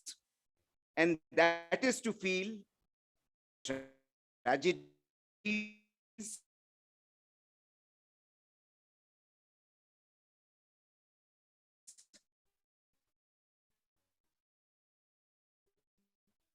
the trials, tribulations. It doesn't matter that that other person is far away geographically, or that I do not have a prior relationship with that person, or that person is somebody I may know, or that person may never really have existed. Literature fills for me a void and bridges a chasm by creating a dynamic menage a trois between the reader, that's myself, the writer, and the characters in dynamic settings. It is the glue that brings disparate people together. It is the yoke that connects strangers, unties friends, unites friends, and fills vacuums. It is the vehicle that transcends geographies, human boundaries, personal idiosyncrasies, and stereotypes and time barriers, social vacuums, and various forms of limitations. It helps me to see, feel, and communicate, especially beyond when one has nowhere to go and nobody to speak to. Literature stimulates and excites ideas, feelings, and passion. It therefore elevates me. So literature for me is the vivid chronicling of history, an honest representation of the present, and the candid projection of possibilities for the future. For instance, a book about the Himalayas tells me about their quirky role in the Anglo-Gurkha and Anglo-Afghan wars. It tells me how the British first lost and continue to lose to the Gurkhas until the Battle of Nalapani, forcing a treaty, and how they marveled at the bravery of the Gurkha Can Balbhadra Kunwar, for whom they built a memorial, and how that proved to be an epochal moment in history, leading to the Gurkhas becoming an inseparable part of the British Army. It chronicles the British love of the chase, because that was one of the reasons why hill stations were chosen, because they could hunt wildlife here. They set up various lodges for that purpose. Likewise, a similar reading about Shimla helps to recall its history linked again to Gurkhas and Tibet, and the carving out of the McMahon line between India and China. It highlights Shimla's remarkable cultural legacy as a place for balls, theater, and gaiety, a mood which is so evocative of the present precincts that we currently occupy in the Gaiety Theater. In the words of Rudyard Kipling, cited by Charles Allen to describe the spirit of Shimla, frivolity, gossip, and intrigue. Apart from conveying how the past shapes the future, literature helps remind me how we are often inclined to fritter away and revile the very institutions, traditions, and history that we have often inherited and enjoyed in the past. At a more physical level, there is also a frightening warning, sir, as it lays bare the systemic environmental degradation of our habitat by contrasting the present with the pristine beauty and upkeep in the past. It is also a chilling reminder of the extent to which any city, particularly a hill station, can suffer under demographic pressure, which was never foreseen, and the urgent need now, as you said, sir, to plan for 2047 for proper planning, access management, traffic management, land use control, and above all, responsible tourism. Literature sheds light on the need for conservation as and when, for instance, it reveals to me how the Dutch taxidermist Van Ingen and Van Ingen in Mysore processed about 50,000 tiger and leopard trophies in less than 90 years of operation in their taxidermy factory, meaning at the rate of taxiderming 2 tigers or leopards in a single day. That was the speed. This only when ruling Englishmen or the Maharajas could afford to send their hunts all the way to Mysore. Those trophies adorn today museums, palaces, places which the common man cannot visit. Literature is about authors like Rachel Carson, who through her book, The Silent Spring, could shake the world out of its reverie and highlight the toxic effects of chemical pesticides amidst opposition and threats from chemical giants like DuPont and Velsicol, leading to the ultimate ban on the use of DDT. Elizabeth Colbert, who in the 6th extinction has spoken about disappearing environment. Hannah Nordas, who in the Beekeeper's Lament brought to our notice the imperceptible disappearing of colonies of bees as symptomatic of a larger malaise, a complete farming collapse, and so on. These give us the impetus to look beyond towards the criticality and urgency of finding sustainable solutions. Literature for me is to appreciate the many-sidedness of reality through an ensemble of perspectives and from which to pass the story of the vanquished, no less than that of the victor who may have written and documented that history because of their superior resources, and to learn what glaring silences in the record of history may mean. Reading The History Men by T.C. Raghavan is to see the making of history, in this case, Mughal and Maratha history. The understanding of history and the interpretation of history after assimilating different, often conflicting sources and reports. It is to appreciate that not everything is black and white, but there are shades of gray. That there are lesser known people like the Maharaja Raghubir Singh of Sita Mau, who have not only created history by ruling a kingdom, but have helped to preserve it by creating a magnificent library and have even documented history by earning spurs as a serious historian. Literature for me is to read A Population Myth by S.Y. Qureshi, which explains with statistics that it is a falsehood that is being spread, that the Muslim population will overtake that of the Hindus one day, and the political spins that are given to the narrative of Muslims being allowed to have more than one wife. On the other side, there is a voluminous tome written by Akshay Mukul it's called The Gita Press in the Making of Hindu India, which makes one realize that literature can become a tool to reflect political biases.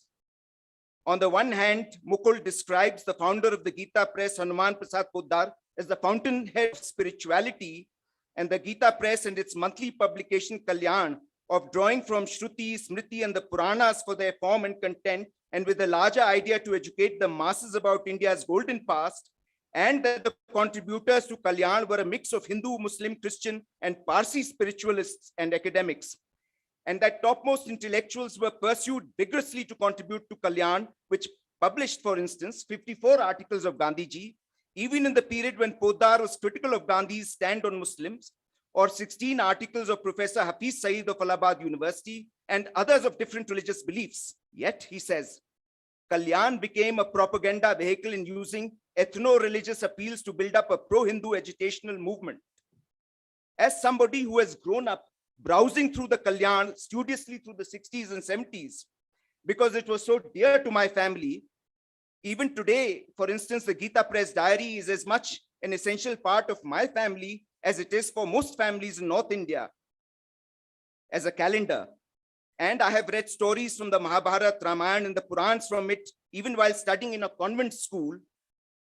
One cannot imagine either having read anything even remotely to dissuade me from respecting, associating with, or maintaining the best relationships with students of other religions and communities, including Muslims and Dalits. What the Bhavan's journal has been to the pursuit of morality in general, Kanayan has been to spirituality and Hindu mythology. Clearly, some personal views of Hanuman Prasad Poddar have been conflated as those of the Gita press. This is as sweeping as to say that Akar Patel's review of the book, which was published in India today, a picture of a snake and a trishul, are the views of India today. And I quote Akar Patel here.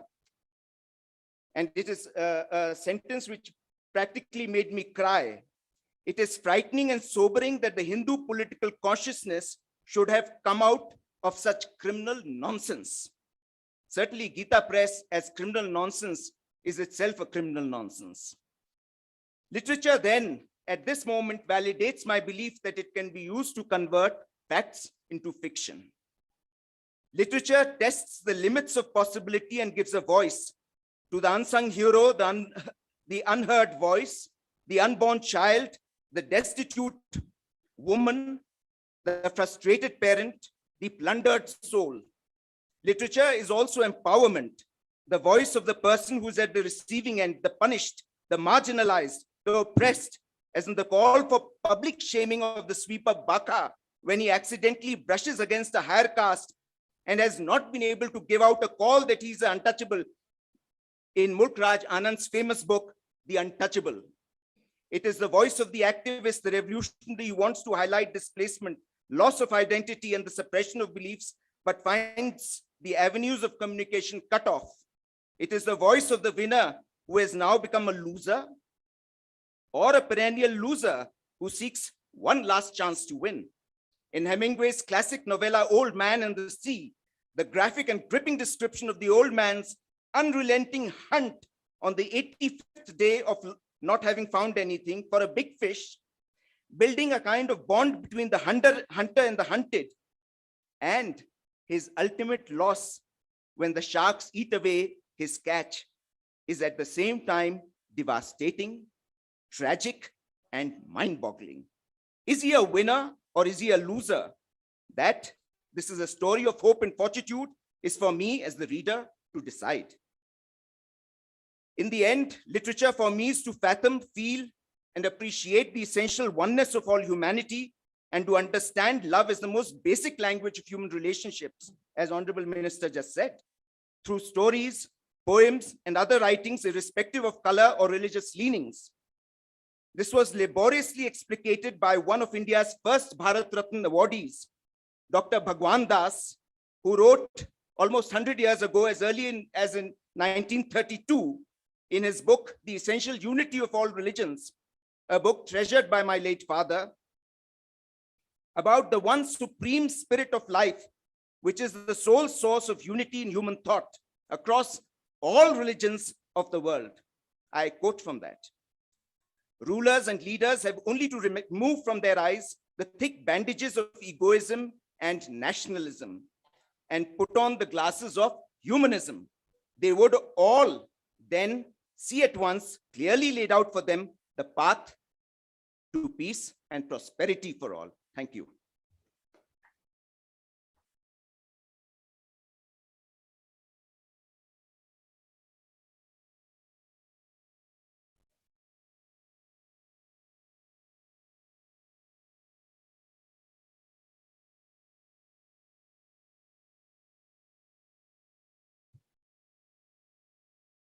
हमें थोड़ा इंस्टू कल्याण और Gita press Gorakhpur उधर चला गया था। हनुमान प्रसाद जी पोद्दार हमारे क्षेत्र के थे। गीता प्रेस गोरखपुर रामदयाल जी गोयनका ने स्थापित की थी अपनी संपत्ति लगा करके, और हनुमान प्रसाद पोद्दार जी ने उसको मेंटेन किया था लंबे समय तक। आपने काफी उनका याद किया, धन्यवाद। अब मैं सतीश अलेकर जी को कहता हूं कि अपनी बात रखें।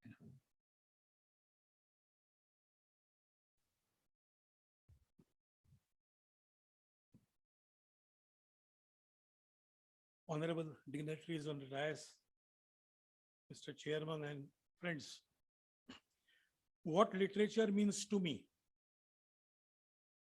On the topic given by the Sahitya Academy, I have to begin with a disclaimer that I have never ever formally studied literature in my life of 70 years. Instead, I was teaching biochemistry at the medical college in city of Pune, where I belong, while writing, directing, and acting my plays, acting our plays. And I truly and sincerely mean, quote unquote, our plays, because you all know that the theater is collective art. Different elements of theater are mandatory to complete the performance in a given space. And the play script is just one of the elements. Theater group that carry my plays over the shoulder and take them to various kinds of audiences across the regions and the languages remain a backbone of my performance of my play. And that performance in a given space and time becomes the literature for which my play is responsible. The script part of that literature is a constant, while the part of that literature which is mounted as performance by the other elements such as actors, singers, designers, musicians, on the contrary, is not a constant factor.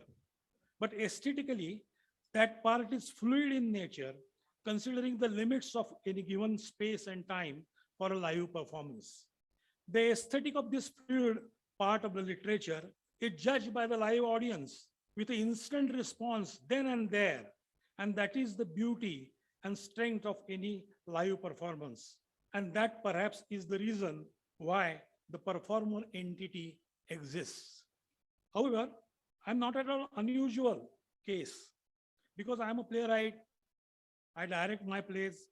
Understanding literature through constant mode and fluid mode is very simple common sense, applicable to an extent to the reading a book and the reader as well, where the fluidity in the mind of that reader. So with this premise, I shall try to make one or two points to my observations and understanding of literature, but mind well, not as a critic or a scholar, but as a mere literary uneducated playwright who was teaching biochemistry in the medical college. The question immediately cropped up in my mind is what kind of literature impacted me as a playwright over the years. I'm not a prolific writer. During all these years of 50 years or 55 years, I've merely written just 20, 25 one-act plays and about 10 or 12 full-length plays and 2 or 3 screenplays maybe. That's all. As compared to Vijay Tendulkar and Vasant Kanetkar, they completed more than 50 plays in their lifetime. But I sincerely confess that I was not at all a good reader of any kind of literature during my formative years. If it is so, then how come I come across the literature and that impacted me as a writer? The great deal of literature inspired me that live performance that I saw since Bergman, Tarkovsky, the Prabhat Film Company's films of Sant Ram, Shezari, Ram Shastri, that I was to at Film and Television Institute, local college, Ferguson College, where I was studying. The first exposure of Ibsen's Doll's House and the Greek tragedy Oedipus was through the performance of Putul Khela and Raja Oedipus, staged in the city of Pune by the theatre giants like Shambhu and Trupti Mitra during 1969-70s. These plays were invited by our parent theatre group, Progressive Dramatic Association, which was established in 1952. And I was working as a volunteer to help Shambhuda at the backstage before the show. It was a learning lessons to the plays, though the plays were in Bengali.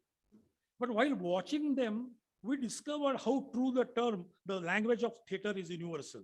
We have amazing cultural plurality in India. The theatre ethos of audience from Bengal and Maharashtra is so unique that we receive the reciprocal response in Calcutta from Bengali audience when we travel to Calcutta with our Marathi own plays like Ghashiram Kotwal, Mahanirvan, Begum Barve, Teen Pashaza Tamasha, Padgam. on a number of occasions between 1973 and 1992. In fact, last show of Gashiram Kotwal in the Ocean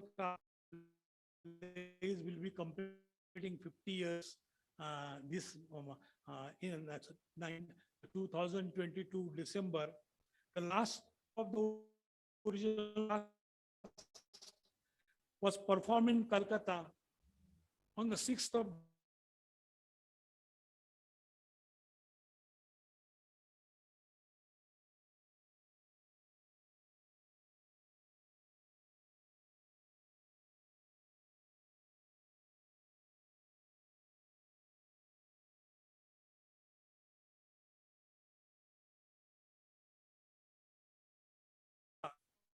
middle class attire made complete sense to me.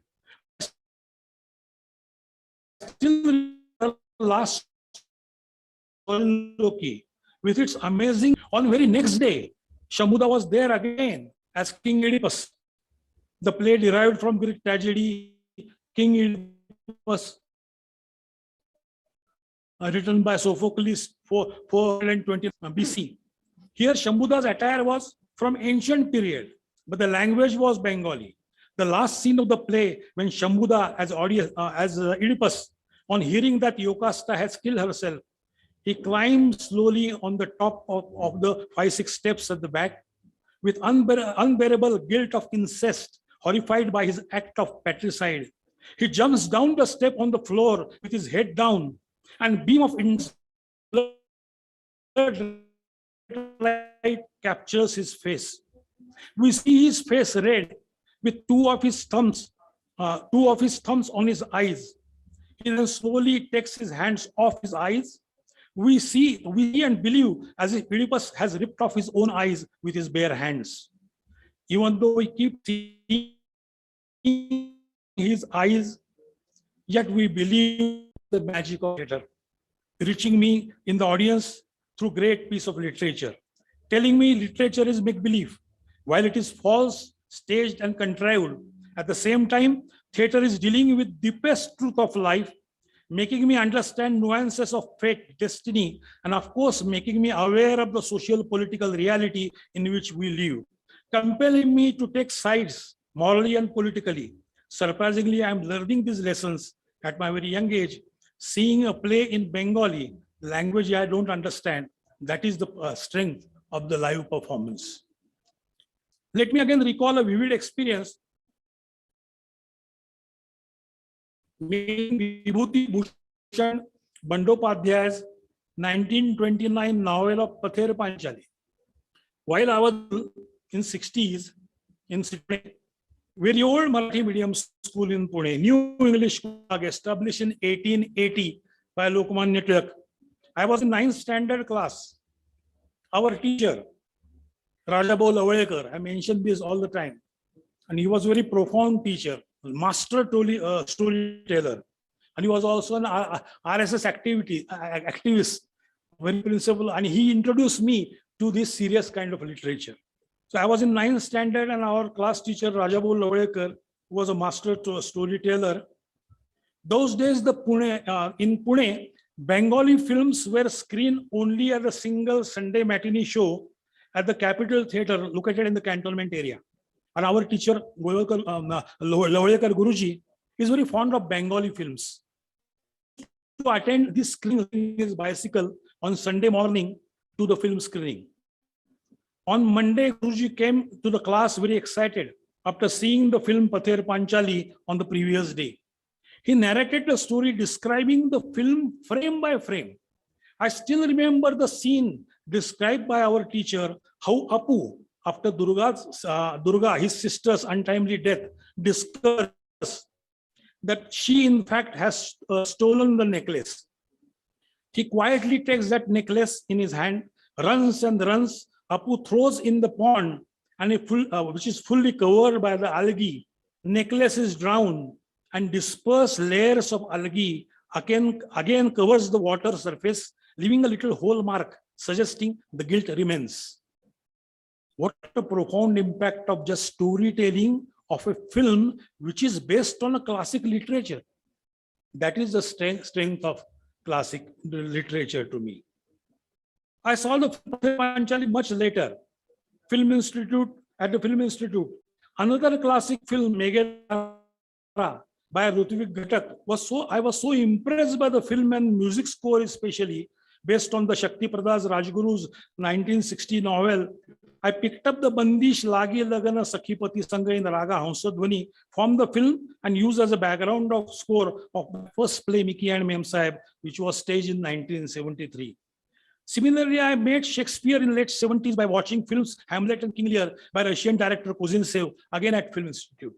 I also had my revealing moment when I was watching a Marathi play, Yashoda, by novelist S.N. Pendse, Shrina Pendse as he is popularly known. He wrote Yashoda as a play first, and then he readapted play into a novel in 60s. Play was mounted in a stage by Vijaya Mehta, one of our finest actors. She's around 88. I just saw her 2 weeks back. And she's the one who gave a different mode to modern Marathi theatre after India's independence. So Vijaya Mehta, during her very early career, the main actor in the villain's role was Dr. Shriram Lagu. And I was, I think, in the last year of my school, and my parents took me to see this play. When play opens, we see the dim light, an elderly woman, Vijaya Mehta in that role, back to the audience in a traditional Marathi 9-yard sari, covering her tonsure head, because she must be a widow, and her head was tonsured, there's no hairs, and she's covering her head with that red sari, because she must have been widows at a young age, and as a custom, must have been tonsured her head forcefully against her will by the family. She is facing her back to the audience. And we see that she is in her hand, holding the iron mortar and pestle, khalbatta, as we call in Marathi. Mortar and pestle, crushing something.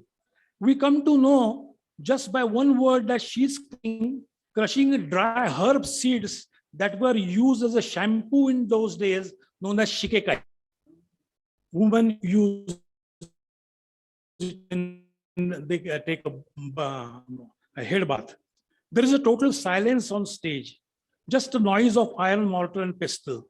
Shikekai herb, then crushed into a powder, has a very strong smell, and one has to cover the nose to avoid the sneezing. What a visual at the beginning of the play.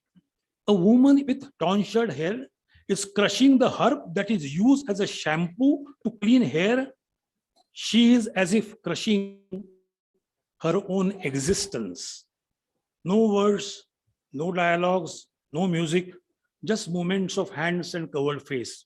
That is the fluidity of literature that goes into a theater space and gives revealing moment to the audience. And so this list is endless. With this, now I come to the concluding part. Why one is a part of creating literature? What are the compulsions? As Habib Tanvir used to say, that every play is a political play in one way or other. Every play is something for something and against something. You as a writer have to take side, take the responsibility, and face the consequences. Exactly half a century back, in 1972, Vijay Tendulkar faced consequences for writing his plays, Gashiram Kotwal, with the theme, Absolute Power Corrupts All. And the play is becoming more and more relevant in nowadays as a Karam binder. Ibrahim Ilkazi, one of our another guru, has stated that the actor is considered as conscious of his race. A tremendous responsibility lies upon him to bring the truth before. That precisely is the reason for inner compulsions. Last 2 years of pandemic has given me a chance to become humble before nature and introspect like all you do. I am happy to inform you that I have written a new play, which I will be directing hopefully during this year. This is what literature means to me. Thank you. Thank you, sir. Satish ji. मैं राम नाइक जी से अनुरोध करूंगा कि वो इस panel के सदस्य के रूप में अपनी बात कहें। जी, उनका लंबा अनुभव है, जोरदार ताली के स्वागत करें राम नाइक जी को।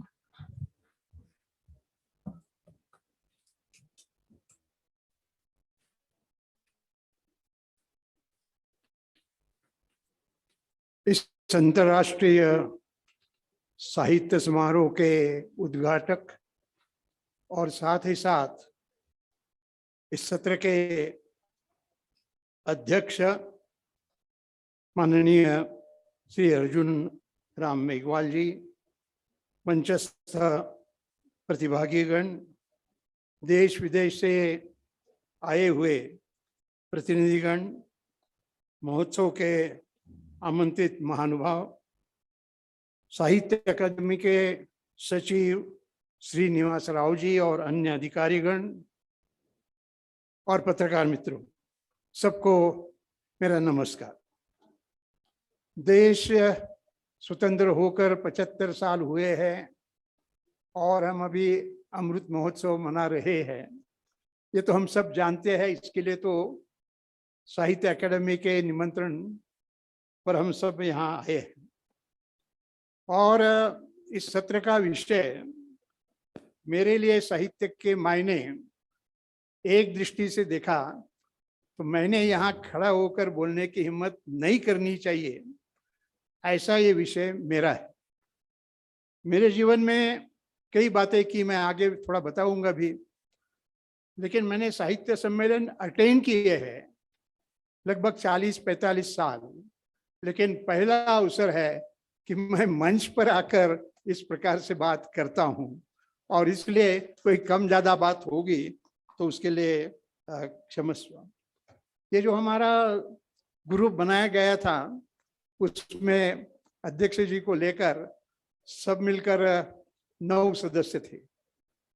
उसमें से 6 सदस्य राजनेता, गवर्नर, सांसद इस प्रकार के थे, 2 नेता फिल्म राइटर थे और एक निमंत्रित नाटक लिखने वाले थे। तो सच बोलना है तो मैं इसमें कहाँ भी बैठता नहीं हूँ जहाँ तक कि सिनेमा और नाटक इसका संबंध है, और मेरा जीवन एक सामाजिक जीवन, राजकीय जीवन इस प्रकार का रहा है।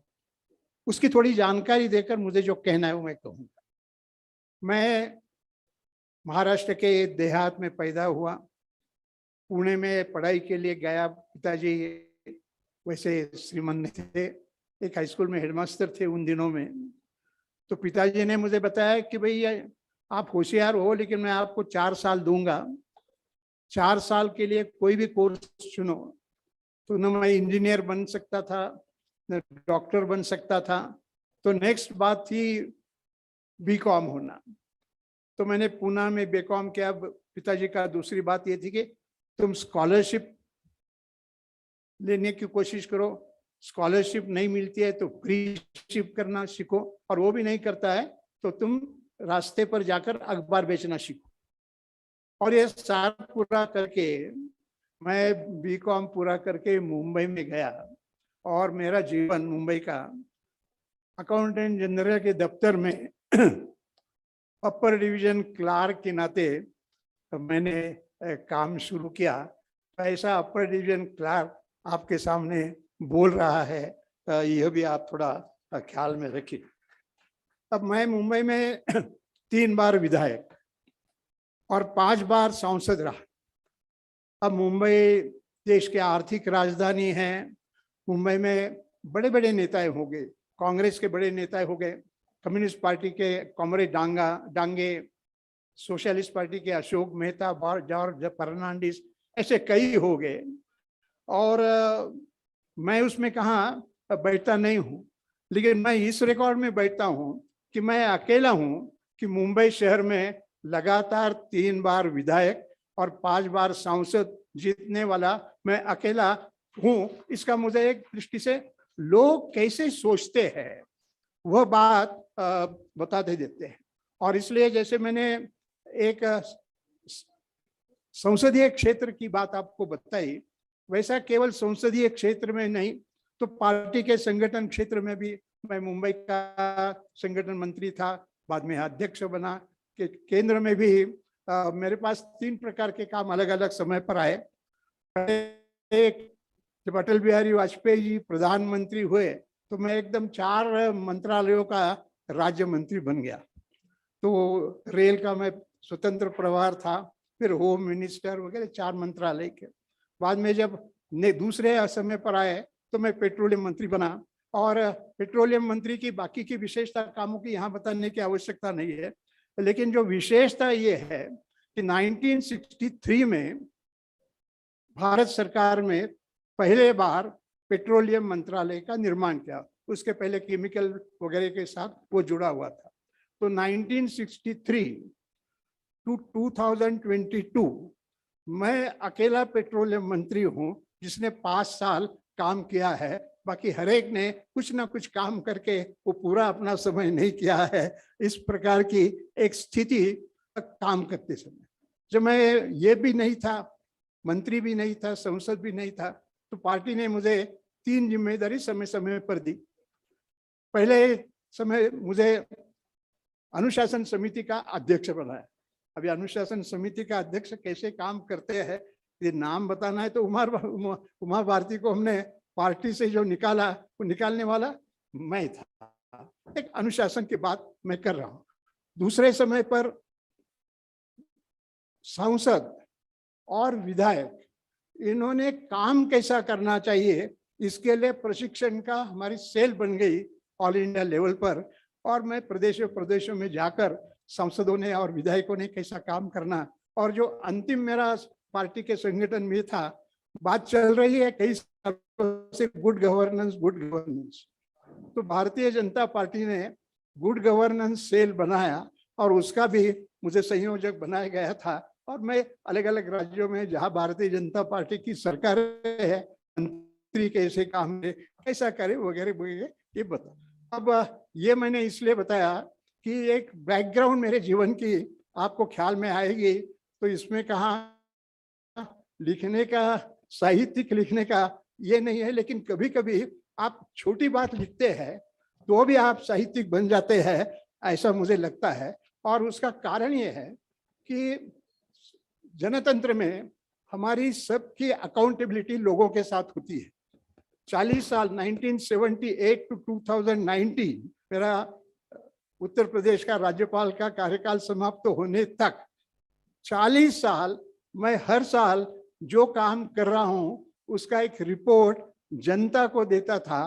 तो इसके आधार पर अब मेरा जीवन बन गया है। और तो ये साहित्य का जो सत्र का विषय है वो मेरे लिए साहित्य का मायना क्या है, तो मेरे लिए साहित्य का मायना ये है कि साहित्य के अलग अलग प्रकार मोटे तौर पर मैं समझ सकता हूँ। और वो है कि काव्य है, नाटक है, कथा है, कादम्बरी है, चरित्र भी है। और चरित्र लिखने के बारे में 2 प्रकार उसमें है। एक प्रकार तो ऐसा है कि एक किसी का चरित्र लिखा जा रहा है और लिखने वाला दूसरा होता है। तो लिखने वाला दूसरा होता है तो चरित्र लिखते समय जो मुख्य वक्ता है उसका कुछ कम ज्यादा करता रहता है। और दूसरा प्रकार ये होता है कि स्वयं लिखना, लेखक और विषय, चरित्र विषय एक है। और मुझे ऐसा लगता है कि यह हो नहीं रहा है। यानी जो लगभग 24 घंटे लोगों के साथ काम करता रहता है वो स्वयं बहुत कुछ जितना लिखना चाहिए वो लिखते नहीं है। अब मेरा ही उदाहरण आगे आता है तो मैं बता दूंगा कि मैंने जिसके कारण मैं यहाँ पर आने की हिम्मत किया, मैंने मेरे जीवन के संस्मरण लिखे। और उसका कारण तो ये था कि महाराष्ट्र में सकाळ करके एक 90 साल पुराना बहुत अच्छा मराठी दैनिक है। उन्होंने कहा कि वो मुझे रामभाऊ कहते हैं, रामभाऊ आपके पास खूब जानकारी है, आपके पास मसाला भी खूब है, आप 15 दिन में एक आर्टिकल करके यदि लिखेंगे तो लोगों के लिए भी लाभ होगा। तो मैंने वो कोशिश की और जैसे जैसा एक मेरा आर्टिकल पब्लिश होना शुरू हुआ तो मुझे इतने लोगों पे लेटर आने शुरू हुआ कि मैंने सोचा मैं इतना साल काम कर रहा हूँ तो ऐसे मेरे प्रशंसा के पत्र काम जो किया उसके बारे में जरूर आते हैं, लेकिन उस किताब के तो मैंने सोचा कि मैं उसका किताब बनाऊंगा और हमने किताब बनाया और उस किताब का नाम है शरैवेति। शरैवेति काफी संस्कृत के पहले यहाँ संबंध आ गया है, लेकिन उसका अर्थ मराठी में और आम आदमी के लिए शरैवेति चरेति यानी चलते रहो, चलते रहो। जीवन में चलने के दृष्टि से वो जो आयतरे ब्राह्मण करके एक ग्रंथ है, बहुत पुराना ग्रंथ है, उसमें इंद्र राजा को बताता है कि राजा ने कैसा काम करना चाहिए और उसका उदाहरण देते समय वो ये कहते हैं जो बैठा है उसका भाग्य बैठ जाता है, जो सोया है उसका भाग्य सो जाता है, जो खड़ा है उसका भाग्य भी खड़ा होता है, लेकिन जो चलता है उसका ही भाग्य चलता है। इसके लिए चलते रहो, चलते रहो, चलते रहो, इस प्रकार का ये। और दूसरा श्लोक उसमें ये है, दूसरा श्लोक उसमें ये रहता है जैसे मधुमक्खियां, जैसे मधुमक्खियां एक फूल से दूसरे फूल पर जाती है और मध यहाँ से शहद इकट्ठा करती है, कितने श्रम उनको पड़ते हैं, लेकिन अपने को ख्याल में नहीं आता है वो कैसे वहां से शहद निकाली है। या ऐसा उन्होंने पक्षी एक पेड़ से उड़कर दूसरे पेड़ पर जाते हैं और मीठे मीठे फल कहाँ होते हैं वहां बराबर जाकर बैठते हैं, वो मीठा फल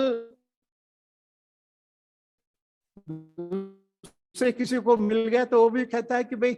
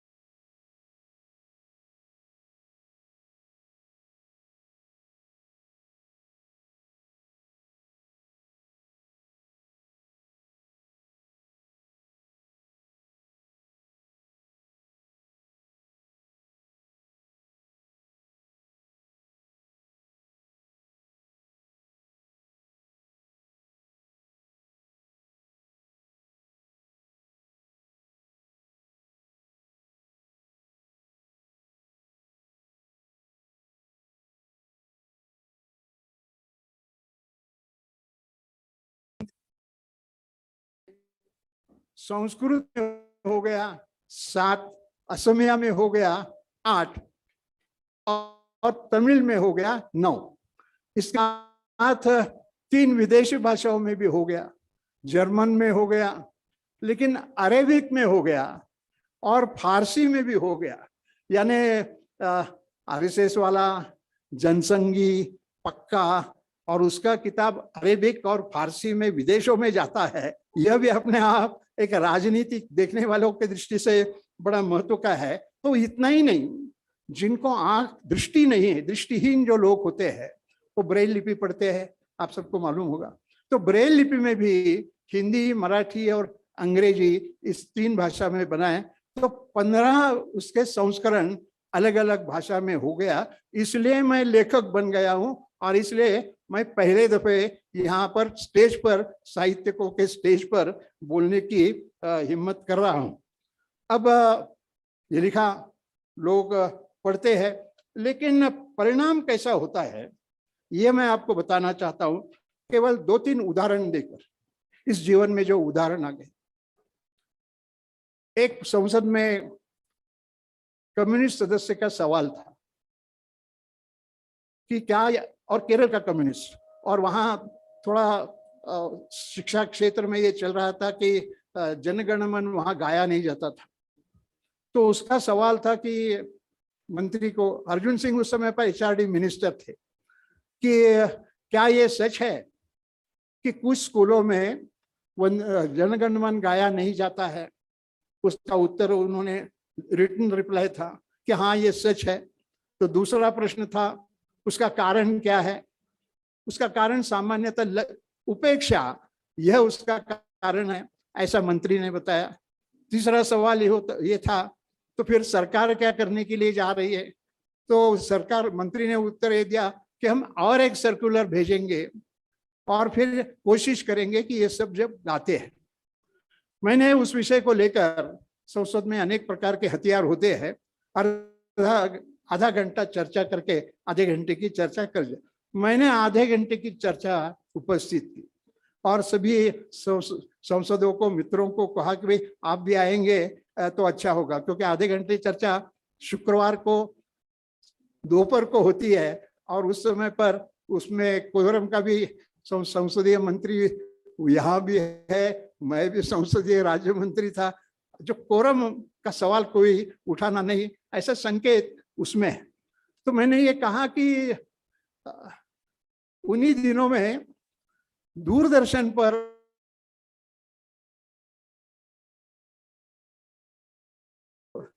देखिए ये कितनी विडंबना है। हम देश की सबसे बड़ी पंचायत है, लोगों ने चुनकर दिए। हम बच्चों को कहते हैं कि तुम्हें राष्ट्रगान गाना चाहिए, लेकिन लोकसभा और राज्यसभा गाना गा नहीं रही है। लोकसभा में कभी जनगण मन भी नहीं आया और कभी वंदे मातरम भी नहीं गाया। ये बात है 1992 की। 1950 में हमने संविधान मंजूर किया, 42 साल हो गए देश संविधान स्वीकृत करने के बाद, लेकिन उसमें लोकसभा वंदे मातरम और जनगण मन गाती नहीं थी।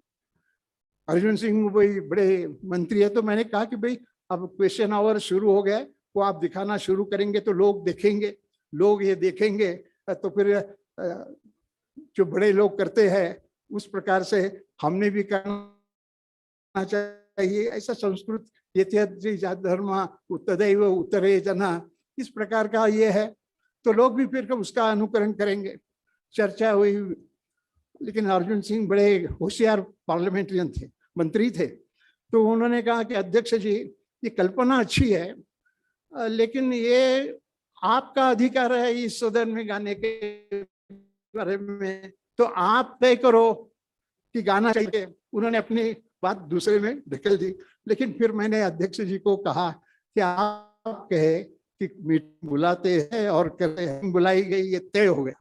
और ये तय हुआ तो ऐसा तय हुआ, उस समय पर आडवाणी जी सभागृह में थे, तो आडवाणी जी ने, मैंने वंदे मातरम बात की थी, लेकिन आडवाणी जी ने जो संविधान बना उसके डिबेट्स लाए थे, और संविधान के डिबेट में राष्ट्रगान कौन सा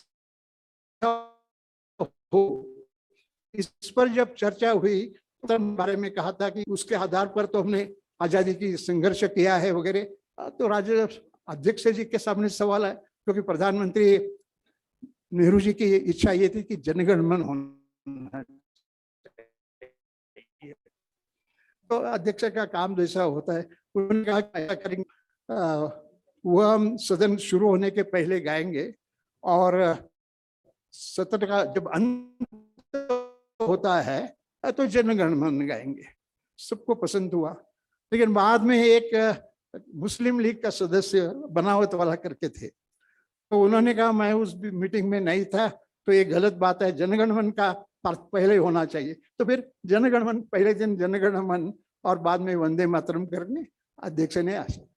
अब आप कल्पना करिए, मुझे लोग पहचानते हैं तो इस बात के लिए पहचानते हैं कि रामनवमी के कारण संसद में वंदे मातरम और गीत जनगण मन गाना शुरू हुआ, फिर बाकी प्रदेशों में भी उसके अनुसार हो गया। ऐसे कोई ना कोई जो कृति होती है उसके आधार पर बातें बनती रहती है। मैं मुंबई से हूँ और जो भी सदन बोलना है करना होगा, तो जिस दिन मैंने शपथ ली, मेरे निर्वाचन क्षेत्र का नाम है उत्तर मुंबई, इस प्रकार से। तो जो रिकॉर्ड आया तो उसमें ये आया कि राम नाईक उत्तर बम्बई, मैंने बम्बई काट दिया, नाईक भी काट दिया, और मैं लेकिन अब मेरा नाम भी बराबर नहीं लिखा है, और मैं उत्तर बम्बई में नहीं हूँ, मैं मुंबई का हूँ, तो मुंबई लिखो उसमें। तो फिर उसमें से मैंने बहस छेड़ ली कि आखिर ग्रामर में विशेष नाम का ट्रांसलेशन, अनुवाद नहीं होता है। तो मैंने कहा मेरे गांव का नाम मुंबई का मुंबई है, तो उसका ट्रांसलेशन किसने गलती से किया होगा। तो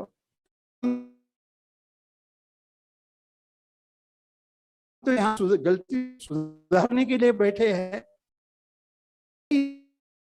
ये मुंबई नहीं, उसके में बम्बई और बॉम्बे नहीं, मुंबई होना। आखिर बॉम्बे का मुंबई हो गया, फिर मद्रास का चेन्नई हो गया, बंगलोर का बंगलुरु हो गया, कोलकाता हो गया। केरल के लोग हैं, वो अपने को नाम लेते समय कभी कभी बहुत लंबे नाम लगते हैं, लेकिन तिरुवनंतपुरम तो लोगों के पास कैसी जा सकती है, इसके मैं उदाहरण दे। और एक मैं बात उदाहरण के तौर पर बताता हूँ, और वो बात ये है कि थोड़ी मेरी स्तुति, आत्मस्तुति इसमें आ जाएगी, तो उसके लिए जरा आप माफ करना। मैं 1978 में पहले दफे लोकसभा का सदस्य हूँ, और लगभग 65% जो वोटिंग हुआ 65% मेरे पक्ष में था। लेकिन उसमें 2 मतदान केंद्रों में, एक में मुझे 2 ही मत मिले और एक में मुझे केवल 3 मत दिए। कहा कि भाई क्या हो गया, मैं देखूं तो सही। तो 2 को जहां से आए थे वो बस्ती कुष्ठ पीड़ितों की, और कुष्ठ पीड़ित क्या करते हैं आपको मालूम है, स्लम में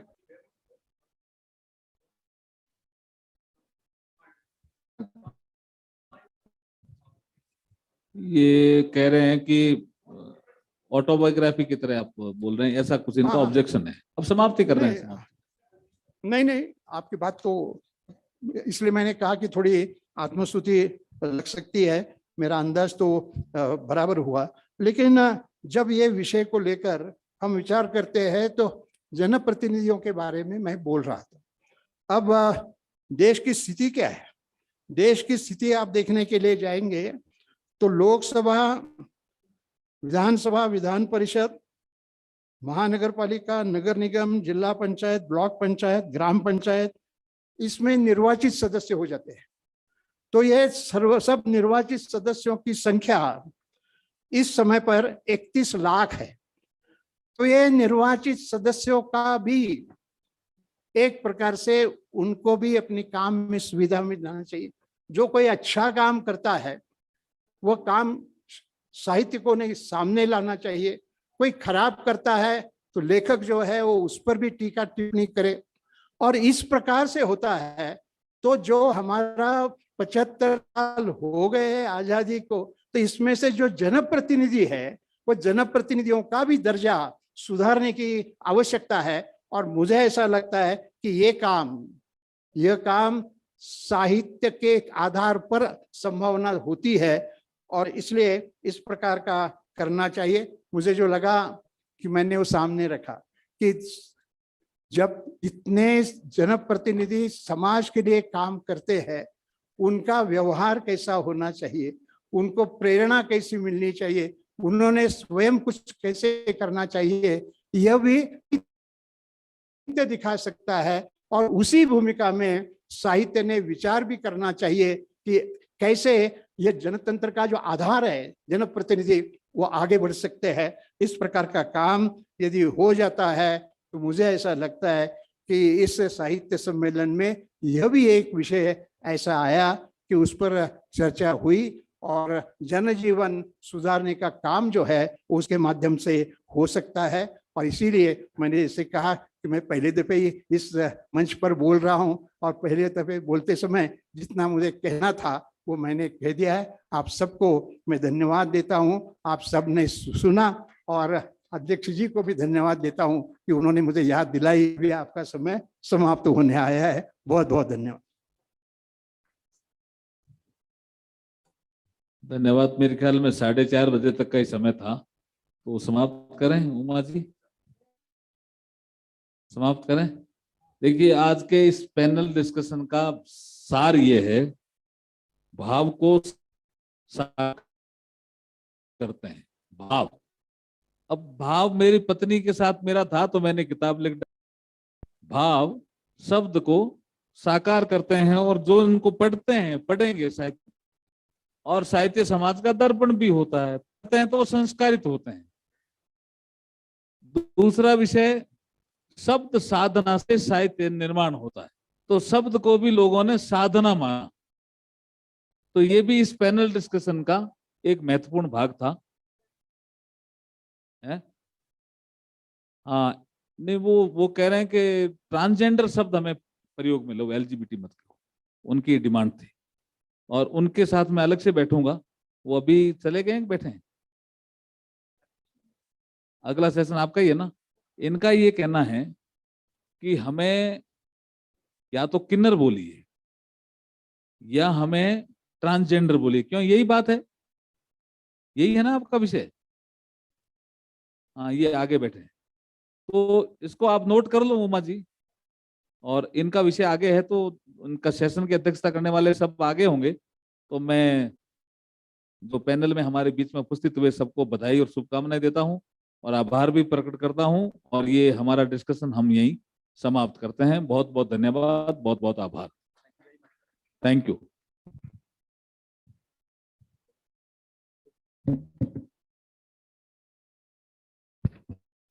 मैं माननीय अध्यक्ष महोदय और सभी पैनलिस्ट को धन्यवाद देती हूँ।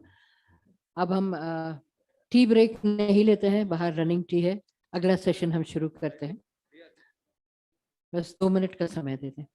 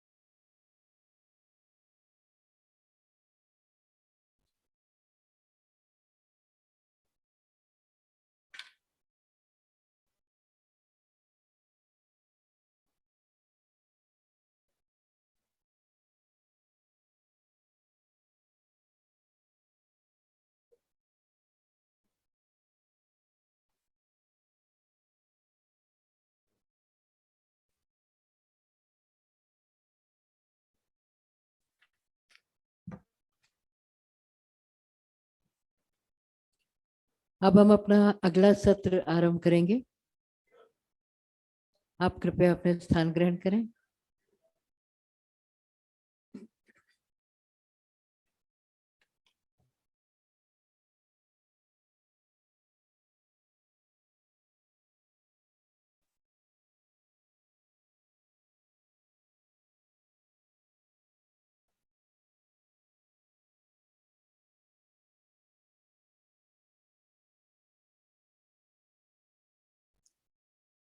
Ladies and gentlemen, we will now begin with our next session.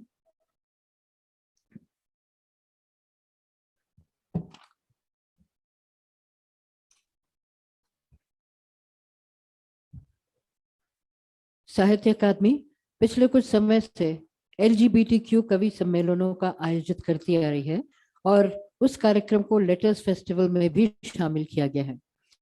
इस सत्र में गहराई से ये समझने का प्रयास किया जाएगा कि LGBTQ लेखकों को किस तरह की चुनौतियों का सामना करना पड़ता है और संभावित समाधान क्या है।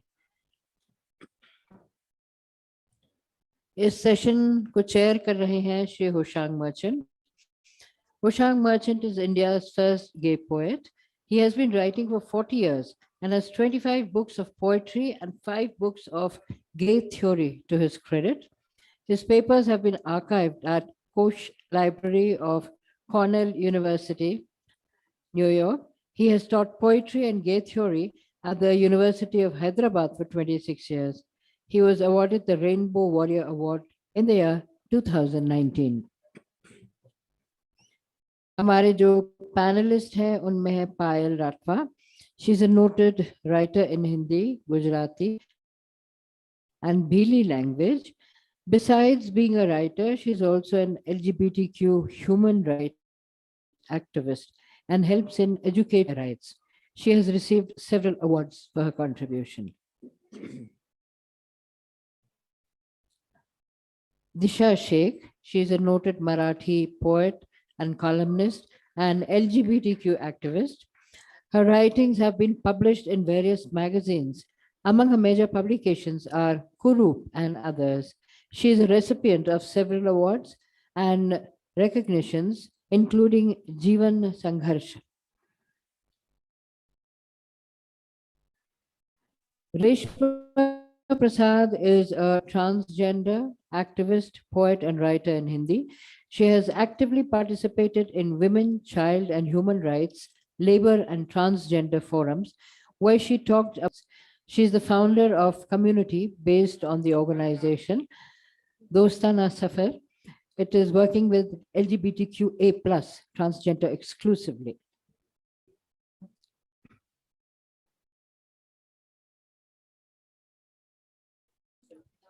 Shri Raj Rao is one of the most visible faces of Indian LGBTQ writing all over the world. His iconic work includes,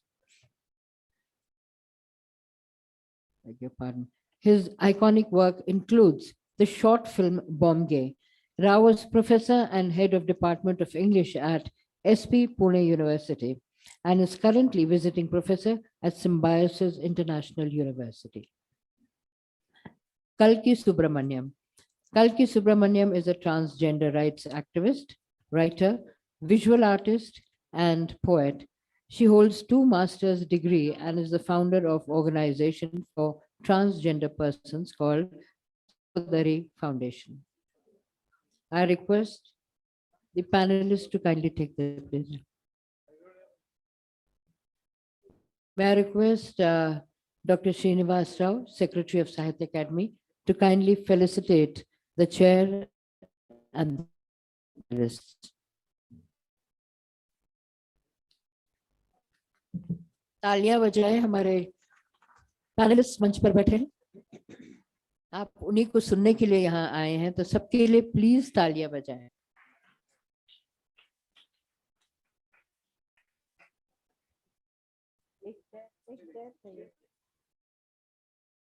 ये नहीं, दूसरी वाली.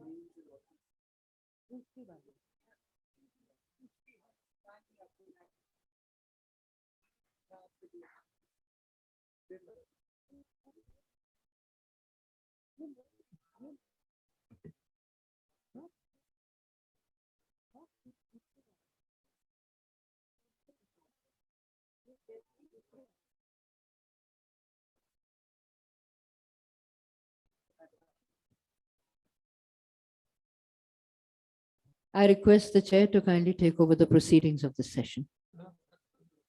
Good evening. This is a new session even for me.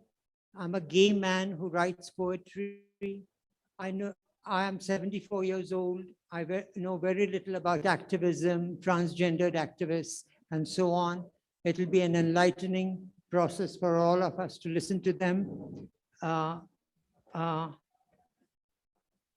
The discussants are Raj Rao, Kalki Subramaniam, and Reshma Prasad. I asked them to talk about their lives, their work, their poems, and the readings will be Aditi Angira. She hasn't come. And there is Disha Sheikh and Payal Rathwa, right? And they will read from their Rachna part, their own work they will read. I ask Raj to go first. He has a prepared text. Thank you, Raj.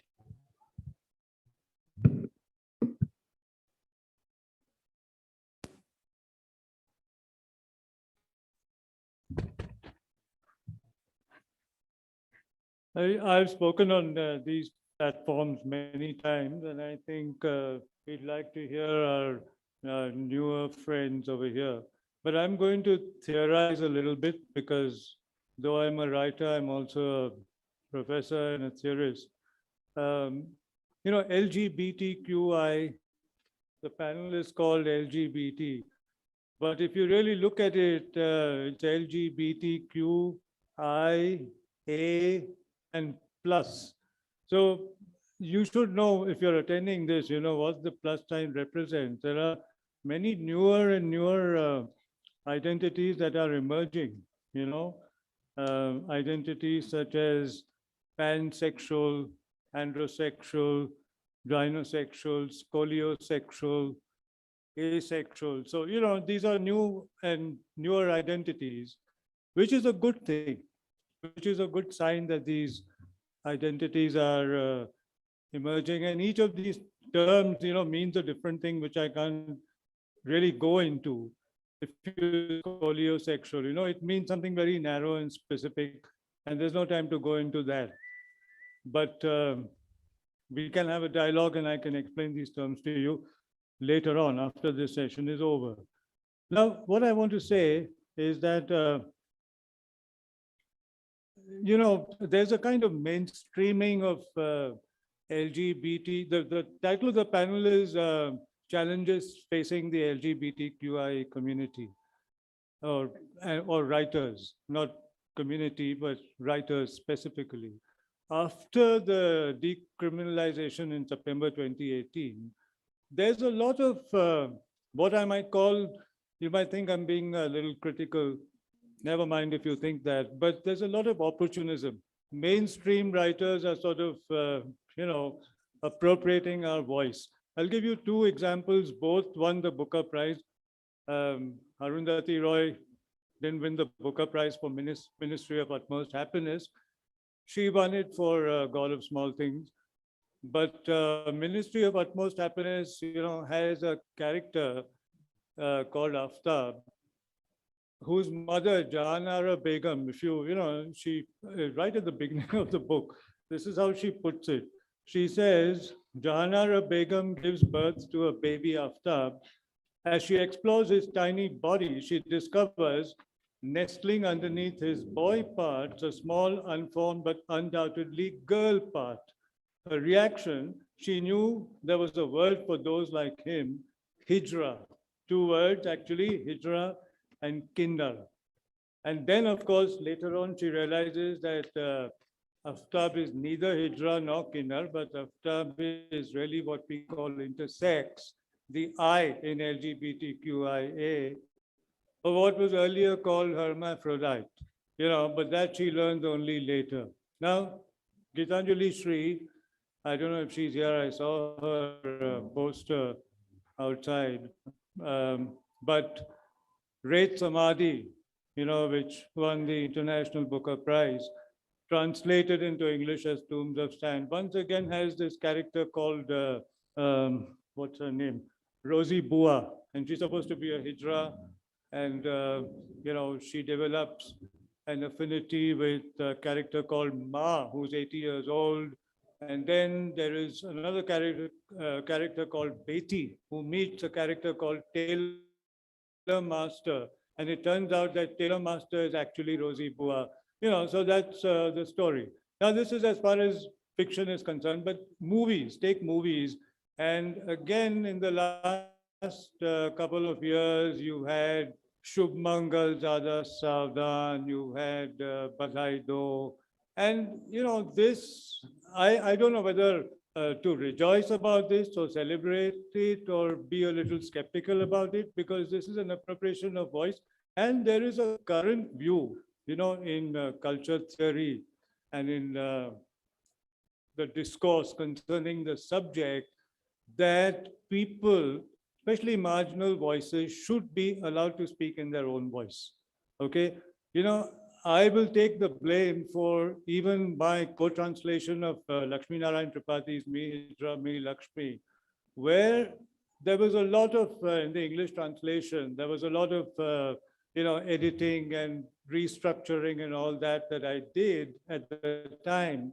But I now realize that perhaps I should have let the book be as it was in the Marathi original, because that was Lakshmi's voice. So there is this view that it's almost like saying, start the tape recorder and let them speak in their own voice and don't intervene on their behalf, because if you intervene, you're doing what, there's this transgender activist called Guy Semlar, who uses a very nice term, epistemic violence. If you speak on their behalf, if I speak on Kalki's behalf or Rishma's behalf or Disha's behalf, I'm really committing epistemic violence. Now, my training is different. Hoshang's training, he has a PhD from America. I have a postdoc from England. So there's a kind of, empowerment, elitist empowerment. Though we belong to the same, what I would call subculture, I don't like the word community, but I think it's important to let marginal people speak in their own voice. This happened earlier with the Dalit community. When Mulk Raj Anand wrote Untouchable in 1935, you can't have another Mulk Raj Anand writing a novel like that in the 21st century. He'll be lynched, he'll be maybe even killed, because the Dalit writers have found their own voice and they can tell their own stories, right? So this is the first point I want to make about marginal writing. The second point is that, even from within the community now, there's a lot of work. There was a time when you could count the number of LGBT titles on the fingers of one hand. We started in the 90s. We took considerable risks. I want you people here to understand that. Hoshang, when he published Yarana, when I did Bombay and Boyfriend, all this was way before the decriminalization, and technically, not literally, 377 couldn't be applied to us unless they caught us having sex, okay?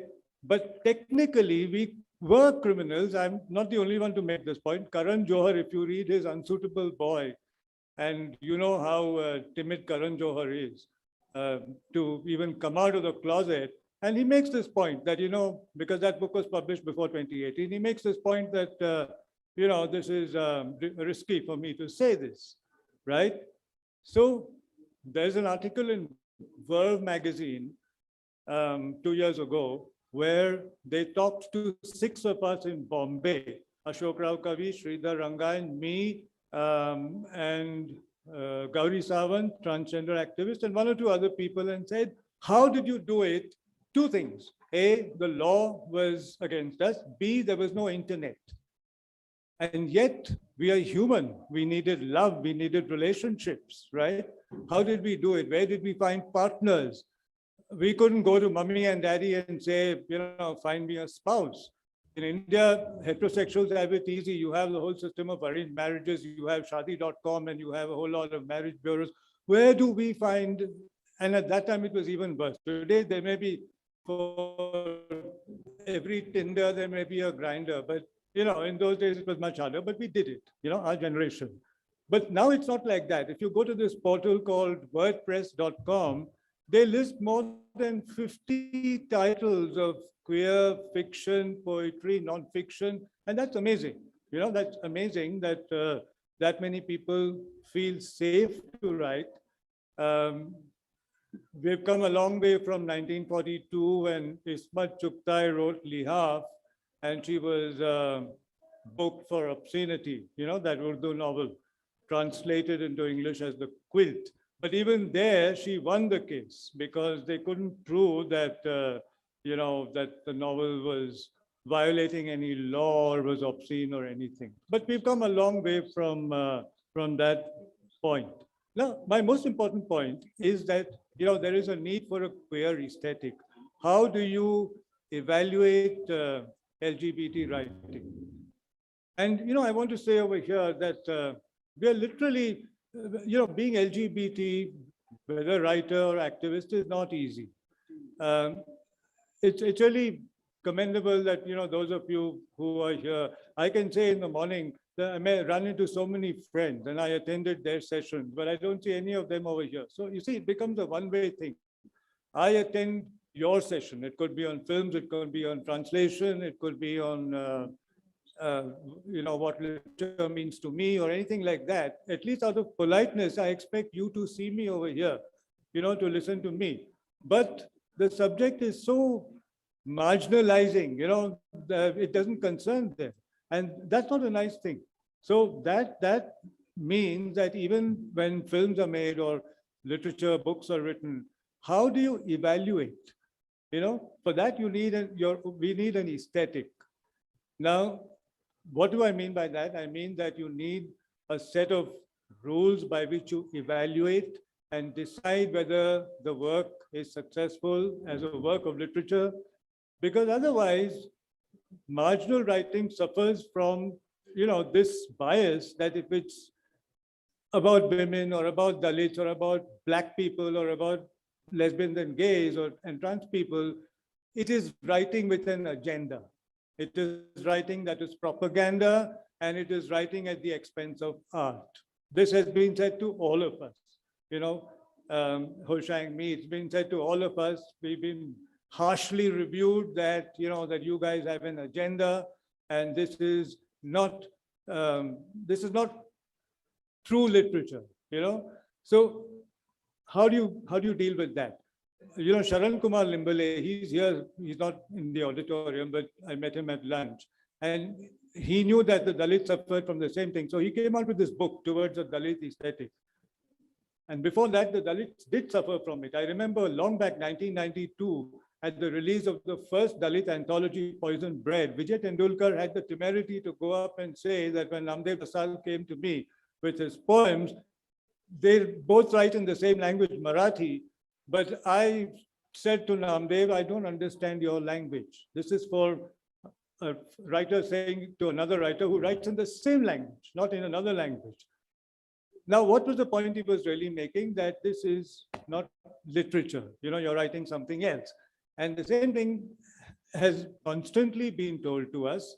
You won't find us in many of the mainstream anthologies. A lot of people are asking me, I'm very happy that Hoshang is now there in the new edition, but they are saying, why are you not in Jeet Thai's anthology? Because that sets the ultimate standard for poetry, not gay poetry, but Indian poetry in English, and so on. So how do you evaluate? You need a queer aesthetic, and it's people like us with academic training who have to do this. We have to take on the mantle and, you know, to talk about the marginalization. My friend Santa, she feels so bad. And I hope the organizers are hearing this. Her photo is not there in the poster outside. Why? Why is it not there? And Dr. Rao, please correct this. And tomorrow, please see that Santa's photo also comes up. Otherwise, she's feeling that she's left out, you know. So don't do that. Let everybody feel that they are. This is not just a gesture. You know, these things shouldn't just be gestures, that you have a session like that and, you know, we talk about it. It should be heartfelt. It should come from within. There should be conviction. You should really believe in it. So all that needs that, we have our own aesthetic. We are able to teach the world what is good writing and what is bad writing and what is good LGBT writing. To give you a simple example, in the in our subculture, all writing, including Commonwealth writing, post-colonial writing, has a constituency. When Indians started writing after independence, they were called post-colonial. Earlier, they were called Commonwealth. Salman Rushdie has this essay, Commonwealth literature doesn't exist. And then they changed the word to post-colonial. But there was an agenda even there, right? Because they were writing back to the center. You know, that literature students will know that title of that famous book, The Empire Writes Back. So they were writing back to the, Anglo-centric center. That is one kind of marginal writing. Now, here also there's a kind of writing back. We are writing back to the heterosexual mainstream. And for us, if for Commonwealth and post-colonial writers, ethnicity was their constituency, for Dalit writers, caste is their constituency. If for women writers, gender is their constituency, you have to understand that for LGBT writers, sexuality, gender and sexuality, and everything that the term sexuality means, because it's a very all-encompassing term, is our constituency. So you are going to find explicit language, you're going to find explicit vocabulary. I might even go to the extent saying that distinctions between pornography and literature have to be blurred.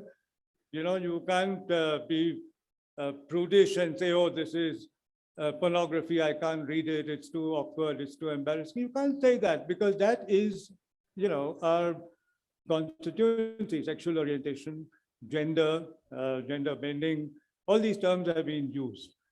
So let me leave the stage for all the other people whom I'm dying to hear. We're all dying to hear. I'll just end on a slightly humorous note. I hope you take it in the right spirit and are not offended. Truman Capote, the American writer, coined the word faction, that is fiction and fact. I was thinking of my own novels and I said there's so much sex in all that I write that how about calling my novels Fuction? Thank you.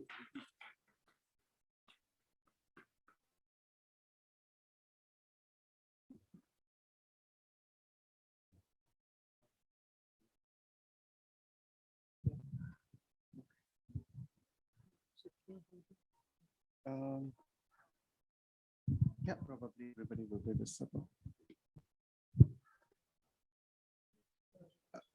Okay, thank you. Thank you very much for this opportunity to speak the challenges faced by the LGBTQI community writers. I am Kalki Subramaniam. I am a transgender rights activist, artist, writer, poet, and I also run a community-based transgender organization called Sahodari Foundation, which works for the social, political, and economic empowerment of the transgender community. And I am from Tamil Nadu. And I also represent the transgender community, the artist community, as well as the writers community. I would like to speak my personal experiences as a writer and a poet, and also about whatever my friends from fellow writers have experienced. I published my book in 2014. I published my book, Kuri Arutthen, in Tamil. And the title of my poetry book, Kuri Arutthen, itself was perceived to be controversial because Kuri in Tamil means phallus, penis, and Arutthen means I smeared it, I cut it. So that was the title of my book in Tamil, Kuri Arutthen. And however, the book was published and many of my poetry has already been in the educational curriculum. But at the same time, the major poem, Kuri Arutthen, is a very important account about how I have the right to my own body. And even if I cannot conceive a baby as a woman of the other type, or a second type, or a transgender woman, or however we label them, or however the society labels me, a hijra, or tirinangai, or mangalmukhi, or a kinner, or whatever, I feel women inside. And what I write should be from my own voice. So there were a lot of criticism that I faced for writing about my body, and especially discarding the genital part and openly writing about it. And in my English book, We Are Not the Others, which was published last year, again, I wrote about an article called, it was more of a monologue from my side. It's called My Perfectly Imperfect Vagina. There is this whole thing about trans body. Everyone has a curiosity, and there's a lot of myth, misconceptions, misinformation about a transgender body. Everybody is different, and trans people within us, our bodies are also different. And after my transition and after my sex reassignment surgery, after me discarding my masculine genitals and embracing the female genitalia, which was constructed, I had these challenges of perfection. The question was, what is perfect? Am I perfect or not? What defines me? Does only my genitals, does that define me as a woman? Not really. Will conceiving a baby define me as a woman? Not really. So I came to the conclusion that when you feel authentically female and yourself is trans and you feel a woman inside, then you're a woman, of course. There is no perfect, there's no perfect male, and there is no perfect female, and there is no perfect transgender person also. That was the conclusion that finally I find. And everybody is unique, and everybody is on their own journey. So when I wrote this piece called My Perfectly Imperfect Vagina, the whole piece was about how in a government hospital, I had my first sex reassignment surgery and in Tamil Nadu, and along with me, 25 other transgender people were also first time having this free surgery from the government. And it was horrible because we didn't realize that we were the guinea pigs, like the specimens. The doctors didn't have proper training for doing the sex reassignment surgery, and our bodies were for the first time used because we didn't have, a lot of us didn't have the money to go to Thailand and do a surgery. And when after the surgery, each of us found that it wasn't what it has to be. Each one's genital was different, and we were all used as a specimen for the doctors to get trained and all that. It was a human rights violation, of course, which I've extensively spoken about. But when I wrote about this as a monologue, I faced a lot of challenges. I was questioned by many doctors, and I was also slightly threatened, and I was mocked out for writing about my own private part and all that. Besides that, but I didn't face any challenges from the publisher, because each and every word that I wrote, the book was in English. This is the book, We Are Not the Others. And it contains poems and monologues and essays, of course. So this book was also for many colleges and universities wanted to prescribe it, but because there is this whole monologue about vagina, they don't want to do it. Some of the universities and colleges have challenges. They see this. I don't know what is wrong in this. It's about a body part, and it's an authentic account of a transgender person. So I don't think we usually trans women talk about that, about our life, our difficulty for sex reassignment surgery, and our whole journey into womanhood. Many of us think we are complete. Some of us are in the half journey, and many of us within the trans women, we haven't even started.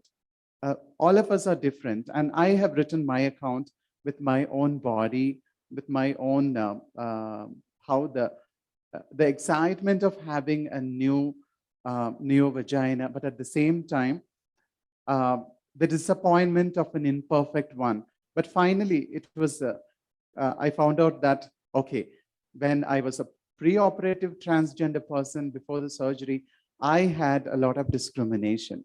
And when I am a post-surgery woman, as a trans woman, there is another new set of discrimination that I have to face. And as a transgender writer, I am always coming to the checkposts.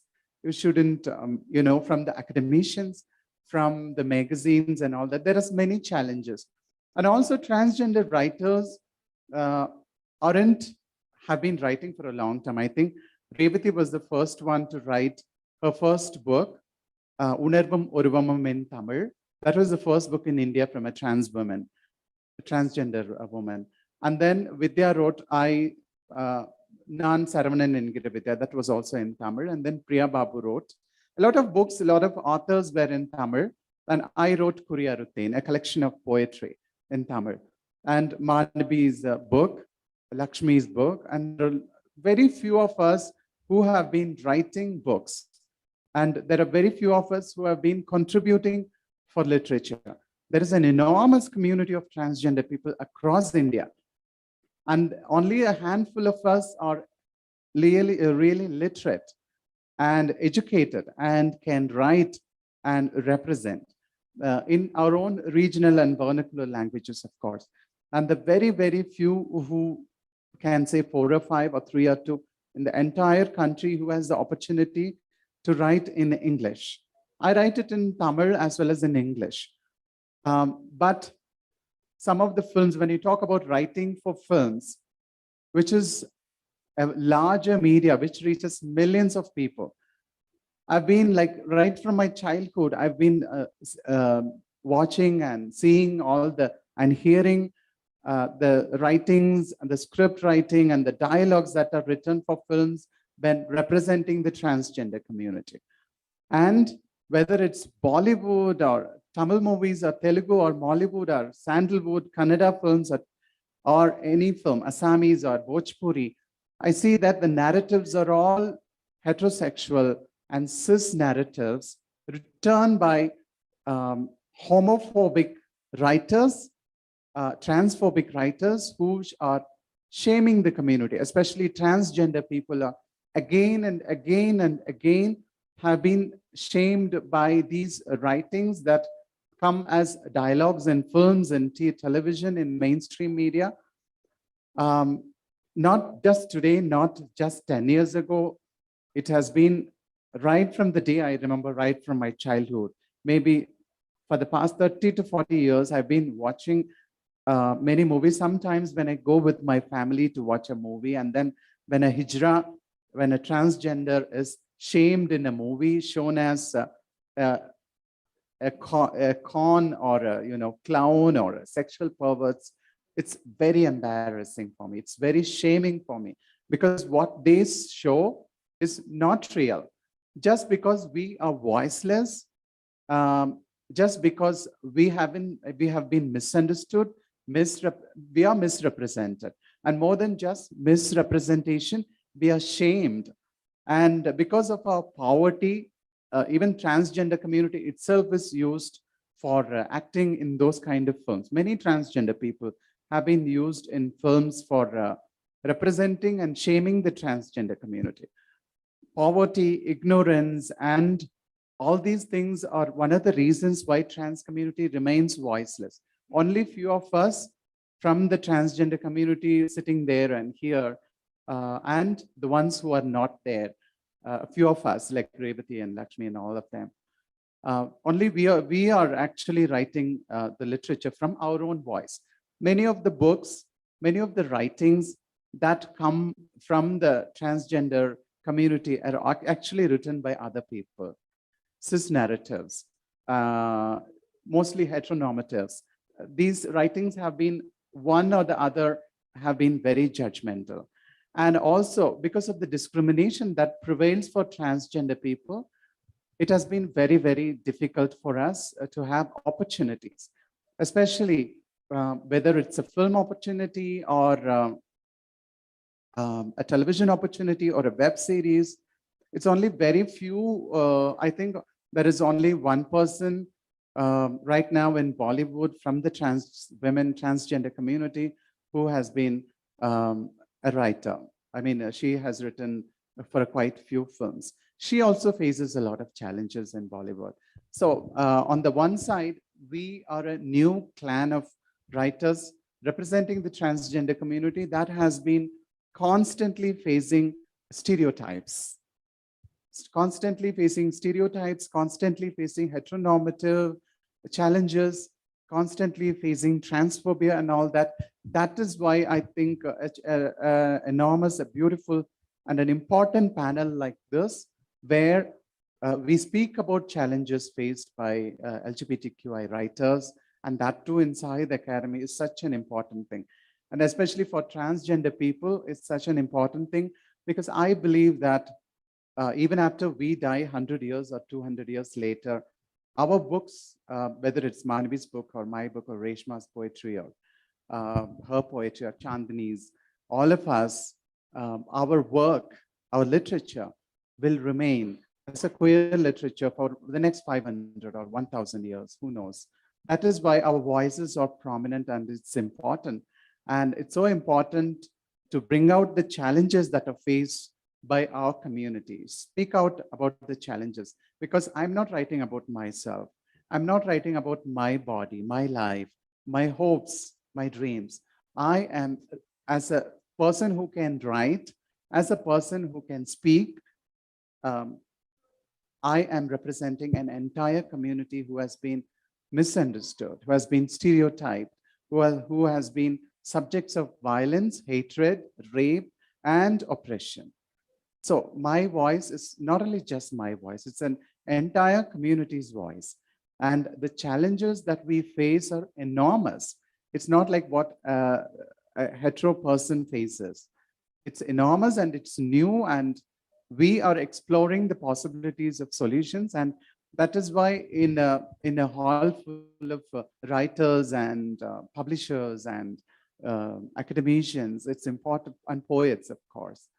It's important to bring out these challenges, especially from the transgender community. Transgender people need more opportunities from the publishing industry, from the media industry, from the television industry.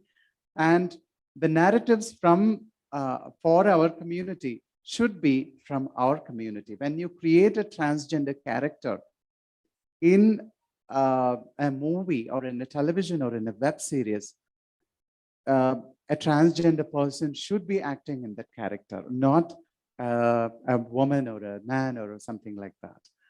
And also, when you are writing about transgender literature, when you're writing transgender literature, even though you may be writing, it should be our voice. It shouldn't be your voice, your account, your writing. And that is what is one of the things that I would like to represent. And also a lot of other challenges also we face. Before finishing my talk, I would like to just read one of my poetry, which is also how I face stereotypes and challenges. The poetry it's a poetry, and it's called Don't Tell That to Me. I'm tired of you telling me how I don't look like a transgender woman. I'm tired of you telling me I look just like a real woman. I am tired of you telling me I'm so brave. I am tired of you telling me everything is perfect except my voice, which could be more feminine. I am tired of you asking me when was the first time I felt that I am a transgender. I am tired of you asking me if I live with my family. I am tired of your curiosity. I am tired of your sympathy. I am tired of your stare. I am tired of your whispers. I am tired of you asking me to bless you. To you and to the million others, I want to shout, I am made of flesh and blood, of fear and hope, of joy and pain. I am like you. I am human too. Thank you. Thank you, Kalki. Thank you. Reshma Prasad. या बहुत शुक्रिया होसांग sir का। जिंदाबाद साथियों और हमारे सभी panelist साथी, कल्की, द वॉइस, दिशा, पायल, राव साहब। मैं अगर बात करती हूँ तो मैं शुरुआत करूंगी, क्योंकि कन्फ्रंटिंग की बात हो रही है, तो मैं सबसे पहले इस बात को करूंगी कि मैं हिजड़ा नहीं हूँ, मैं किन्नर हूँ। बिस्तर की आजादी को सलाम। मैं इस डिस्कशन को थोड़ी सी अपनी पोएट्री से ये करना चाहूंगी शुरुआत। बिस्तर की आजादी को सलाम, बिस्तर की आजादी मंचों पे जो जगह बनाई, लैंगिकता की आजादी पीछे रखकर तूने जो मंचों पर जगह बनाई, यह राष्ट्र संस्कृतियों का लैंगिकता की आजादी को परे रख, संस्कृतियों के मूल्य पीछे ना रख। लैंगिकता 68 हो पीछे कड़ी है, यौनिकता 55 होकर आगे खड़ी है। यह मंच सजा है बिस्तर की आजादी का, यह मंच नहीं सजा लैंगिकता की आजादी का। बिस्तर की आजादी बिस्तर में रहे तो किसे खैर है। सॉरी, लैंगिकता की आजादी बिना छुपाए चहुओर पैर है।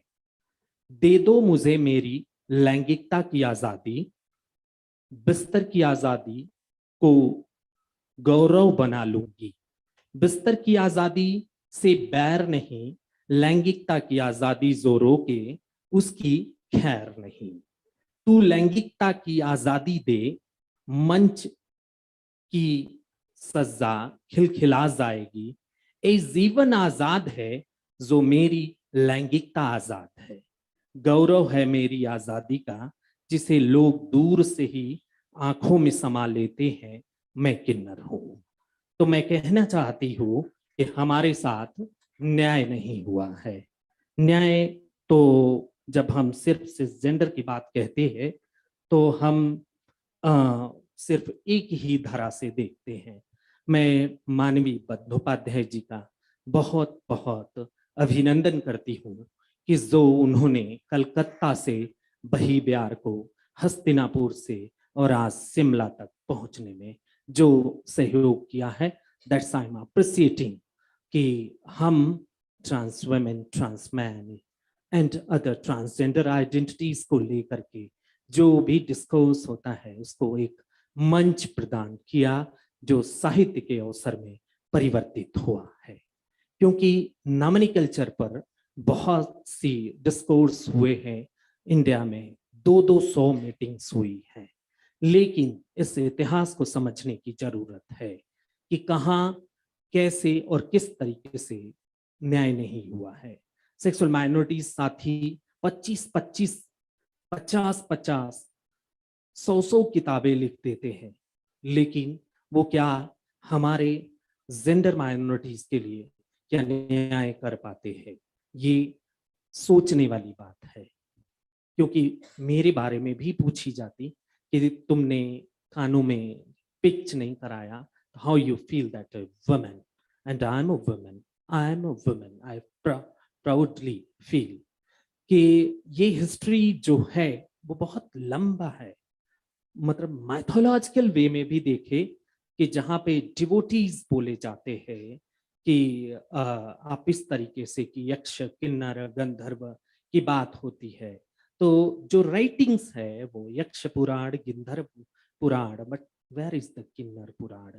क्योंकि किन्नर जो शब्द है उसको सिर्फ व्यवसायगत तरीके से आइडेंटिफाई किया गया, जबकि किन्नर का मतलब होता है किंतु नर। और ये हिमाचल की धरती है और यहाँ पे बहुत से डिस्कोर्स इस वर्ड को लेकर के हुए कि this word is mine and this word is different persons and not to take, कि उसको ऐसा नहीं कर सकते हैं। और ये जो 5000 साल थे उसमें क्या लिखा गया ट्रांसजेंडर व्यक्तियों को। जब वो राजा रहते थे उन्होंने अपनी सेनाओं में अपनी जगहों पर ट्रांसजेंडर व्यक्तियों को रखा और उन्हें जगह दी थी। और जब सूफी परंपरा आती है तो लोग हिजड़ा हो जाते हैं, वो किन्नर नहीं रह जाते हैं और वहां से बहुत सी विवादित बातें भी होती हैं, जैसे धर्म परिवर्तन, बंध्याकरण और भी चीजें जो हमें पढ़ाया जाता है कि मुगल ने हमारा ट्रांस के साथ में बहुत न्याय किया। उन्होंने न्याय नहीं किया, उन्होंने हमारे बीच में, हमारा संस्कृति के बीच में ऐसा चीजों को भर दिया कि हमारी जो पहचान थी एक औरत की, एक किंतु नर व्यक्ति के रूप में, उसको उन्होंने लोगों के बीच में ऐसा पहचान बना दिया। अंग्रेज आए और उस पहचान को वो स्वीकारने को तैयार नहीं थे। 1860 में इसी दिल्ली के में ट्रांस व्यक्तियों को बुलाया गया, उनसे बैठकें की गई और उन्हें कहा गया कि आप इस तरीके से नहीं करोगे। लेकिन ये चूंकि एक वैचारिक स्तर पर था तो 1871 में क्रिमिनल ट्राइब एक्ट आ जाता है, जिसको मतलब जो लिखना चाहिए था उसे लिखा नहीं गया। और इस बीच में लोग संघर्ष करते रहे। मतलब जो हमें सिर्फ 30 साल के ट्रांस आइडेंटिटी की लड़ाई का इतिहास बोला जाता है, वो 150 सालों से ऊपर का इतिहास है। Not even I'm just saying on the sexual minorities and gender minorities as कि उसको लेकर के नए जब देश आजाद होता है और उस बीच में अंग्रेजों ने इटावा में इटावा मैनपुरी के बीच में ट्रांसजेंडर व्यक्तियों को रजिस्टर्ड करके 1873 में उन्हें हत्याएं कर दी। तो हमें क्या लिखा हुआ मिला साहित्य में, इतिहास में, हमारी जगहों पर, जो थोड़े थोड़े जोड़ते हैं तो समझ में आता है। जैसे कि प्रोफेसर हिंची की किताब को अगर कॉलोनियल पीरियड के तौर पे अगर पढ़ते हैं तो वहां पे ये सब चीजें निकल करके आती हैं, जो हमने उनका 15 साल का रिसर्च रहा है सिंगापुर के ननियांग यूनिवर्सिटी में, वो प्रोफेसर हैं। तो ये मूल बातें यही थी कि हमारे जो इस धरती की में कहीं कोई डिस्क्रिमिनेशन नहीं था। उस डिस्क्रिमिनेशन के लिए कौन जिम्मेदार है? ये 1000 वर्ष का समय जो 1100 सूफी परंपरा से शुरू हुई, मुगल परंपरा से जाते हुए अंग्रेजों तक आते आते ये सारी, उसके बाद जो लोकल नॉमिनी कल्चर की लड़ाइयां थी, वो सिर्फ जीविकापार्जन की जो पहचान थी, जो संस्कृति थी, उस पर ब्लेमिंग हुआ कि कोई अगर कहे कि मैं सांस्कृतिक रूप से ये कार्य करता हूं कि मैं ट्रांस व्यक्ति हूं और मैं बधाई परंपराओं में हूं, तो वहां पे लोग कहते कि आपका अंदर का वुमेन नॉट एग्जिस्ट, तो उसको गलत गलत नामों से बुलाते। और इवन कम्युनिटी के अंदर भी कहते कि मैं वो नहीं हूं और मैं ये हूं। ये सबसे बड़ा मुद्दा रहा है। सब औरतें हैं जो भी सामने आए, चाहे दिशा आए, कल्कि आए, रेशमा आए, पायल आए, जो भी अपने आप को उसको प्रीफर करते हैं, सेल्फ प्रिसीव्ड वुमेन एंड, और इसके अलावा ट्रांसमेन व्यक्तियों पर तो कोई चर्चा ही नहीं हुई, क्योंकि महाभारत के कोर्ट में शिखंडी का जो नाम लिया जाता है वो ट्रांसमेन व्यक्ति थे, लेकिन वो ट्रांसवुमेन व्यक्तियों के लिए गाली बन गई। कैसे बन गया? किसने इसको लेकर के सोचा, लिखा और उसको करेक्ट किया? दिस इज वेरी प्रॉब्लमेटिक कि मैं इस्टेब्लिश नहीं करना चाहती हूं कि जो ट्रेडिशनल आइडेंटिटीज हैं उनका कोई ऐसा छत्र छाया। हम जो लोग सामने आ रहे हैं, हम उनका सलाम करती हूँ कि वो सामने आ रहे हैं और अपने आप को कह रहे हैं कि हमारा जो डाइवर्सिटी है वो है, नॉट इवन कि वो सही है वो गलत है, मैं सही हूं या वो गलत है। ये सबसे ज्यादा समझने की जरूरत है, क्योंकि आजादी के बाद 70 साल लग गए और इन 70 सालों में भी कहा जाता रहा कि किसने मतलब ये लड़ाई लड़ी, तो भोला राम खैराती जो नाम बोलते हैं, उसने 2004 में केस, मतलब उसके पहले ही उन्होंने केस किया था, आई थिंक 89 और 87, और 10-12 साल केस चलते चलते 2004 में उनको वोटिंग राइट्स दिए गए ट्रांस व्यक्तियों को। तो ये सोचिए, मतलब हम एक इतिहास को बस उसी तरीके से देखते हैं कि वो इतिहास इस तरीके से रहा, और जो साथी आए कुछ अपनी शुरुआत की पहचान को उन्होंने सेक्सुअल माइनॉरिटीज बोला, फिर उन्होंने जेंडर माइनॉरिटीज बोला और एस्टैब्लिश किया।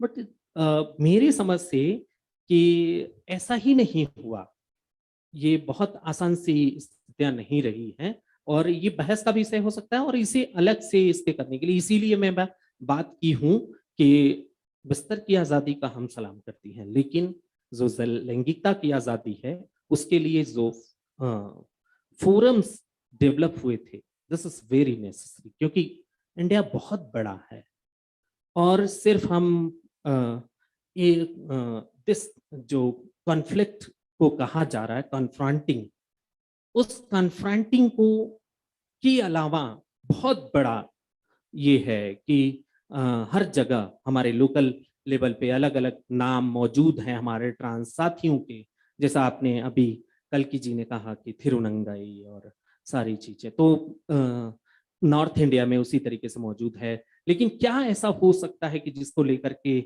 लेखकों को और राइटर्स को कन्फ्रंट नहीं वो होगा, कि लिखेंगे कि हाँ, उनको उस तरीके से नहीं कहा जाएगा कि एक ऐसा व्यक्ति है जो क्या लिखा, क्योंकि सिसजेंडर व्यक्तियों के जो लिखावट है जिसपे बहुत से अवार्ड भी मिले हैं, लेकिन उनके वर्ड्स जो देखे जाते हैं वो बहुत दिल को चोट पहुंचाते हैं कि उन्होंने उनको कैसे अवार्ड तक दिए गए, जबकि उनके वर्ड्स ऐसे थे कि जिसको हम स्वीकार भी नहीं कर पाती हैं। तो इसे समझना जरूरी है, और मैं जैसा मानती हूँ कि इस डिस्कोर्स को बढ़ाना है, और इस फोरम जो है ट्रांस व्यक्तियों के फोरम को उसे जैसा है वैसे ही रखना आवश्यक है, और इसे हम ऐतिहासिक रूप से अंतर्राष्ट्रीय भी कर सकते हैं, क्योंकि भारत ही ऐसा देश है जो इतने लिबरल तरीके से ट्रांस व्यक्तियों को स्वीकार किया है। लड़ाइयाँ हुई हैं लेकिन तब भी, और आसपास में देश हैं और भी बहुत सारे देश हैं जो ट्रांस व्यक्तियों के लिए ये हुआ, हम उसको बहुत मजबूती से लेकर के जा सकते हैं। हमारे साथी एग्री भी हो सकते हैं, नहीं भी एग्री हो सकते हैं, लेकिन मेरा मानना है।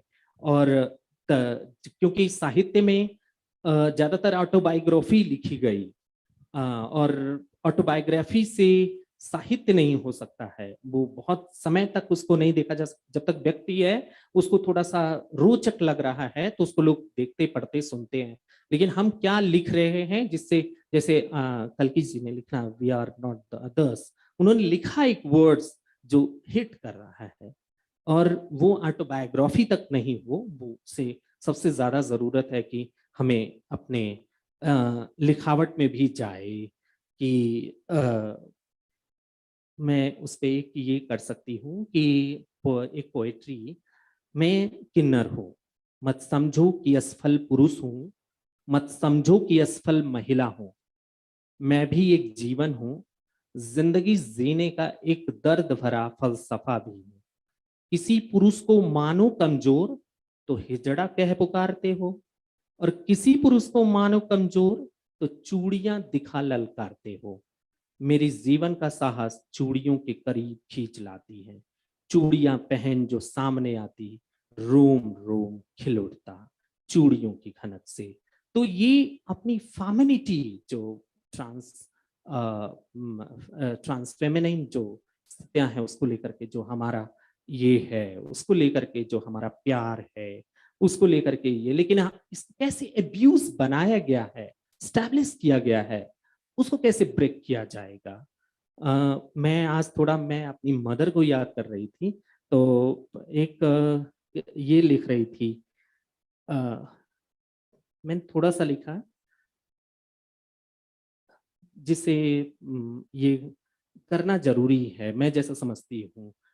और भी साथी ये करेंगे, टाइम तो ज्यादा नहीं हो रहा है। हाँ, मैं किन्नर हूँ, मेरी माँ नहीं। बहुत बार मेरे साथियों से क्वेश्चन किया जाता है कि your mother is a trans. जिस कोख से तू जन्मा उसी कोख से मैं जन्मी। तू जन्मा तो खोट नहीं, मैं जन्मी तो कैसा खोट। माँ ने तो स्वीकारा, जुल्मी जमाने ने ना स्वीकारा। मैं भी ना रुकी, यूं ही ठाना संघर्ष के रास्ते से कदम कदम बढ़कर रास्ते पर लाना है।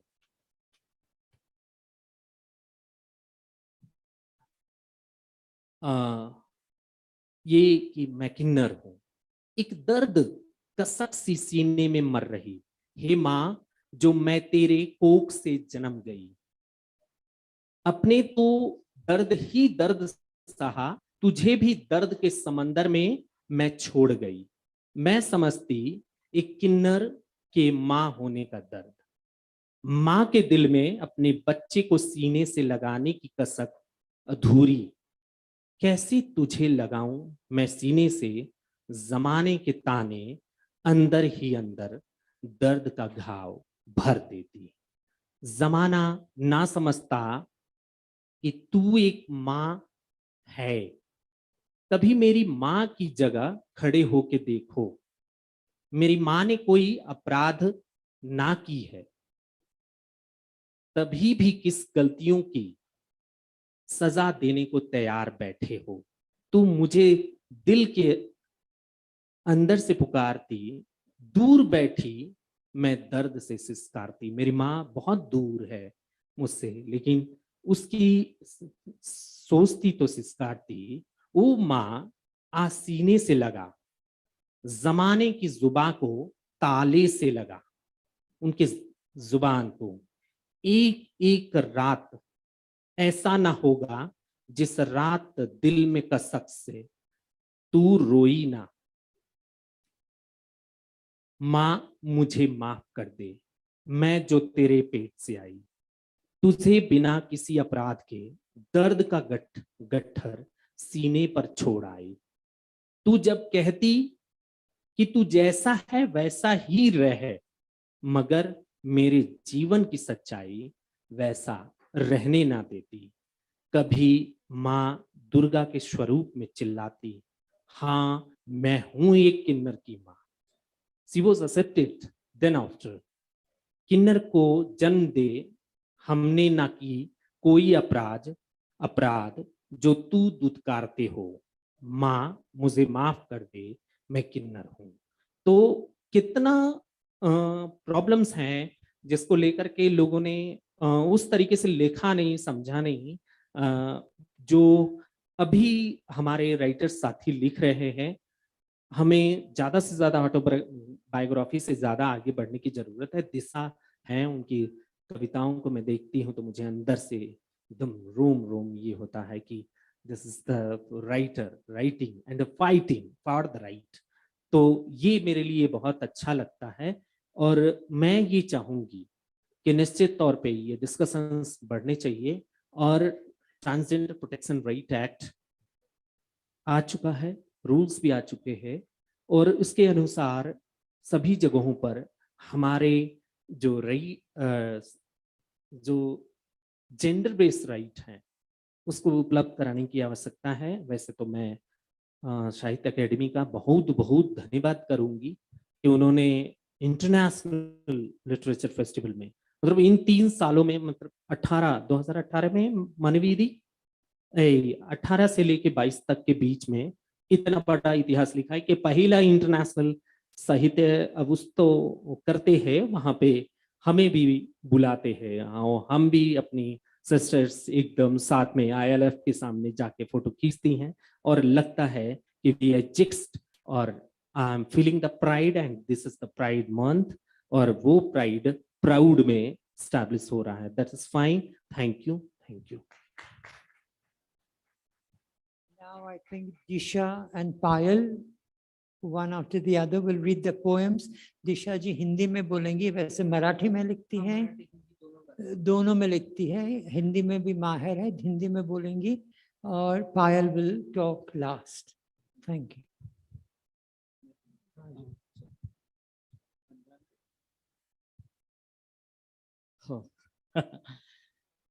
सभी को जय भीम साथियों। Thank you. बिकॉज मैंने जब से होश संभाला है, यहाँ पर मेरे अधिकारों के लिए इस देश का संविधान खड़ा हुआ है, और उसकी बदौलत आज मैं यहाँ पर हूँ, ऐसा मुझे लगता। ओके, सो कविता पेश करना मेरा टॉपिक है, लेकिन मैं कविता कम पेश करूंगी, बात ज्यादा करूंगी, लेकिन क्योंकि टॉपिक बहुत सेंसिटिव है। LGBTAIQ कम्युनिटी के राइटर जो है, उनके सामने की जो चैलेंजेस है उसके ऊपर हमने बात करनी है। तो एक कहीं पर मैंने पढ़ा था, किसने लिखा है मालूम नहीं, हिरन का इतिहास जब तक हिरन नहीं लिखेगी तब तक उसमें शिकारियों की शौर्य गाथा लिखी जाएगी। और इन हिरणों का इतिहास कभी इन हिरणों ने लिखा नहीं, क्योंकि इनके पास लिखने के अधिकार नहीं थे। ये यहाँ की हजारों साल की संस्कृति थी। हमें कलम उठाने का अधिकार नहीं था। ये 1100 साल नहीं, उसके पहले भी वेद मंत्रों से हमें लिखने का अधिकार नहीं था। लिखने का अधिकार एक विशिष्ट वर्गों को था। वो किसको था वो आपको मालूम है। हमें वहां से आना पड़ेगा कि ये भाषा जो मैं आज आपके सामने कर रही हूँ, बात कर रही हूँ, ये मेरी है क्या। यहां से शुरुआत करनी पड़ेगी। हमें तृतीय पंथी कहा जाता है, ट्रांसजेंडर कहा जाता है, थर्ड जेंडर भी बोलते बहुत सारे लोग। Who is decide I am third? किसने तय किया मैं तृतीय हूं? और मैं तृतीय हूं तो प्रथम कौन है और द्वितीय कौन है? हमें इस भाषा के अंदर, जैसे मैं बचपन में अगर बच्चा दवाई नहीं खा रहा है तो माँ उसे गुड़ में लपेट के खिलाती थी, और यहाँ के लोग हमें गुड़ में लपेटकर क्या खिला रहे, इसके ऊपर हमें जागरूकता से लिखना पड़ेगा। हमें बताना पड़ेगा कि इस चीज का इस तरीके से विवेचन करने के बाद में इसका अर्थ ये निकलता है और हम ये नहीं चाहते। जिस तरीके से हमारे इंसान होने के हक छीनकर हमें दैवीकरण में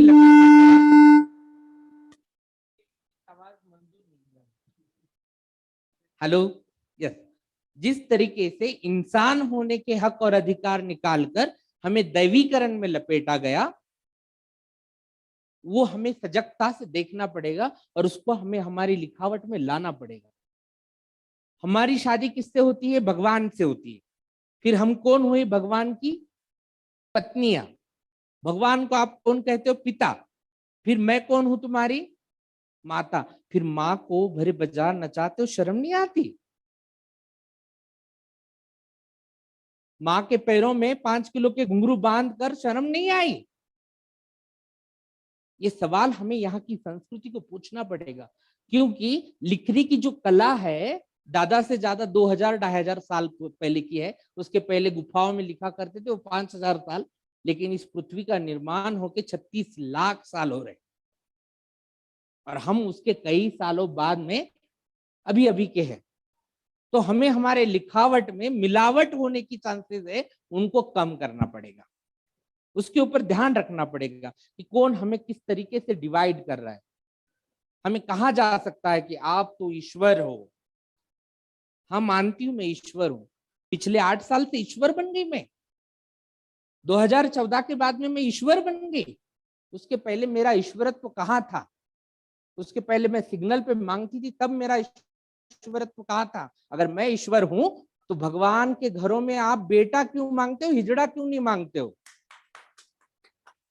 क्यों नहीं बोलते हो कि ले पकड़ उंगली? ऐसी उंगली क्यों नहीं जाती है? दोज क्यों जाती है? हमें यहां से ध्यान रखना पड़ेगा कि भाषा किस तरीके से आपको डाइवर्ट कर रही है, डिवाइड कर रही है और फिर आपके ऊपर राज कर रही है। क्योंकि nothing is a personal, everything is a political. आपकी हर चीज, मैंने ये ओढ़नी ओढ़ी है ना, ये पॉलिटिकल सिंबल है। ये साड़ी पहनी है ना, ये महाराष्ट्रियन कल्चर का भाग है। काटा पदर की साड़ी, ये वो वहां से पहन के आई हूं। ये पॉलिटिकल स्टेटमेंट है। मैं यहाँ बात कर रही हूँ, ये पॉलिटिकल स्टेटमेंट है, यहाँ कोई निजी नहीं है, सब पॉलिटिकल स्टेटमेंट। टेबल पे रखे हुए नाम, यहाँ तक कि ये प्रोग्राम सब पॉलिटिकल है। और हम लेखक उस पॉलिटिशियन की प्रतिनिधित्व होते हैं, हम उस विचारधारा के वाहक होते हैं, हम लोगों की मानसिकताएं बनाते हैं। हम पाठक जो पढ़ने वाले लोग होते हैं, उनकी पॉलिटिकल आइडेंटिटी को तैयार करने का काम करते। अब हमको तय करना है कि हमें समता वाली आइडेंटिटी रेडी करनी है या विषमता वाली आइडेंटिटी रेडी करनी है। हम जात वर्ण वर्ग व्यवस्था पर आधारित विषमता को फिर से निर्माण करेंगे या फिर संविधान पर निर्मित समानता का और समान हक अधिकारों का साहित्य निर्माण करेंगे। हमें ये लिखना पड़ेगा हमारे साहित्य में से, हमें हमारे साहित्य में से इसकी अभिरुचि लोगों को लगानी पड़ेगी कि हम सिर्फ ट्रांस नहीं है, तो हम इसके साथ में इस भारत के नागरिक है, इस देश के वोटर है, और हमें हमारे देश में ये जो सबरंग पताका है, इस देश को जो अभी मैं इधर ट्राइबल्स के इसमें जाके मैंने सेशन सुना, उन्होंने कहा कि देश में कम से कम 400 से 700 से अधिक भाषाएं और जनजातियां 4002 से ज्यादा जनजातियां, और इस देश में छोटे मोटे पकड़े जाएंगे तो भी 10-15 धर्म तो आराम से हो जाएंगे, और उसके छोटे छोटे कप्पे हैं और उन धर्मों में और छोटे छोटे ब्रांच है, तो उसको और भी बारीक को किया जा सकता है। लेकिन ये सब हम हमारे वैयक्तिक स्वरूप में देखें, और जब राष्ट्र बोल के हम जब देखते हैं, तब हमारा we the people of India ये टारगेट होना चाहिए। और उसके लिए हमें हमारे साहित्य में से हमको भारतीय बोल के प्रेजेंट करना काफी जरूरी है। और ये एलजीबीटी कम्युनिटी के जो राइटर्स है उनके सामने का सबसे बड़ा चैलेंज है, क्योंकि हमें बहुत चीजों में अब डिवाइड करना चालू हो गया, क्योंकि हमारा पॉलिटिकल उसमें हिंदी बोलते हैं कि पॉलिटिकल उच्छादन करने की जो शक्ति है आपकी, अब लोगों के ध्यान में आने लग गई है, तो लोग आपको टारगेट करेंगे और उनकी भूमिकाओं में शामिल करने की कोशिश करेंगे। और आप जो है सिक्योर जोन देख के, मतलब मैं भी कोई सिक्योर जोन देख के उसमें शामिल हो सकती हूँ, हमें हमारा जोन छोड़ना नहीं है उसके बीच में। हमें हमारी भाषा, जिस तरीके से इस देश में भाषा जब इतिहास लिखा गया, मैं महाभारत से श्रीखंडी ट्रांस मेल थे, लेकिन ये सेशन LGBTQ का है, इसलिए मैं ट्रांस मेल को भी अपना साथी मानती हूँ और उनके अधिकार के लिए बोलती हूँ कि अगर हम वहां पर वो जो थे श्रीखंडी, वो इस युद्ध में खड़े थे, इसका मतलब वो योद्धा थे, बराबर ना, वो योद्धा थे, वो खुद धनुष चला सकते थे। फिर उन्होंने खुद धनुष चलाया होता तो आज महाभारत के नायक कौन होते? श्रीखंडी होते। लेकिन उनका इस्तेमाल किया गया, उनके कंधे पे बांध रख के अर्जुन ने चलाया, क्योंकि उस नायक उस राइटर को उसकी स्टोरी में श्रीखंडी को नायक नहीं बनाना था, अर्जुन को नायक बनाना था। इसलिए फिर एकलव्य का अंगूठा गया और श्रीखंडी के कांधे पे बाण आ गया। ये हमें समझना पड़ेगा। हमें रामायण में 14 साल में राम का रास्ता देखती हूँ नदी के किनारे पे। राम कहते हैं कि जाओ नर नारी घर जाओ, और मैं वहीं पर खड़ी रह जाती हूँ। नर नारी चले जाते, राम जी वापस आते। मुझे लगता है कि अब गले का कीमती हार तोड़ के ऐसा फेंकेंगे मेरी तरफ, ले तूने मेरी 14 साल रास्ता देखा। नहीं फेंका। मुझे लगा कि अब वो मुझे कहेंगे कि नदी किनारे की सारी जमीन तुम्हारी है, जाओ खेती करो और अपना पेट भरो। लेकिन उन्होंने वैसा नहीं किया। उन्होंने मेरे हाथ में ढोलक दिया, पैर में घुंघरू बांध दिया और कहा कि लोगों के लिए दुआएं दो। ये साहित्य की चाल है, जरा समझो। राइटर को हमें मेन स्ट्रीम में आने नहीं देना था और हमें मरने भी नहीं देना था। उसमें बेचारे की थोड़ी सी ह्यूमैनिटी थी उसके पास, तो उसने फिर क्या किया, हमारा दैवीकरण कर दिया और हमें जिंदा रखने के लिए भगवान भरोसे छोड़ दिया। ये हमें समझना पड़ेगा कि कहां कहां हो रहा है ऐसा। ये और भी मुस्लिम धर्मों में भी मरने के बाद में ऊपर आपको कम उम्र के लड़के मिलेंगे सेवा के लिए। अब सेवा कौन सी होती सब जानते, लेकिन नीचे हराम है। क्रिश्चियन धर्म, उसमें भी हम हराम है। आज सभी को हमारी बहुत मोहब्बत आ रही है, हमारे लिए कोई मजहब नहीं बना। हमारे लिए कोई धर्म नहीं बना, हमारे लिए कोई न्याय व्यवस्था नहीं बनी थी, हमारे लिए कोई अलंकार नहीं, हमारे लिए कोई रूपक नहीं, हमारे लिए कोई कविता नहीं, हमारे लिए कोई साहित्य नहीं बना था। हमारे लिए सिर्फ शोषण लिखा गया था हर जगह पर। हर व्यक्ति ने हमें जिस तरीके से लूटना चाहा उस तरीके से लूटा। आज हमें बात करने की ताकत है संविधान की वजह से, क्योंकि संविधान ये कहता है कि we the people of India. वो ये कहता अगर पुरुष सारे भारत में जन्मे सारे पुरुष भारत के नागरिक है तो महिलाओं के हाल हो जाते थे। और वो जो कहता कि भारत में जन्मे सारी महिलाएं इस देश की नागरिक है तो पुरुषों के हाल हो जाते। और वो कहता भारत में जन्मी स्त्री और पुरुष इस देश के नागरिक है तो हमारे हाल हो जाते थे। उसने कहा संविधान ने कि इस देश में जन्मा हर व्यक्ति इस देश का नागरिक है। इसलिए आज हम और आप इतनी इस विषय के ऊपर चर्चा कर रहे हैं। तो क्या हुआ है बात, सरसों का साग सबको पसंद है, मैक्सिमम लोगों को, इसलिए माइनॉरिटी लोग बोलने को डरते कि सरसों का साग मुझे पसंद नहीं। छोले भटूरे सबको पसंद है, इसलिए जो माइनॉरिटी में है कि उनको छोले भटूरे पसंद नहीं है वो बोलने को डरते हैं, क्योंकि मैं बोलूंगा या बोलूंगी तो मुझे अलग डाला जाएगा, समूह से बाहर फेंका जाएगा, इसलिए वो बोलने की डेयरिंग नहीं करते। इसलिए समाज में बहुसंख्यक स्त्री पुरुष हेट्रोसेक्सुअल कहने वाले, उन्होंने जो नियम और चौकट एरिया बनाया, राउंड बनाया, फिर साहित्य का हो, जीने का हो, वो हमें मजबूरी में फॉलो करना पड़ा, क्योंकि हम बोलने से डरते थे। हमारे पास ना हक की जमीन थी, ना भाषा थी, ना संस्कृति थी। जो संस्कृति अभी देखो हम जो जीते हैं, कुटुंब व्यवस्था से हमारी गुरु शिष्य परंपरा, मुगल कालीन शासन व्यवस्था और यहाँ की व्यवहारों की भाषा से कुछ चुन चुन के हमने हमारा एक कल्चर बनाया। ठीक है, इसमें बहुत ज्यादा बोल सकती हूँ मैं, लेकिन बेसिकली हमें डिवाइड नहीं होना है। हम एक आइडेंटिटी के ऊपर, हम सेक्सुअल माइनॉरिटी, इस झंडे के नीचे हमें अभी तो एक रहना है। हमारे अंतर्गत मतभेद को खत पानी डालने का, जिसको पानी डाल के लोग बड़ा करेंगे और बोलेंगे कि वो तो अम्बेडकर राइट से, वो लेफ्टिस्ट है, वो पारंपरिक सनातनी है, वो अलग कुछ तो भी है, ये आदिवासी है, हम है, ये हमें मालूम होना चाहिए। लेकिन जब बाहर का हमला करे तब हम एक होने चाहिए, हमारी एक आवाज होनी चाहिए, हमारी एक ललकार होनी चाहिए।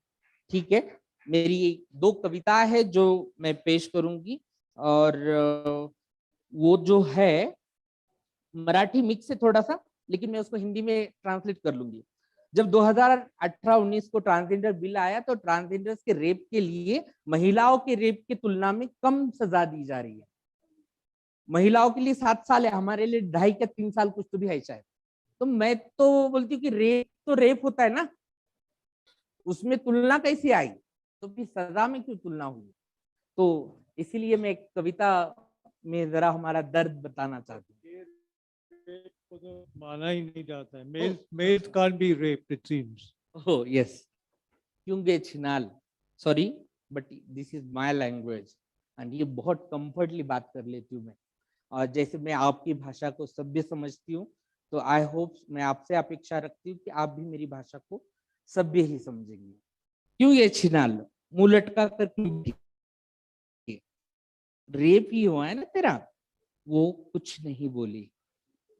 दूसरी, साली सच्ची में नसीब वाली है, मैं होती तो पार्टी दे देती सबको, वो कुछ नहीं बोली। तीसरी, दिल पे मत ले, ये सब तो चलता रहता है अपनी लाइफ में, वो कुछ नहीं बोली। चौथी, कितने लोग थे के हैंडसम थे, कैसे कैसे क्या क्या किया उन्होंने बताना, वो कुछ नहीं बोली। पांचवी, कंप्लेंट के बारे में सोचना ही हो बहन, बहुत मादरचोद लोग है वो, फिर भी वो कुछ नहीं बोली। फिर से पहली, सारी ने शॉपिंग को, मुझे ना कुछ लिपस्टिक और सैंडल है, वो कुछ नहीं बोली। फिर से तीसरी, ए धंधे वाली रांड, हिजड़ा है तो भूल मत, ज्यादा औरतों वाले नखरे करेगी मारी जाएगी, वो कुछ नहीं बोली। फिर से चौथी, संभाल रही है क्या खुद को, बस हो गया, वो कुछ नहीं बोली। दूसरी और पांचवी, चलो यार इसे समझाना फिजूल है, झक मार लिया आपणच इथे येऊन, झक मराई हमने यहाँ पर आकर, में उसने एक गहरी सांस ली। अब तक उसे भी समझ में आ चुका था कि कुछ नहीं कर सकती वो। उठ गई, फ्रेश हुई, कपट के पास में गई और उसमें से एक साड़ी निकाली, उसका पल्लू कंधे पे डालते हुए सबको दिखाया और पूछा, कैसी दिख रही हूं मैं इस साड़ी में, आज पहनूं क्या? सब जन एकदम से शांत हो गए, एक दूसरे के गले में पड़े, वो 6 जण, और हंबरडा फोडून रडण्याला हिंदीत काय म्हणतात माहित नाही मला, गला फाड़ के रोने लगे, बहुत रोए और फिर उन्होंने अपने रोने को उस घर में बंद कर दिया और अब उसको रेप की आदत हो चुकी है। अब उसे रेप की आदत हो चुकी है। एक मराठी पोएट है, उजव्यात नर वामांगी नारी, जिसका मतलब होता है लेफ्ट में औरत, राइट में मर्द। उजव्यात नर वामांगी नारी, दोन्हींच्या ऊर्जा मिलनाने विद्रोहाचा टाहो फोडते माझी टाळी। जो मेरी टाली है वो मर्द और औरत दोनों का जो मिलन है मेरे शरीर में, उसके मिलन से वो ऊर्जा उत्पन्न होती है और उससे बचती है मेरी टाली। शीस टाकून दार बंद कर, कवच तुझी अजून पाषाणाची कर, तुझ्या आतले तुझे भ्रम फोडणारे आता माझी टाळी।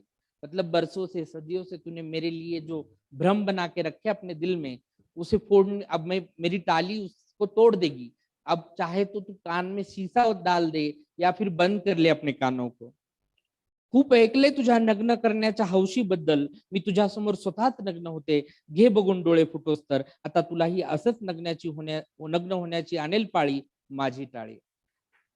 मतलब मैंने सुना है कि तुझे लोगों को नंगा करने का शौक है, तो ले अब मैं खुद होके नंगा होती हूँ तेरे सामने, और इसी तरीके से तुझे भी नंगा करूंगी। किसको नंगा करेंगे? यहाँ की दोगली संस्कृति, सदाचार संस्कृति और मानवता विरहित जो यहाँ की परिभाषा है, जिसको हम सर पे लेके घूम रहे, उसको। खूप ऐकलंय तुझ्या नग्न करण्याचं, साखळीत बांधलेली लेखणी आणि मादी, भांडवलशाहीवर चढवलेली खादी, अंधार कोठड्यात खितपणाऱ्या प्रकाशाचा हिशोब मागेल माझी टाळी। जो संखलियों में बंधी हुई जो कलम है और खादी, जो मतलब यहाँ पर नेतृत्व की बात कर रही हूं मैं,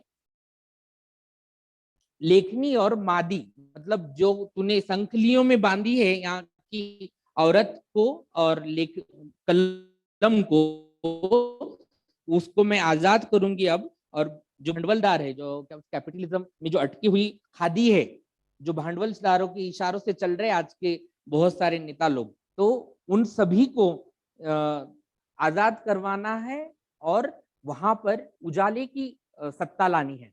उतरंडी उतरवून जमिनीवर ठेवाव्या लागतील, वरच्या घड्यातील लोणी समभागात वाटून मागेल आणि तुझ्या बरोबरीने जगेल माझी टाळी।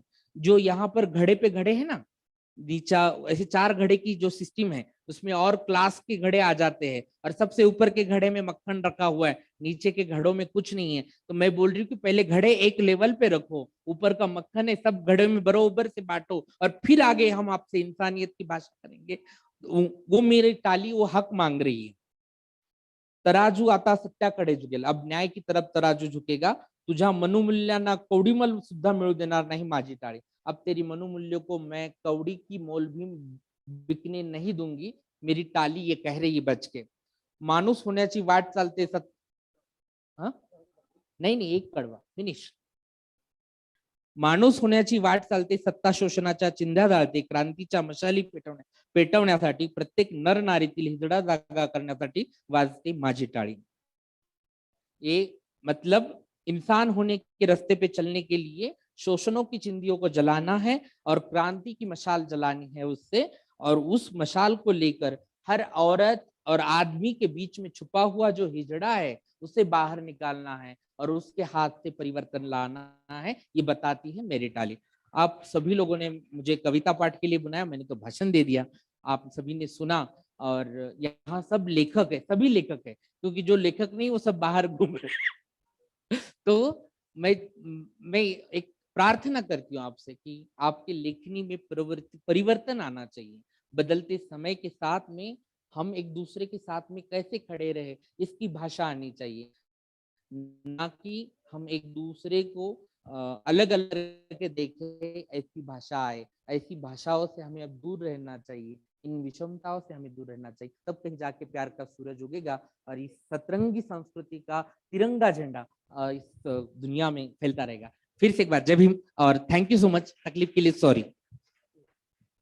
She has spoken very nicely. We are running over time. Payal has 15 minutes to speak. Thank you. Sorry. Hello hi I am Payal Gujarati में मैं बोल सकती हूँ ना? केम छो बधा मजामा ने? आवड़े तो छे ने? बिल्कुल। मैं अपना पहले परिचय दे देना चाहती हूँ। मैं अर्धनारी पायल राठवा, मैं आदिवासी क्षेत्र की पहली ट्रांसजेंडर हूँ और मैं एक चित्रकार और एग्रीकल्चर की स्टूडेंट हूँ और मैं हमारे आदिवासी क्षेत्र के पुरखों जो थे, हमारे राजा जो थे, उनके प्यार से आई हुई मैं उनकी बेटी हूँ।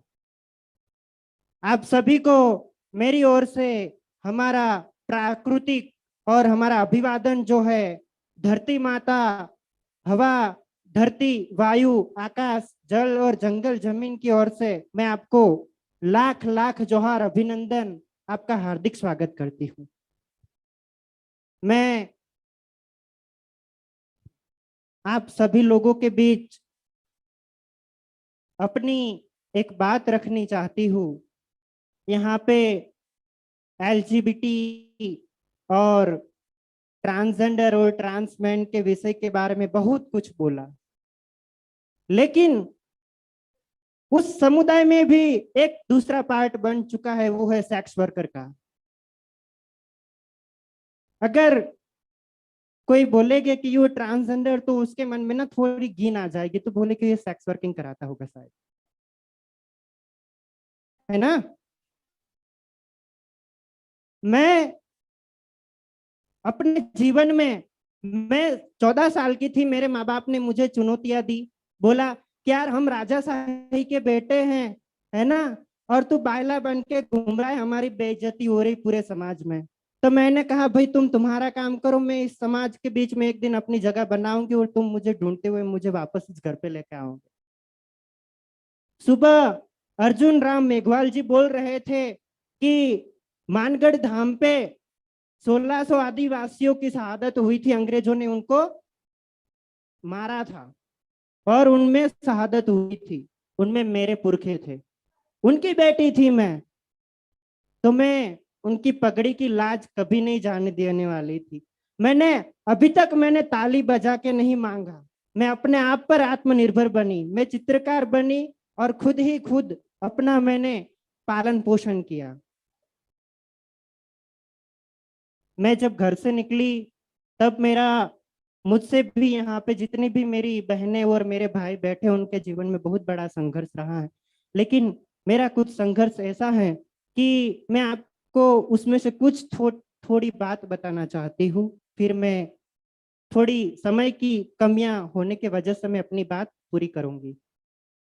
ताई, मैं जब घर से निकली तो मुझे पता नहीं था कि ये बस कहाँ से जाएगी। मेरे आदिवासी क्षेत्र में 5 किमी रात को चल के मैं बस में बैठी, मैं सुबह राजकोट सिटी पहुंची और 3 महीने तक मैं फुटपाथ पे सोई। वहां पे मैंने फुटपाथ पे सोई, मैंने बाबा साहब अम्बेडकर का स्टैचू देखा, मैंने बाबा साहब को गले लगाया और मैं बाबा साहब के पैरों में माथा पटक पटक के बोले, बाबा साहब तुमने मेरे लिए कोई कायदा नहीं बनाया, मेरे लिए कोई जीवन जीने का कोई रास्ता नहीं बनाया। फिर बाबा साहब के संविधान हाथ में था, उसमें मेरी नजर पड़ी, फिर मुझे पता चला इसमें कुछ होगा मेरे लिए, और उसी संविधान की वजह से मैं आज आप लोगों के बीच में हूँ।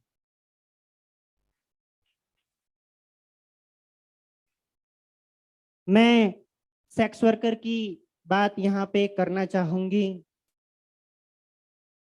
हमारे कुछ ऐसे भी लोग जो होते हैं समुदाय में कि जिनकी तकलीफें बहुत होती है, परिवार पालना होता है, खुद को भी आगे ले जाना होता है, लेकिन पढ़े लिखे तो होते लेकिन कोई नौकरी नहीं देता, कोई उनको व्यवसाय नहीं देता, आजकल सरकार बोल रही है कि हम आपको लोगों को नौकरी देंगे, लेकिन अभी तक किसी को नौकरी नहीं मिली है। सच है क्या, झूठ है? बिल्कुल दीदी, चैलेंज है हम लोगों का सरकार से कि बिल्कुल exactly you right.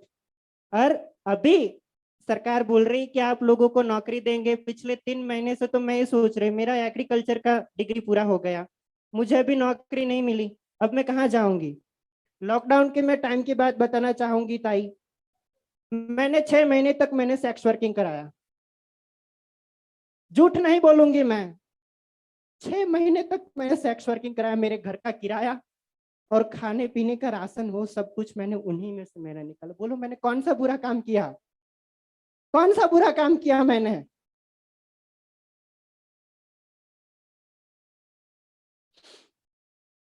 Toll gate पे मैं खड़ी रहती थी रात को रेडी होके, लड़के आके मुझे देखते थे, यार कितनी अच्छी लग रही, लेकिन तूने जो साड़ी पहना वो साड़ी निकाल दे, ग्रीन वाली साड़ी पहनेगी टिप टॉप लगेगी, मस्त लगेगी। कोई लड़का आके बोलेगा यार तू बिना कॉन्डम के करवाएगी या कॉन्डम लेके करवाएगी? ए मेरे मेरे एक की आवाज नहीं, यहाँ पे जितने भी जो मेरी बहनें बैठी है, मेरे भाई लोग जो बैठे ना, ट्रांसमैन हो या ट्रांसवुमेन हो, इन सब लोगों की यही हालत है।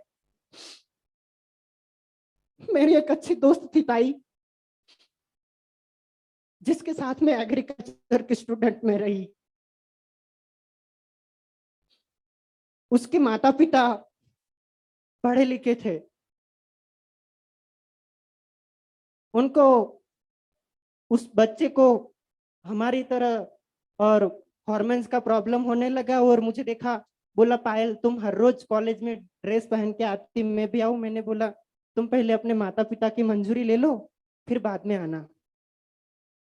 फिर उसने माँ बाप को पूछा तो माँ ने बोला नहीं बेटा, नहीं करते हम लोग। बेटा ने कहा कोई बात नहीं मैं खुद करूंगी। तो लड़का छुप छुप के मेरे घर पे आता था, क्रॉस ड्रेसिंग करता था, फोटो निकालता था। वो सब होने के बाद उनको पिता को पता चला, तो फिर उसके पिता ने अपनी नौकरी का ट्रांसफर बड़ौदा में करवा लिया, राजकोट से। लेकिन मेरा दोस्त जो था, उनके अंदर जो हॉर्मोन्स जो थी, उसके अंदर जो एक स्त्री छुपी हुई थी, वो कैसे मार सकता था? क्या आपके अंदर एक पुरुष होगा तो आप मार दोगे? आपके अंदर एक महिला छुपी होगी तो आप मार दोगे? कोई नहीं कर सकता। कहना कुछ और है लेकिन करना बहुत कठिन होता है। मेरा वो दोस्त जो था बेचैन हो गया, अकेला हो गया, मुझसे भी और परिवार से भी, कि मैंने एक अच्छी दोस्त बनाई थी, वो भी आज मुझसे जुदा हो गई। परिवार छोड़ के वो किन्नर समुदाय में चला गया और टोल गेट पे जाके वो ताली बजा रहा था। सुबह सर्दी के मौसम में धुंधला हुआ मौसम था, उस मौसम में वो भिक्षावृत्ति कर रहा था। एक ट्रक वाले ने आके उसको उड़ा दिया। बोलो किसकी गलती है? समाज की गलती है, हमारी गलती है।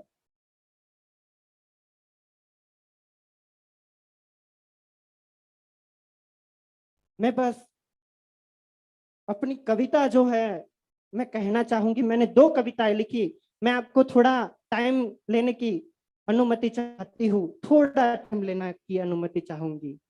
तो जब मैं टोल गेट पे खड़ी थी, मुझे एक लड़के ने आके बोला यार तू तो बहुत अच्छी आर्टिस्ट है, तू बड़ी फेमस है, लेकिन यार तू यहाँ पे जो काम करते ना वो मुझसे सहा नहीं। मैंने बोला तो मैं क्या करूं? इस समाज के बीच में जीना मुश्किल है हमारा। अगर मैं कहीं भी काम मांगने जाऊंगी तो काम नहीं दे रहा है। मैं चित्रकार हूँ, अगर मैं अपना एक पेंटिंग बनाऊंगी ना तो मैं उसको लाख रुपए में बेच सकती हूँ सर, लेकिन जब मेरी लैंगिकता की बात आती है ना तो कोई मेरा पेंटिंग नहीं खरीदता है। कई सारे एग्जीबिशन ऐसे बने, मैंने उसमें अपने हजारों रुपए खर्च करके मैंने अपने पेंटिंग की जगह बनाई। लेकिन मेरे दोस्त ने मुझे एक सलाह दी, तुम अच्छी राइटर हो तो राइटर होने के साथ तुम्हारी आवाज खड़ी करो। मैंने अपना ग्रुप बनाया, उसका नाम मैंने रखा सप्तरंगी अर्धनारी फाउंडेशन। उसमें मैंने अपने दलित और आदिवासी समुदाय के 16 ट्रांसजेंडर महिलाओं को मैंने जोड़ा और मजबूत आवाज बनाई मैंने। गुजरात के अंदर फिलहाल अभी हम लोग ऐसे बच्चों को और ऐसे लोग जो है हम लोग वो पढ़ाई कर रहे हैं और अपने माता पिता का पेट भी पाल रहे हैं। उसमें से मैं चित्रकार बनी तो मेरी एक सहेली फैशन डिजाइनर बनी, तो कोई डॉक्टर बनने की अभी सोच रही हैं, तो कोई कभी आर्मी में जाने के लिए ट्रेनिंग में शुरू है। लेकिन हम लोगों को तकलीफ यहाँ पे होती कि हम लोगों को अपनी आजीविका नहीं मिल रही है, पैसा नहीं है हम लोगों के पास कि हम लोग कहाँ पढ़े, किस तरह से पढ़े। सरकार से हमारी तो बहुत कुछ मांगे है, सरकार सुनती तो है लेकिन दे तो कुछ नहीं रही है, बता तो कुछ रही है कागजों के ओर से। हर वो ही अच्छे से रेडी होके रेड लाइट एरिया में जाके खड़ा होना और वहां पे जाके वो ही प्रॉब्लम रोज का जो है सेक्स वर्किंग का वो करना। उसमें मैंने एक जो है वो लिखी है, अपनी कविता लिखी है, मैं बताना चाहूंगी।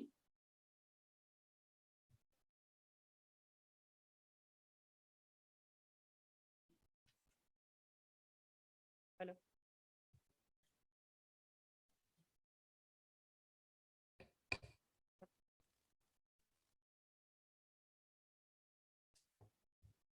हेलो,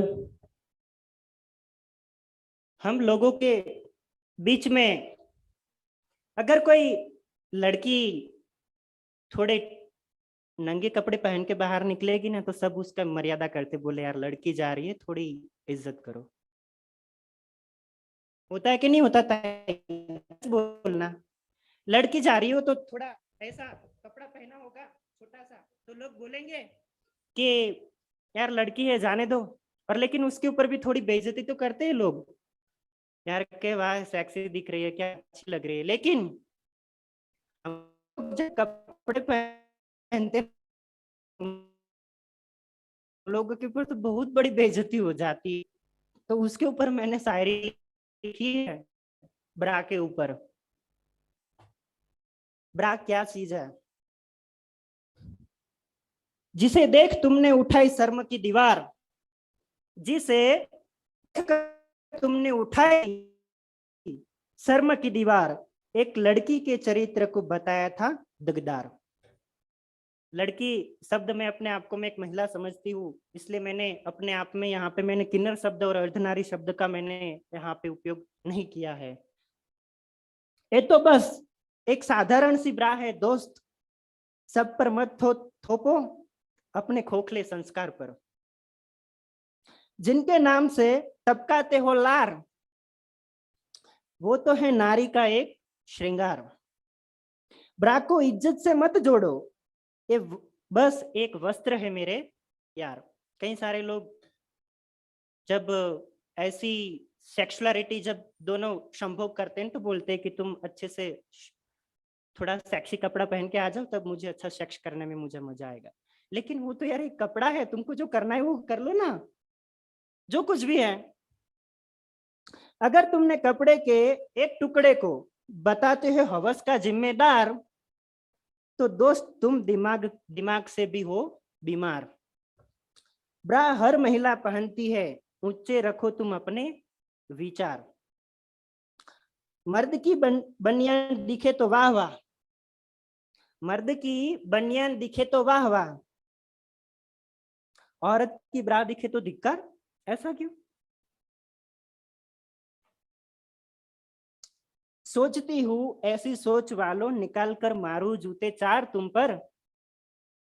माँ पहनती है, बहन पहनती है, पहनता है पूरा संसार, पर कुछ गंवारों ने ब्रा को बना लिया है कीचड़ उछालने का हथियार। औरत की छाती निहारने वाले होते हैं बेइज्जती असली हकदार। तुम खुद भी ब्रा लाकर दे सकते हो, जो करते हैं तुम उनसे प्यार। कई सारे ऐसे भी समाज के अंदर ऐसे लोग होते हैं ना, जो अपनी पसंदगी की या गर्लफ्रेंड्स हो या अपनी वाइफ हो उनको ना ऐसे कपड़े लाके देते हैं, तो यार फिर तुम इस ऐसे कपड़े पहनने के ऊपर तुम क्यों वो इचका रहे हम लोगों के ऊपर, है ना? किसी के पहनावे पर टोकने का किसी को भी नहीं है अधिकार। ब्रा को लेकर ताना मत कसो, ना करो किसी औरत को शर्मसार।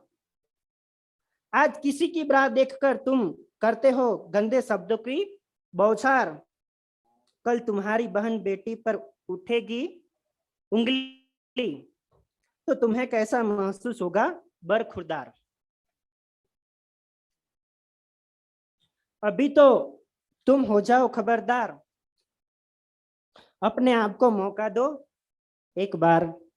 ब्रा को देखो मस्त, ब्रा को देखो बस एक कपड़े की तरह, अब तुम लो आओ खुद में थोड़ा सुधार। एक कविता मैंने जब लिखी थी तब मेरी एक दोस्त थी जो मेरे साथ हर रोज सेक्स वर्किंग के लिए रेड लाइट एरिया में आती थी। एक बार एक बड़ी सी बोलेरो गाड़ी आई और उस बोलेरो गाड़ी में 3 लड़के थे। एक लड़के के पास पिस्तौल थी और दूसरे लड़के के पास चप्पू था, यानी कटार थी। और लड़के आए और उसको अपनी गाड़ी में बिठाया। वो पहले तो डील कि तुम कितना लोगी, बोला मैं पूरे नाइट का 3000 लूंगी। बोला कि तुमको दिया, चलो बैठ जाओ गाड़ी में। गाड़ी में बैठ गए मेरी दोस्त। और उस समय पे उसने जितना भी धंधा किया था उसके पर्स में पैसा था, मोबाइल था। वहां पे उस गाड़ी में जाने के बाद उन लड़कों ने उसके ऊपर अत्याचार किया, वीडियो बनाया, फिर उसके बाद उसको लूट लिया, यानी पैसा ले लिया, पर्स ले लिया और उसका मोबाइल भी ले लिया। जब ये बात मुझे पता चली कि अर्चना तुमने क्या किया, तू मुझे बता सकती थी, मैं तेरे साथ आ सकती थी, मैं उन लोगों को मैं कुछ ना कुछ तो मैं तुम्हारा हक जो है वो मांग सकती थी मैं। बोला कि यार मेरा मोबाइल ही उन लोगों ने ले लिया। मैंने बोला कोई बात नहीं, चलो दूसरा नया सिम ले लेते हैं। नया सिम लेने के बाद हम लोगों ने फिर से मोबाइल स्टार्ट किया, नया मेरे पैसों से मोबाइल लिया। और फिर मोबाइल स्टार्ट करने के बाद उसी लड़के का फोन आता है, बोलता है कि फिर से स्टार्ट की है धंधा, मैं आता हूँ आज रात को। फिर मैंने बोला आजा, मैं खड़ी हूँ तेरे लिए। वो लड़का फिर से बोलेरो लेके आया और उसमें जो पहले जो लड़के थे वही लड़के उस गाड़ी में थे। और आके मेरी दोस्त को बोला चल तुम दोनों बैठ जाओ हमारी गाड़ी में, आज तुम दोनों की बारी है। मैं घर से पूरा रेडी होके निकली थी, मिर्चा बिरचा साथ में। ये जो है यहाँ पे जो मेरे पहनावे जो है हमारे आदिवासी संस्कृति से जुड़ा हुआ, ये हमारा हथियार है। पता है इसको क्या कहा जाता है? इसको गोफन कहा जाता है। इससे अपने खेत के अंदर जो चिड़िया जो आती है, हमारा जो धान जो है वो चिड़िया खेत के ऊपर बैठ के जो दाना खाती है ना, तो हम लोग पत्थर ऐसे घुमा घुमा के उसको उड़ाते हैं।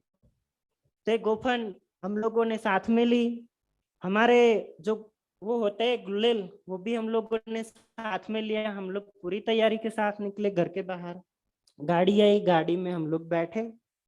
लड़के ने जब जबरदस्ती शुरू करना की, फिर मैंने पहले तो मैंने ड्राइवर की आंखों में मैंने मिर्चा थोप दिया। गाड़ी थोड़ी यूं यूं हुई, फिर हम लोग बाहर निकल गए। फिर सभी लड़कों के पास हम लोगों ने उनका जो मोबाइल था, उन लोगों के पास जो मोबाइल थे हम लोगों ने ले लिए। थोड़ी हमने उनके साथ जबरदस्ती की, उन लोग मोबाइल नहीं दे रहे थे, लेकिन थोड़ा सा हिलाव करके हम लोगों ने उनके मोबाइल ले लिए। फिर वो मोबाइल लेने के बाद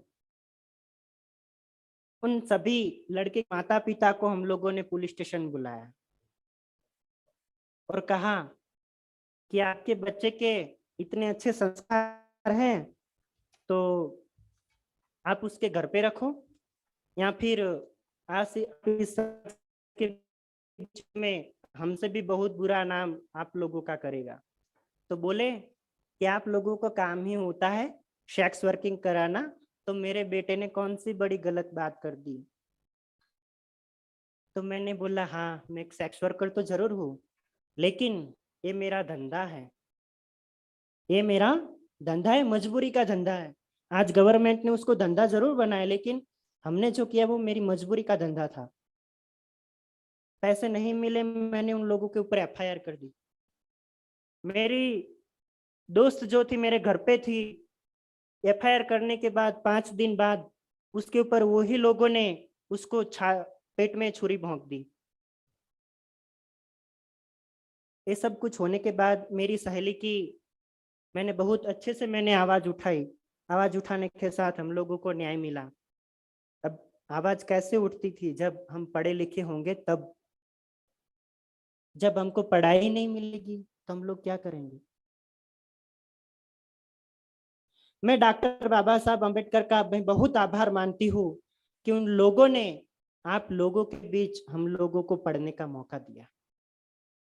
अगर मैं किसी धर्म के शास्त्र पे अगर मैं जाती ना, तो आज भी मैं वही इसी तरह में टोल गेट पे मैं नाके में खड़े रह के मैं वो भी कराती। सही है गलत है ताई? मेरी दोस्त की तो जान बच गई, लेकिन उनमें से मैंने कई सारी सेक्स वर्कर महिलाओं को भी मैंने एक चुनौतियां दी कि आप लोगों को हमारी तरह भी खुल के जीना है। आप धंधा करते हो ना, तो खुल के धंधा करो। मजबूरी का धंधा है, पेट पालने का है तुमको। हम तो अपनी पढ़ाई के लिए सब कुछ करते हैं, लेकिन अगर आप करते हो तो आपके साथ बहुत बड़ा सेक्सुअल हरेसमेंट होता है। मैं तो कहती हूँ कि जो हमको पैसे देके जो सेक्स करता है ना, वो भी एक सेक्स वर्कर ही है। ताई है, सही है ना? और अगर कोई किसी सेक्स वर्कर महिलाओं के साथ ये बोलेगा कि तुम तो ये हो वे हो, मैंने तुमको पैसा देके किया, तो मैं बताऊंगी तू भी एक बड़ा सेक्स वर्कर है, कि तू भी पैसा देके मेरे साथ सोया था, उतना तो गलत तू भी है। मैंने अपने आदिवासी क्षेत्र में बहुत कुछ सुधार लाने के लिए अपनी आदिवासी समुदाय की ट्रांसजेंडर महिला और ट्रांस पुरुष जो है हमारे आदिवासी क्षेत्र के, उनके अंदर एजुकेशन और हमारे आदिवासियत और हमारी जल और जंगल और हमारी प्रकृति की जो संपदा है उनको बचाने के लिए हमने एक अनूठा प्रयास किया। और उसके साथ साथ हम लोगों ने हमारी आदिवासी क्षेत्र की जो महिलाएं जो थी, ऐसी सेक्स वर्कर महिलाएं, उनके ऊपर मैंने एक छोटी सी मैंने कविता लिखी है। 5 लाइन है, मैं आपको सुनाती हूँ, फिर अपना सेशंस में पूरा करती हूँ। वो जो औरत है, एक औरत का ना समझिए, क्या उसका घर संभाल जाएगा? देश को चलाने वाले का ख्वाब था, देश चलाने वाले का ख्वाब था, क्या पता था फिसल जाएगा। कोशिश की आगे पढ़ने की, सुना क्या इतने पैसों में काम चला जाएगा। सुना था आगे पढ़ने की, क्या इतने पैसों से काम चल जाएगा। हमारे सपने थे बड़े, पर दुनिया को ये ना ख्याल जागा अभी तक। हमने भी अपने जीवन में बहुत बड़े सपने देखे हैं, लेकिन ये दुनिया नहीं समझ रही। हमारा काम ही ऐसा, उम्र के साथ ढल जाएगा। आज तो ठीक है, क्या कल भी ऐसा चल जाएगा।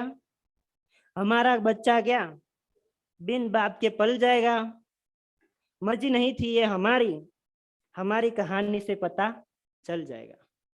बस इतनी सी बात रखते हुए मैं आप सभी लोगों को फिर से मैं अपनी आदिवासी परंपरा की तहत से मैं आप सभी लोगों का विनम्र अभिवादन करती हूँ।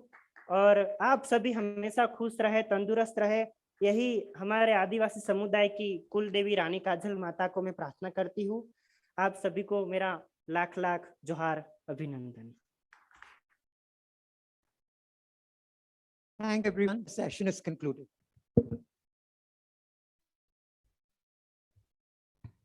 I would like to thank the chair and the panelists for their discussion and for the presence. ये सत्र संपन्न होता है, लेकिन आपसे कुछ ही देर में डॉक्टर सोनल मानसिंह की प्रस्तुति होगी, तो आप कृपया स्थानों पर ही रहें। करीब 10 मिनट में उनका वो शुरू होगा उनकी प्रस्तुति। धन्यवाद।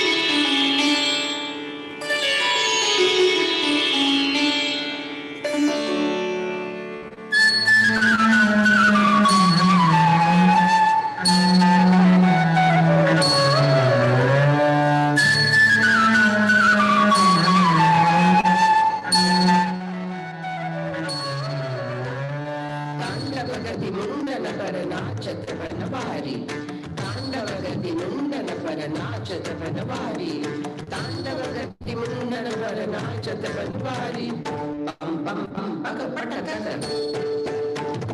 बम बम बम बग पटकत हम हरर उबर हम हरर उबर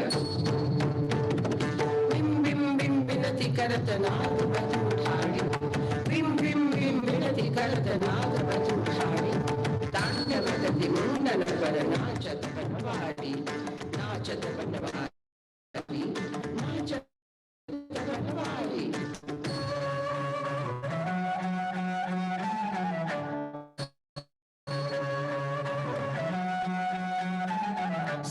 सम सनकारी सम सनकारी गम गंधर्वादी गम गंधर्वादी नम नारदारी नम नारदारी सबही देत तारी सबही देत तारी सबही देत तारी तांडव गति मुंडन पर नाचत बनवारी तांडव गति मुंडन पर नाचत बनवारी नाचत बनवारी नाचत बनवारी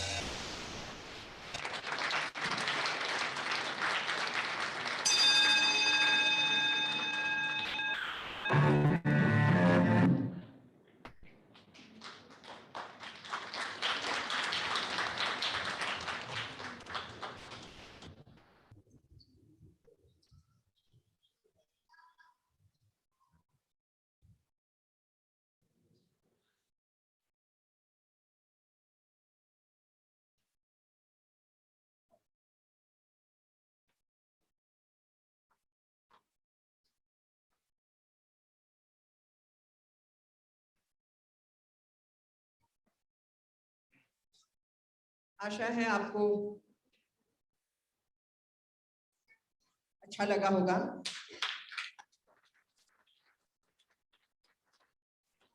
नृत्य का यही एक विशेष गुण है कि थोड़े में बहुत कह देना और शरीर उसका माध्यम है। The body is the medium. So while the poet and the writers take you on the wings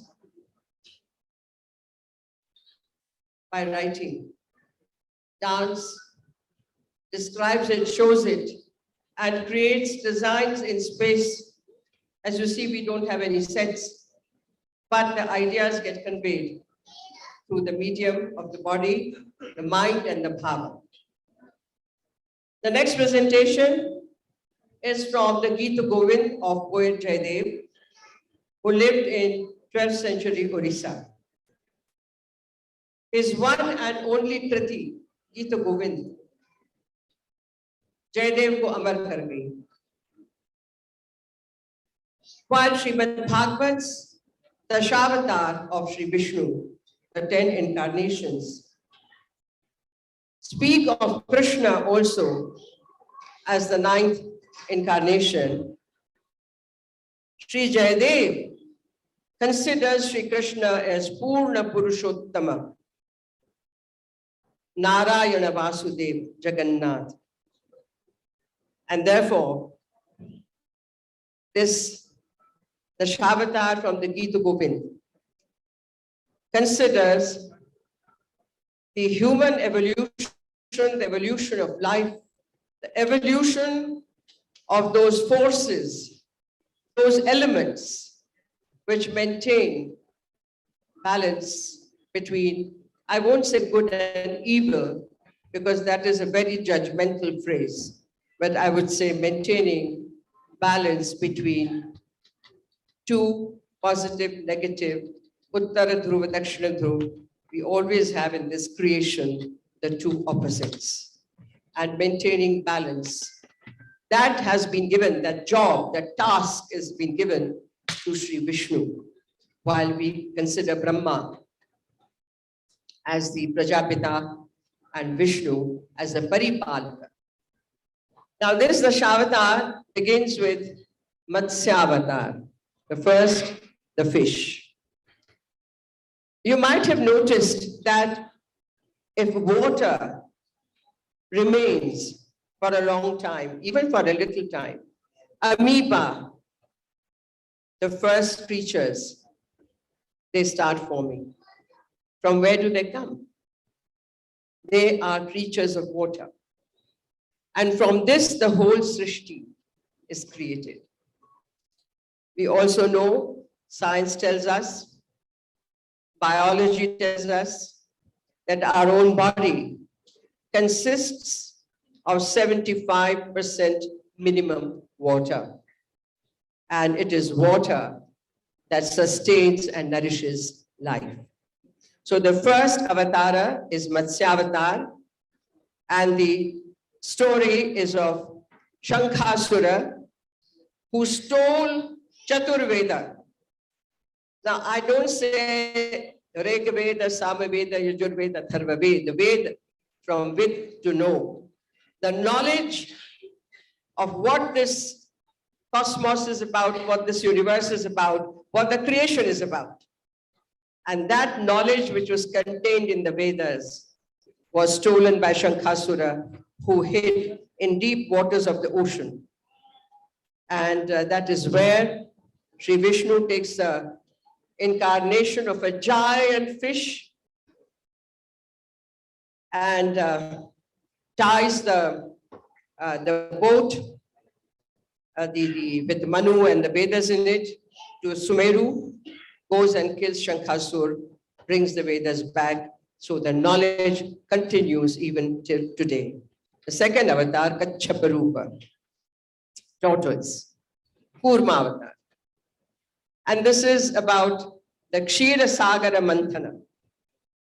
Both gods and asuras, they want Amrita, the ambrosia, the elixir, Amrita. So they are eternally living. And for that they have heard, the Amrita is in the deep ocean of Kshira Sagara. It's sitting there. So we have to churn the ocean. And for that, they come together for the first and the last time, I believe. And then they think about the whole scenario. How do we churn Kshira Sagara ko kaise? Uska manthan kare.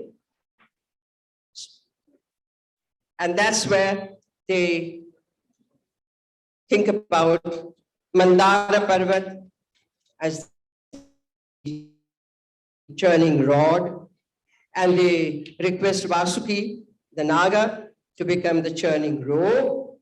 But then, on what shall the churning rod rest? In water. And then they think of Brahma, no, he will go into tapasya, no good. They think of Maheshwara, no. Asura says he will burn us with his third eye, put a trident in us, Tripurasura will be gone. Then they say, okay, let us invite Vishnu Narayana. And Vishnu obliges them, takes the form of Kachapa, on whose back rests the churning rod, and the churning begins. Third avatara is that of Sukara, Varaha avatar. Again, Hiranyaksha, the brother of Hiranyakashipu, has taken Prithvi, the beautiful Bhudevi, in the deep depth of the ocean. And that's where she's crying out. And Vishnu comes, fights with Hiranyaksha, brings up Bhudevi. The fourth is Narasimha avatar. You know about Narasimha, the story of Prahlada and Hiranyakashipu, the father. And the beauty is that for those who believe, or even those who do not believe, we cannot define space where all prana, the atoms exist. The many, what is this? And Hiranyakashipu wants to know, where is your Narayana? Where is your Vishnu? He says, everywhere. Even in this pillar, yes. And he attacks the pillar with his sword. And of course, the pillar breaks open and Narasimha avatar appears. Now, you know about that Vardhan, the boon that he had, Hiranyakashipu. that he may not be killed inside or outside, day or night, by any astra or shastra, by any human being or any devata or any asura, and several such conditions he had put. He thought he was very clever. But then Narasimha, half lion, half man, tore open his guts with the nails, which is no astra, no shastra, at the time of dusk, which is neither day nor night, and on the threshold, which is neither inside nor outside. And thus, the fourth avatara, Narasimha avatar. Fifth is Vaman, the midget. And Mahabali is doing Mahayagya. Indra's Simhasan is shaky. At such points when the Garva, the mother, the arrogance, knows no bounds, he comes as the midget, Vamana, the Brahmin boy, asking for a boon. He says, of course, Sankalpa is there. Anyone who comes to ask for anything is given. And then, of course, Vaman asks for space, land, were 3 steps. In first step, Vaman, of course, he assumes the form of Trivikrama, head touching the sky. And with the first step, he covers entire earth. With second, the sky, and holds up again the third time, saying, where shall I place this now? And of course, Bali has understood, and Bali bows his head. It is said that Vamana pushes him down, Mahabali, in the Patala Loka, from where he emerges every year. And that is Onam, which is celebrated with great pomp and flavor in Kerala, even today, when Mahabali reappears. And the sixth is Parashurama, to again destroy the mother, the total arrogance of Kshatriyas, who did not even respect neither rishis, nor munis, nor other people, nor women. And he had to kill these Kshatriyas. Therefore Parashurama. And the next is, of course, Sri Rama, which is bow and arrow. And next is Balarama, which is plow. And with that plow, they say that he pulls out Yamuna from the Bhugarbha to green, to vegetate the land. So he's the agriculturist. And the ninth avatara, according to Jayadev, who came after Adi Shankara, is Buddha. And the 10th is yet to appear, we believe, the Kalki, who will come riding a white horse with the sword in his hand and in the form of a fiery orb. This is a fantastic imagination, a creative imagination, where we daily see all these bombs and hydrogen and atom bombs and whatnot. That there is this fear of all that. We have already seen that in the Second World War. So they say that the Kali Yuga's 4th charan will be very soon be over and Kalki will come. Till then, we should do the japa, we should do the dhanam, we should do the darpanam, puja, and surrender our egos to whoever we believe in. If we don't believe in anyone, doesn't matter. We should imagine there is a superpower that is जो संचालन करता है पूरे विश्व का, of crores and crores of solar systems like we have, which are hanging in the space. We are in one little solar system on the smallest planet Earth, in one little country, India, in one little corner, Shimla, or wherever we are, and we think, oh my God, I'm great. So the whole message is, of course, संदेशा यही है कि एक तो किस तरीके से बढ़त होती है जीवन की सृष्टि की, how creation comes into being, and the second message is, of course, ego is no good, it doesn't hold you to anything. Thank you, the Shavaka.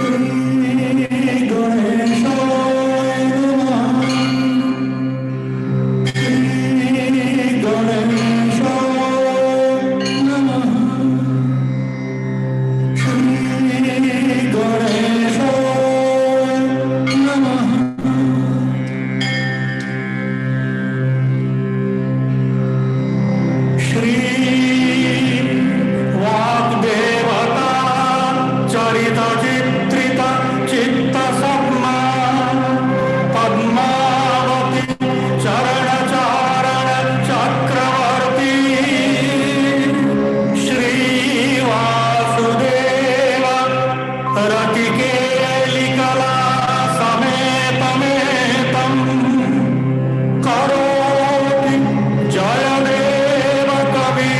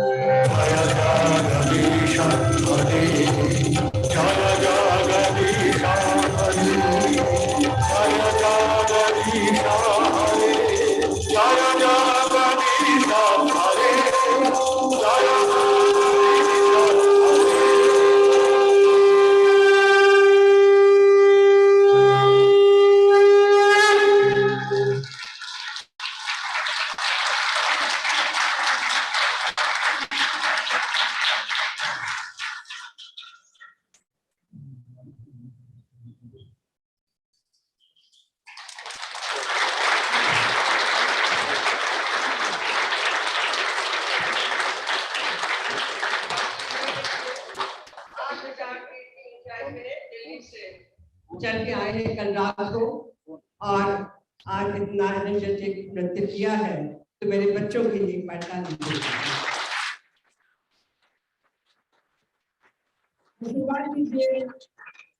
कि हमेशा भारतीय परंपरा नृत्य और संस्कृति का सम्मान बढ़ाते रहे विश्व भर में विश्व में।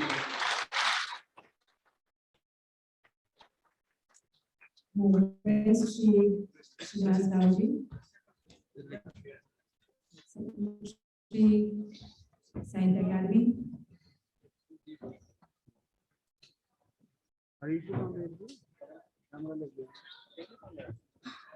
Along with President Science Academy.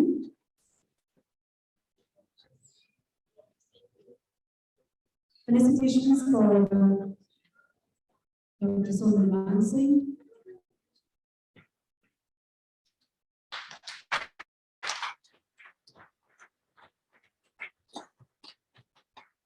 And her disciples, the students of Sri Kamakya Kalapeeth, Center for Indian Classical Dances.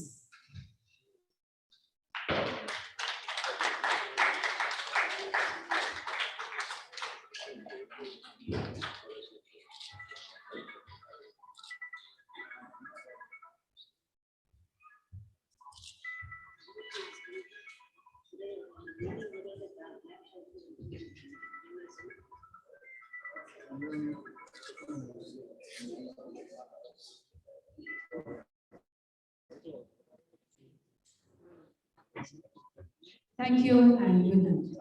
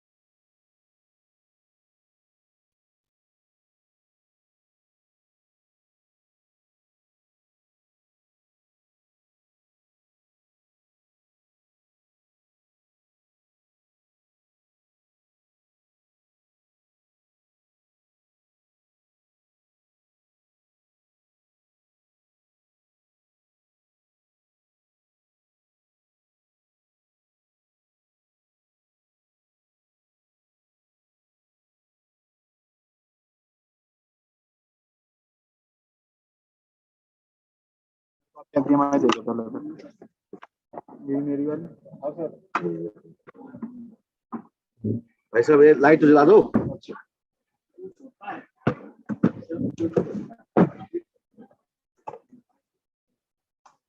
Yes, sir, they can register the wrestling and the hand hobbies. So they can register their own.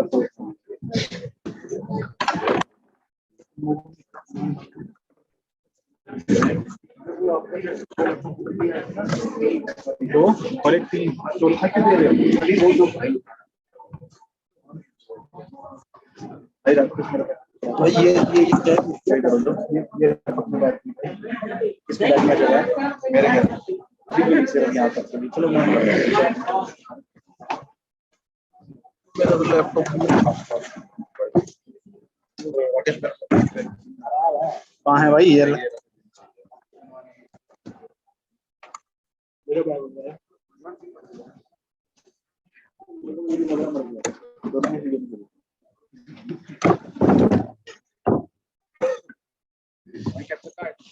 ले लिया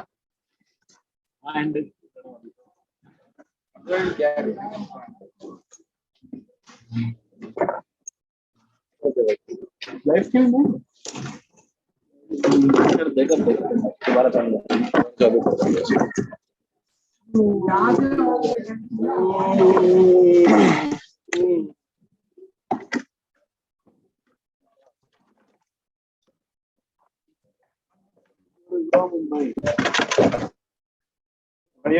चल रहे हो बाहर बाहर आ रहे हो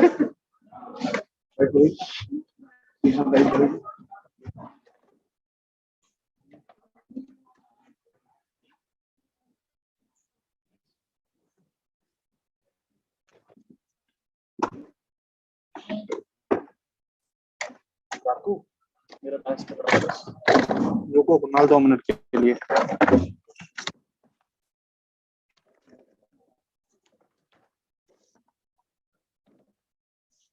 लो आपका बैग भाई आपकी बैटरी ले लो सारी तो सब देख लो आप काफी सारी हो गई हैं यहाँ पे हमारी तो सब ले गए हैं मेरी रह गई थी लास्ट दादा यहाँ पे अभी भी 4 बैटरी पड़ी है अब आपकी नहीं है तो बताओ मैं ले जाता हूँ ये जो भी है मेरे को मिली ये सब आप हितेश भाई की टीम से हो ना ना ना ना ना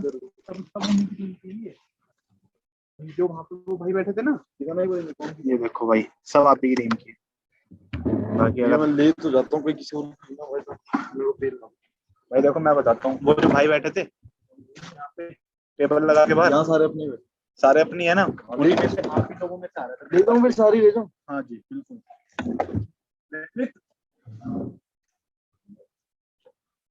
एक एक्सटेंशन उठाओ क्योंकि और भी कैमरे हैं ना अरे उठाओ ना यार अपना नहीं है तो क्या हो गया उठाओ तुम अरे बाहर मेरे को लैपटॉप के लिए चाहिए ना ये दे दो ले आओ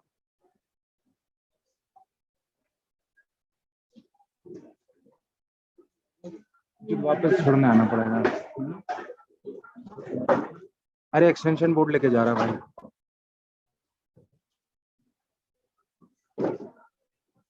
कहाँ मैडम कहाँ मैडम कहाँ वो मैडम कहाँ